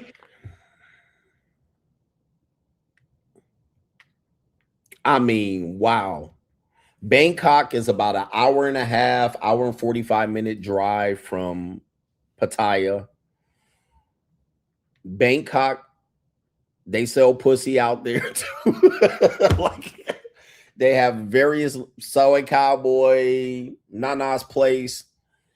They got places there. They got bars there. They got go-go girls and bar girls there too, bro. And she didn't stay and got clapped out for a week. Wow, my God. And this guy is still putting up with this shit. The next thing that happened, this has got to be a skit.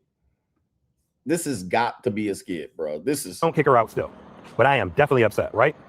Now, another mistake that I made, right? And it's a simple mistake. And if you watch other videos that I've made, that is only something that I would refer to about my behavior. I don't like the word, but I will call myself that when I made those type of mistakes. But I will not call anyone else that. So anyway, simp behavior by me. So I don't kick her out, but there's a gift that I purchased for her, like a fool. When she moved in, she had an old iPhone. So I bought her an iPhone. Now, I wasn't going to do it, and I talked to a couple of friends, and I still did it. So I bought her an iPhone 17 Pro Max. So it was a penny. It was like 50,000 baht, right? And it was a conditional gift, which I thought would work. And basically the condition was we have to be together a certain amount of time. I'm going to let you use this, but before you open this, you have to agree to that. Dumb behavior by me. Of course, she's going to agree to it. I mean, the last time some idiot like me bought her a phone was 5 years previous because she had an iPhone 12. 5 years? Oh. I was about to say, I thought he was with her for 5 years.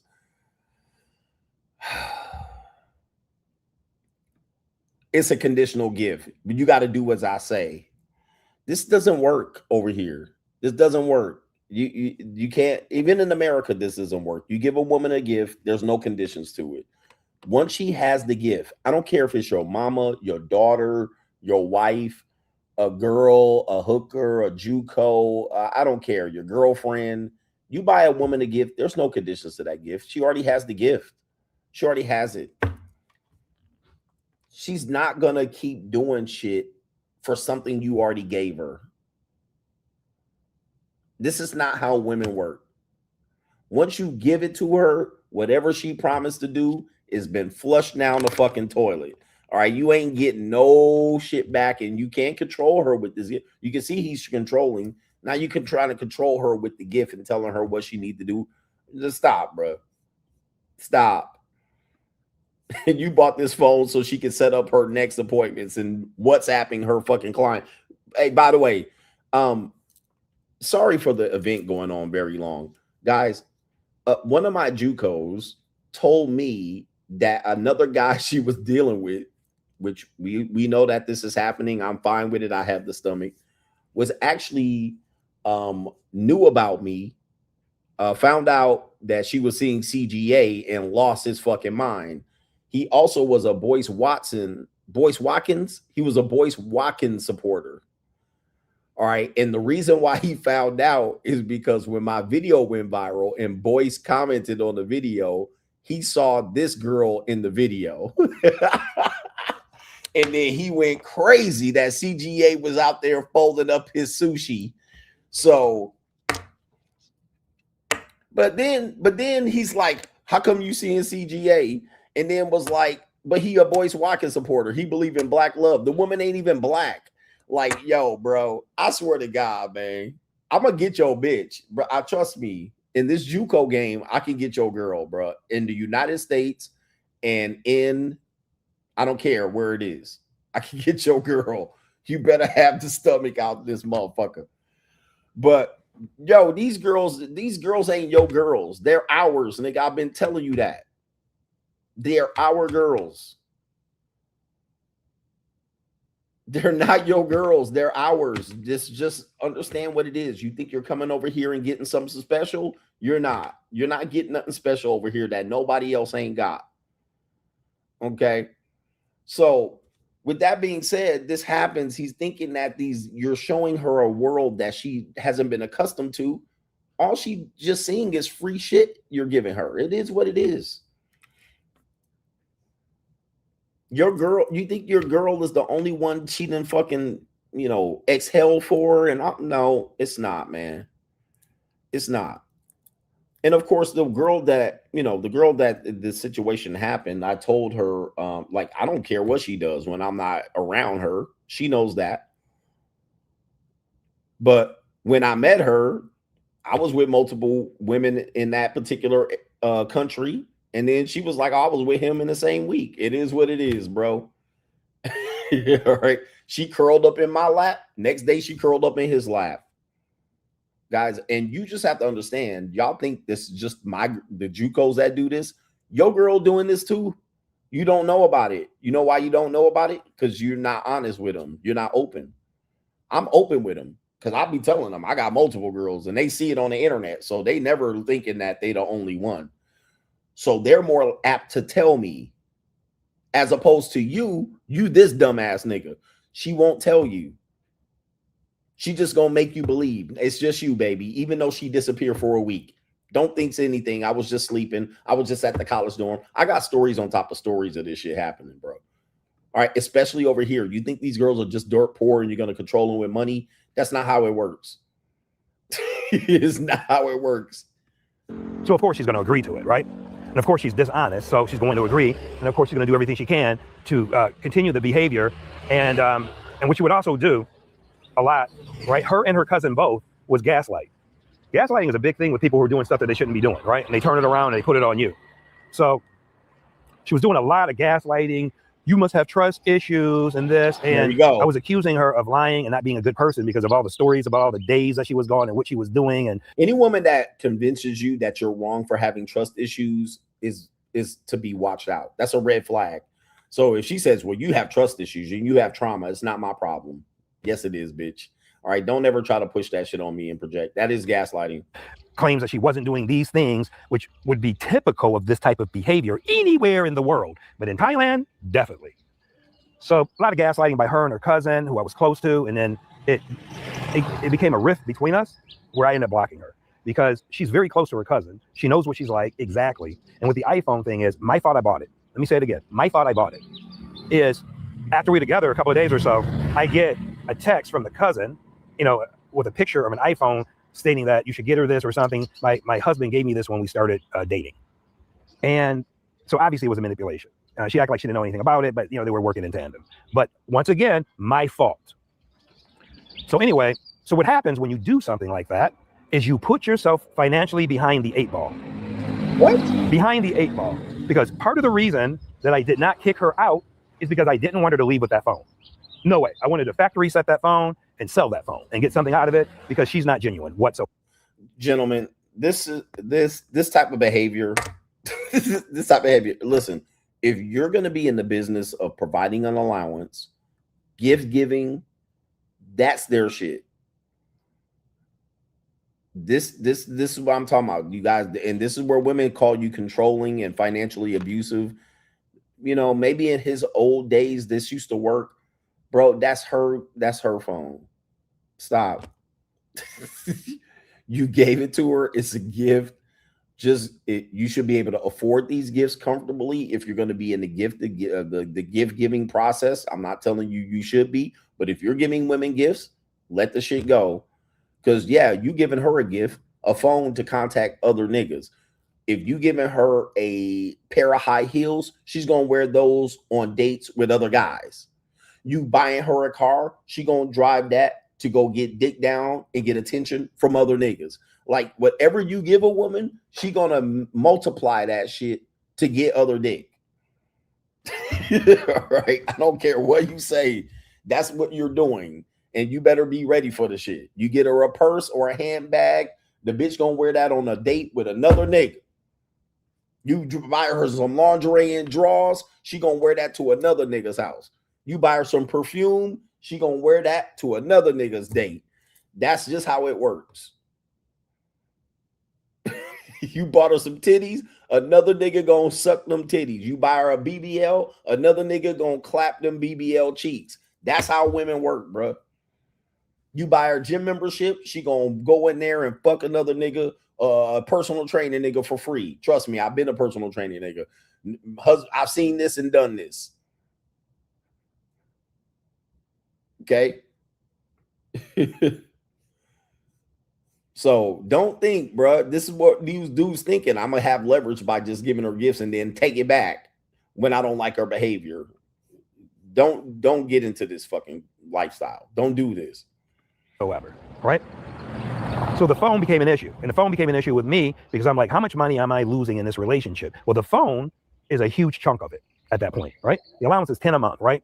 I think I ended up giving her 13,000 worth of allowance by the time she was out. Okay. Wow. I gave her 10 and I gave her an advance to go visit her family. God, Jesus. Goofball.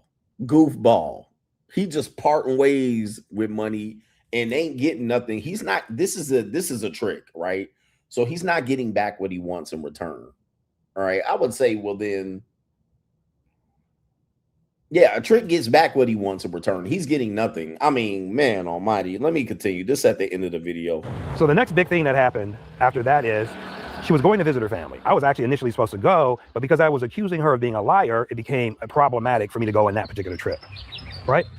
And I was nice and I was sweet and I had bought her mom a gift, and I gave her the gift to give to her mom, even though I wasn't there, which I shouldn't have done. And I also gave her like 3,000 baht, like advance. She wanted more, but I said no to that. And so she went to go visit. She was supposed to only be gone 4 days. She all of a sudden claimed that her father was gravely ill. Oh. Not a sick buffalo, sick dad. That he was gravely ill in the hospital, needed surgery, all this stuff, right? It just kept getting worse and worse, right?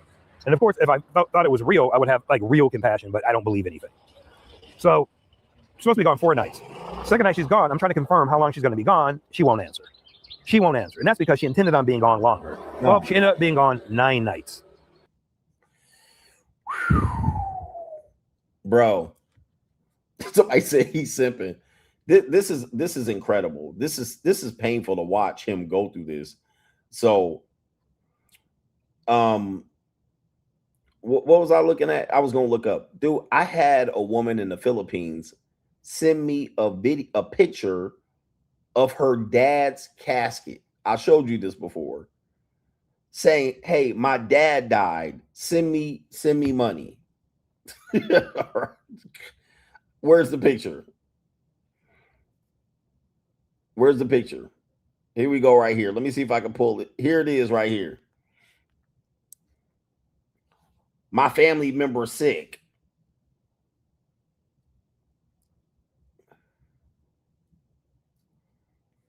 Let's show you.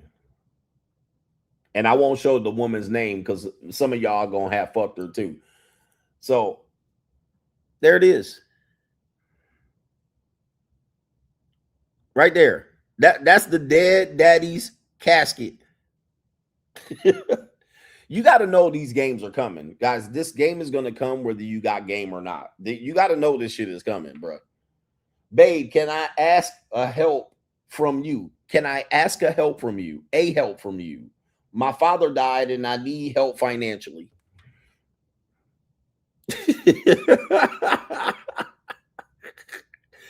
And I said, nope. I said, hell no. Good luck. I'll see you when I see you when I'm back in the Philippines. So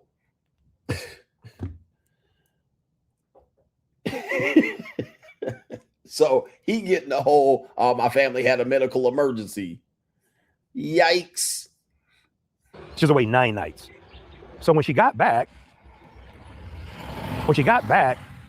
I didn't let her in at first, but I ended up letting her in because she did live there. I didn't know where she was going to be sleeping that night, etc. But I did secure the iPhone. I secured it, I put it in my safe, and I was like, no, you're not getting this. This was a conditional gift. This costs a lot of money, and you've been doing nothing but lying to me since the beginning, right? And then so that day, she was upset. She went to work without her phone, and she said she couldn't communicate with anyone, and the sob story and all this garbage, right? So she came back, and believe me, I wanted her out. You can imagine, I really actually did. I just didn't take action. You got to take action. It's not enough to want something to happen. You have to make it happen. So I'm talking to myself and anyone who can learn from this. So anyway, what happened was, so I gave her the phone the next day to go to work. Oh, God. Then she came back and she had this huge attitude. Now, wow. She was always cold. She was always distant. She was not interested in me at all. She got involved with me as a grift. She got involved with me as a scam. She got involved with me because her cousin probably said, hey, look, this guy had a thing for me and whatever else, and I'm going to introduce you to him and get what you can get from him. And backtracking to the cousin, the problem with the cousin is that I put her on a pedestal and I forgot how I met her. I put her on a pedestal thinking she was different, and I completely forgot how we met. So I'm in trouble, and they're gaslighting me because I'm accusing her of doing things like possibly being a freelancer because of her behavior, right? And they're like so insulted by that. So insulted by that, right? And it's like, wait a minute, but your cousin was doing that very work less than a year ago. She was still doing it. So, but the one I'm with couldn't possibly do it. Yo, bro, he worked up. This nigga gonna have a heart attack over these floozies. He about to have a heart attack over these damn Thai floozies. Bar girls. And he said he was doing a year ago. Okay, yeah, she's still doing it, obviously. By the way, a woman that is a freelancer, for people that don't know, that is a woman that performs services. All right, you would call this here a girl, a prostitute, if you will. They don't call it that; they call it a freelancer. So freelancers will show up on dating apps. You go to these areas and you'll swipe on dating apps, and she'll be like, "Hey, I'm a freelancer. Or I perform services. I'm not going on a date with you. I sell sex." And sometimes they'll sell it relatively cheaply on Bumble, so be careful. But also a woman will work as a freelancer, but she will date guys regularly. So you'll hook up with her on Bumble and say, "I don't mess with freelancers," but she is a freelancer, but she decided not to charge you. Okay, so a freelancer that's what she is. And here's the deal: freelancers, whether they're in America or Thailand, because the guys gonna be like, "That's not how it works in Thailand." No matter where they are, they can say they are no longer picking up clients. So they no longer go to the bar, they no longer go on dating apps or sugar baby apps, but they still have customers and regulars. They still have men that they dealt with in the past that still have their numbers. So they may be off the site, but they have enough regulars to maintain them. 1 or 2, 3 or 4 men that come back in town and out of town. So they're not active, but they still have, like me. Like I come back in, I pop into the Philippines, I go right back to some of the girls. All right, I go get a couple of new girls, and then I go back to some of the other girls. Hey, I'm in town. I'm coming in town. So they don't even have to be on the site. They could just have done it for 3 years and have enough dudes coming in and out of town. They don't have to be active. Okay, so they got regular dudes that they depend on Monday, Tuesday, Thursday, Friday, and then they're good. So you might say, "Let me see on your phone. Let me see if you're on any sites," but they don't need the sites at that point. All right. And yeah, they're still getting allowances. They're still hitting up niggas saying that their dad died in a car accident. Send me money. So she might not be active, but she still has that. Somebody said, "I had a girlfriend that did that." Yep. And I've had, I've dealt with women and girlfriends. I had one of my girlfriends I found out was doing this. So this is more common than you think. And girls will still say, "Yeah, but I want a relationship with you." But she'll end up saying, "But yeah, some guys still send me some support every now and then. They still send me a gift." One woman showed me she was getting $9,000 in crypto from a guy who just sends it to her. Now, of course, it's probably worthless now. So somebody said, "Was her name Star?" No. So this is what happens. And I think what guys have to understand is you can't deal with this love and manipulating women. I know men want to save these women. You guys think that these women are savable. They're only, they struggle. They live in a fucking dirt hovel. They live where it's impossible for them to make $600 a month. And you're like, "I got money." They certainly just want to be kept up in the castle and cooped up and doing what you tell them to do. Guys,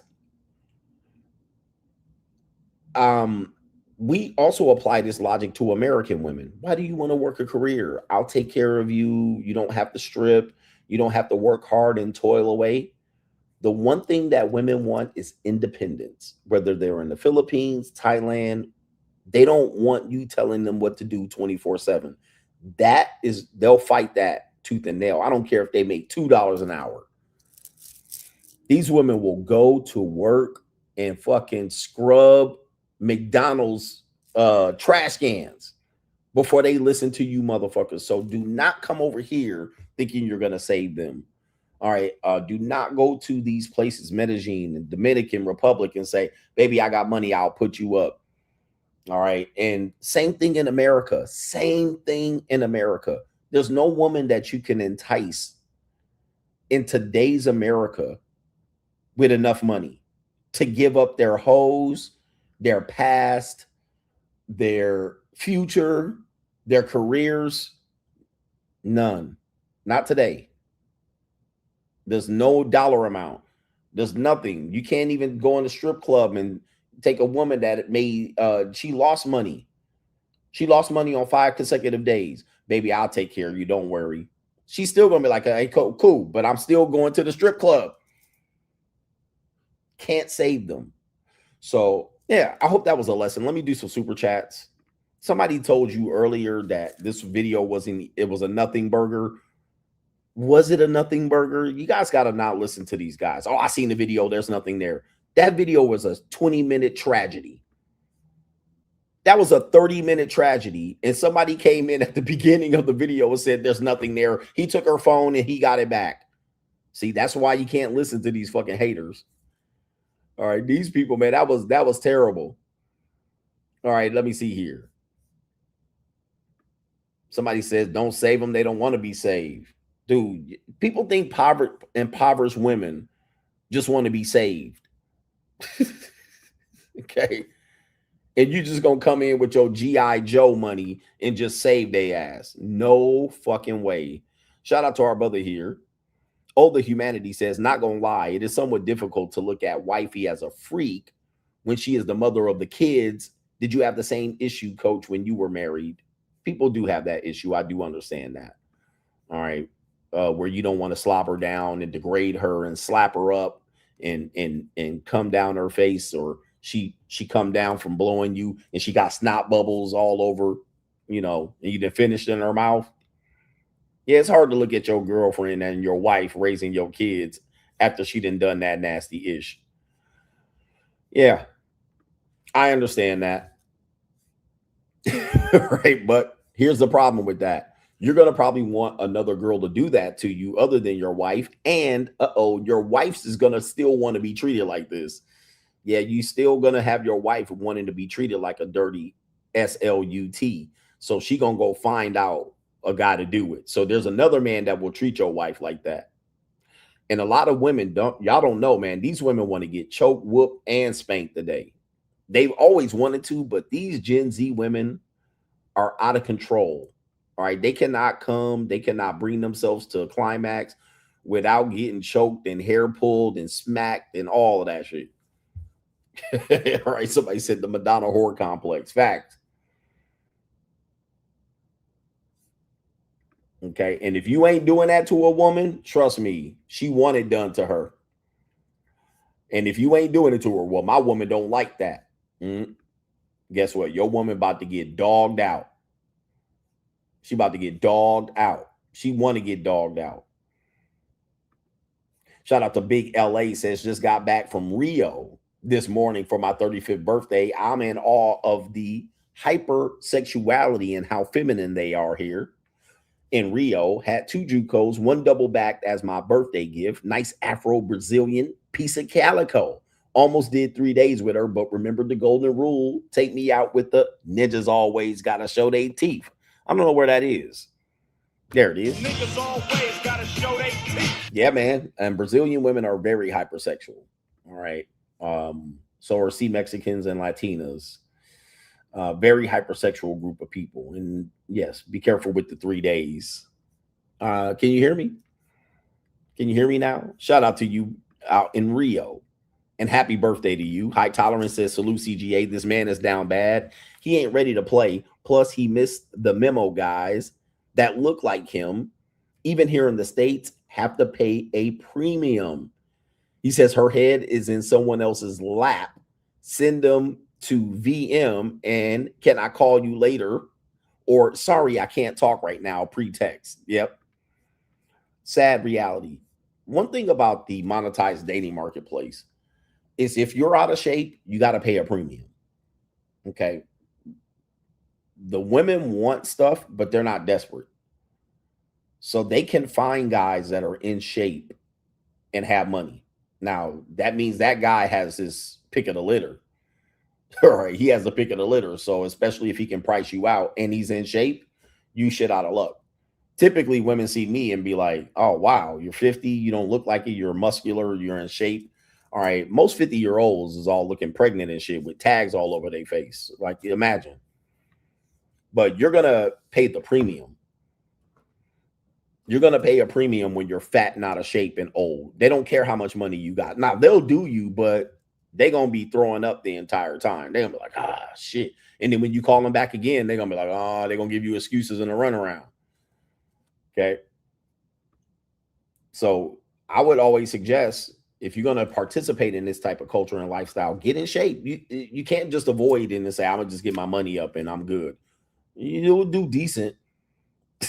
Right. But let another nigga show up like me, it's going to be hard. Now, somebody said earlier, ninja swapping cum dumpsters. I just want to tell you guys, one thing about men is you think you the only dick in a woman's life. Now, while that might be true for a period of time, I can guarantee you all of y'all sharing women. If you are with a woman, you're sharing her.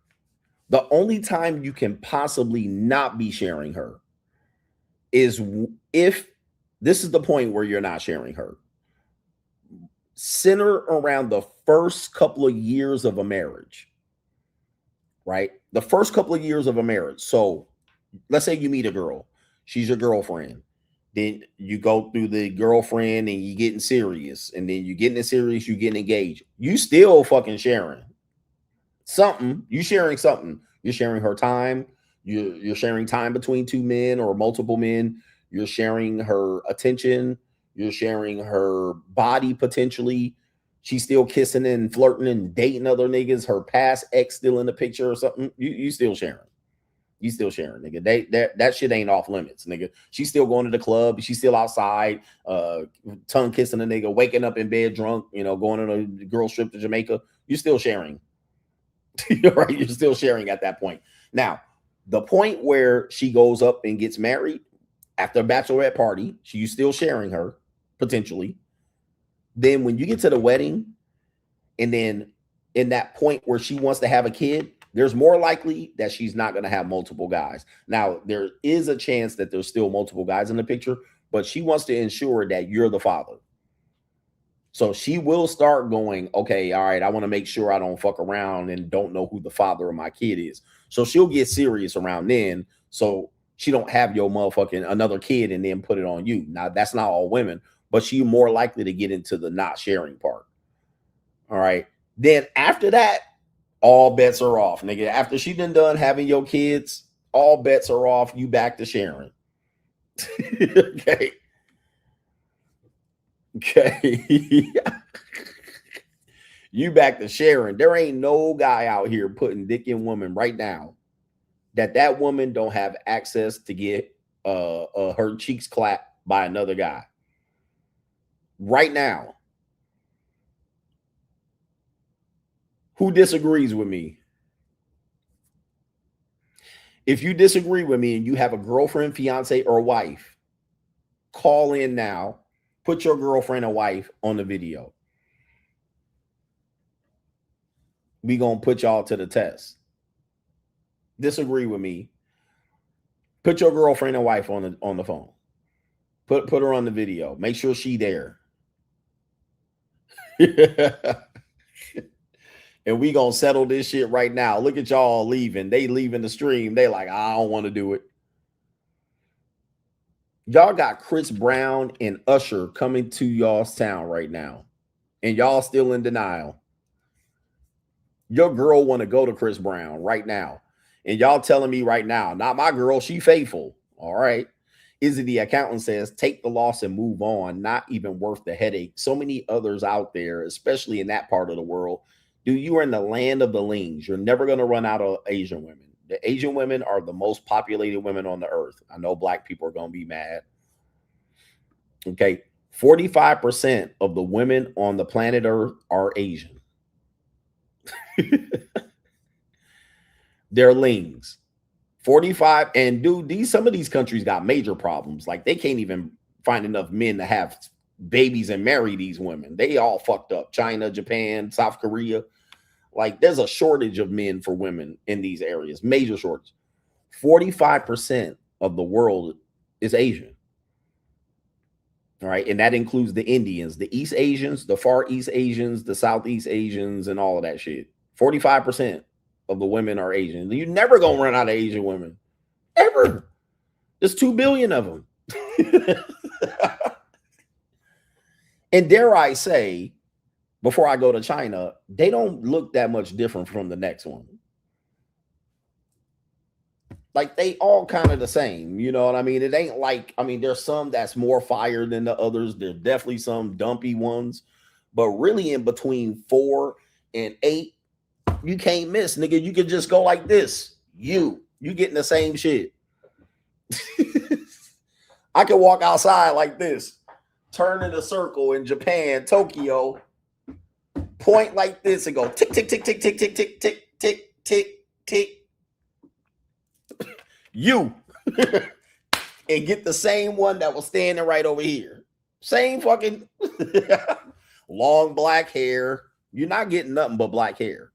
Long black hair, straight, no curls. I can almost guarantee.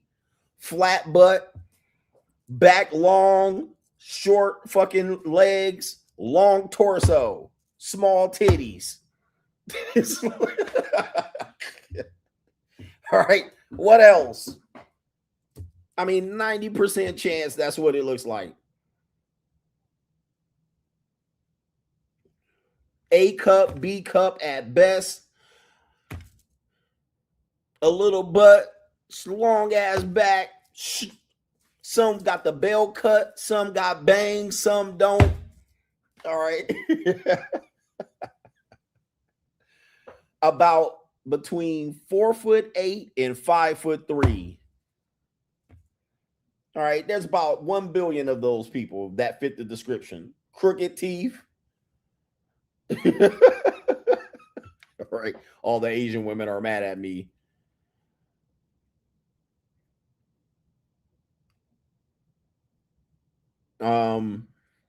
Yeah. So there's no way you can come to this side of the world and get sprung on one. They're like replaceable. They're like, okay, yeah. But if you're in America, they seem to be exotic. They seem to be less like, they seem to like everybody fights over them. Oh, because, you know, they're a minority. They're sort of exotic. They are feminine. They're small and petite. So in America, they seem like there's a shortage of them. But come to this side of the world, like you cannot avoid one. Sorry. Anyway, let me stop this shit before people call me a name. 8on Smash says this passport simp thought she loved him for him and that he had her soul. Laughing my ass off. Oh boy, I want her soul. Not to say Asian women are soulless, but you don't get their soul. They don't get that.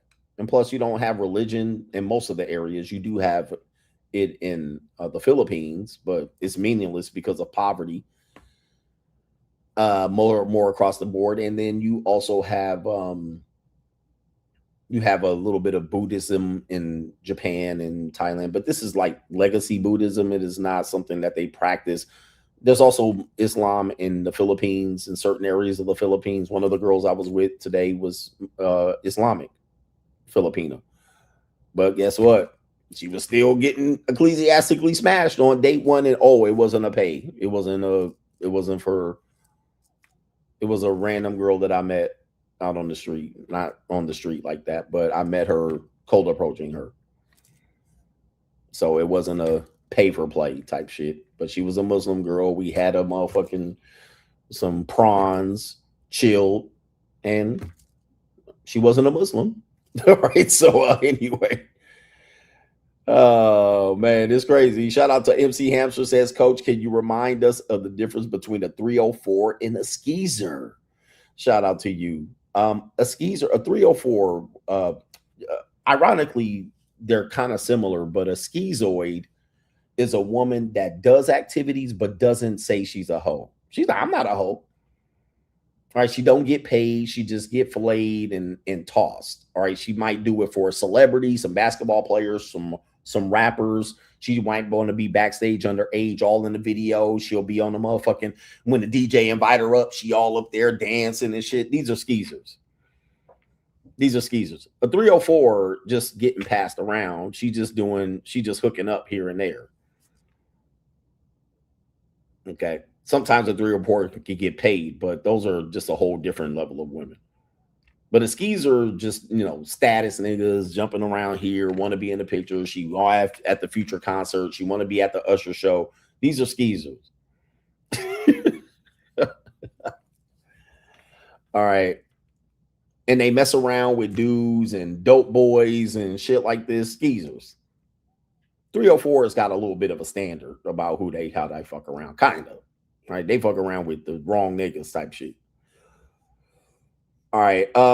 Shout out to Bob says, I don't feel sorry for those type of men. It is the same who complain about the price of your course. He says, now this dude spends way more money on this broad than for the course, and he is brokenhearted. For real. Somebody said earlier, I think it was the guy who did a review last few months, CGA's teaching you got a course on how to trick.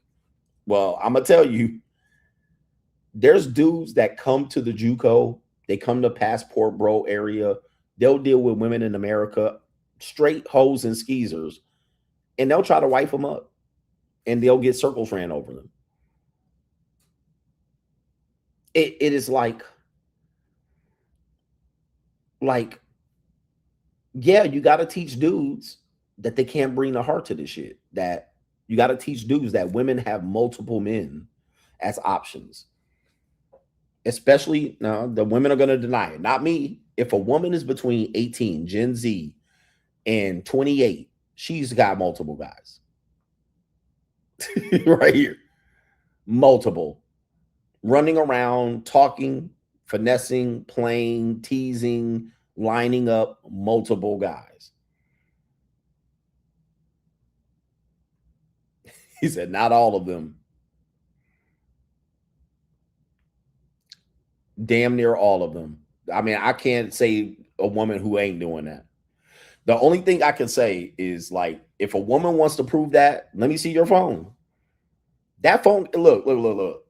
If a woman doesn't have multiple guys, this is the only way you know a woman doesn't have multiple guys. You press 1 in the chat, angry man style, if you want to know the only way you can tell a woman does not have multiple guys. Press 1. This is dedicated to Angry Man. This is what he does in the stream. This is the only way you can tell. And this is how you can tell.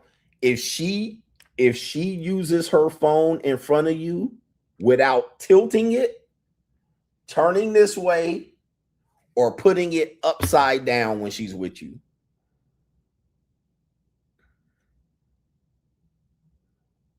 That's the only way you can tell. If she's with you, I don't care if you met her on the first date, you with her for 2 years.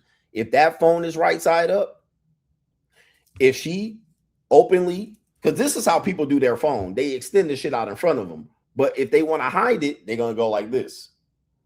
When she's in the car next to you and you driving, she tilted like this.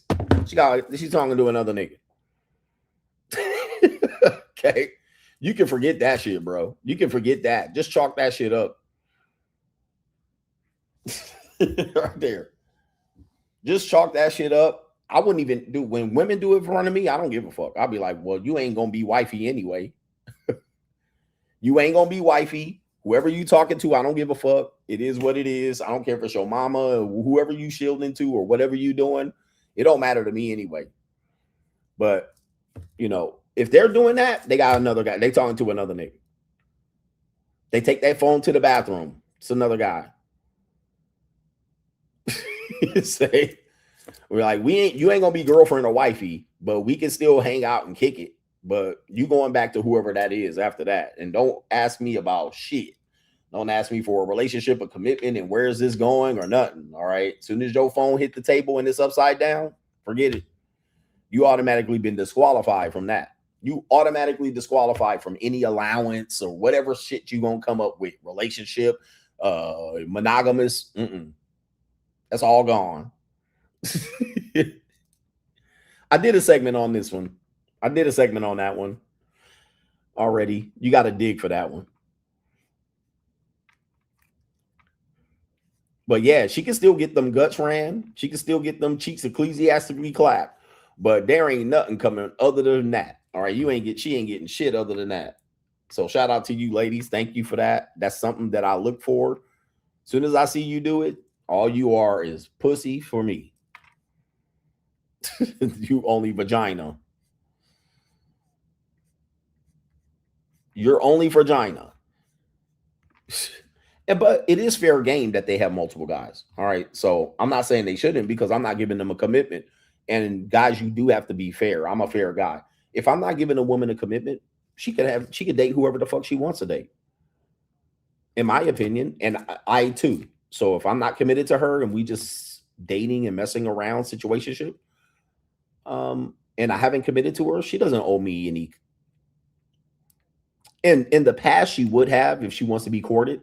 But in today's world, she doesn't owe me any fidelity, or she doesn't owe me any exclusivity. She doesn't have to. So, you know, I would assume that she would be talking to multiple guys. That's all I would care about. Now, if I gave her a commitment and wanted to get her to commit and she agreed to it, then that's a whole different story. I would be like, well, what are you doing talking to these guys? Fuck that. All right. But no, man, if I'm just beating it up for a weekend, a day, an hour, she could go and talk to whoever she wants. Nigga, she can leave my house and go to the next nigga. All right. I would prefer her not leave his house and come to me. But of course, I can't control that. And on locals, I'll tell you what I was just doing for the last couple of hours. I cannot tell you people here, but it's CoachGregAdams.locals.com. I was double booked. Let's just call it that. I was double booked, and I had to have one girl waiting down there in the lobby for 30 minutes while I was with the other one. Then I had to go down to the elevator, take this one down, take this one up, send her to the next floor. It was a mess. But it's not, I'm not bragging about it either. All right. I'm not bragging about it, but yeah. Whatever is whatever. Shout out to Bob saying he don't feel sorry for those type of people. It is what it is. Be safe out here. Protect yourself. We should be back maybe later today. And I owe locals a stream. So be looking out for that in the middle of the week somewhere. We out of here, brothers. Peace.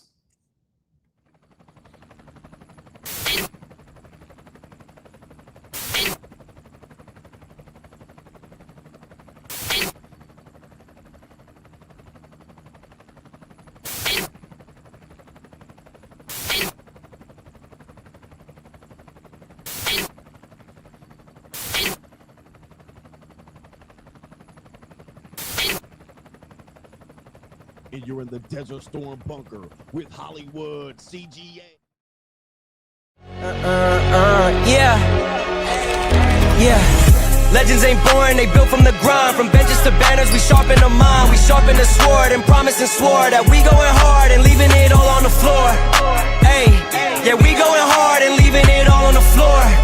Hey, yeah, we going hard and leaving it all on the floor. Legends ain't born, they built from the grind. From benches to banners, we sharpen the mind. We sharpen the sword and promise and swore that we going hard and leaving it all on the floor.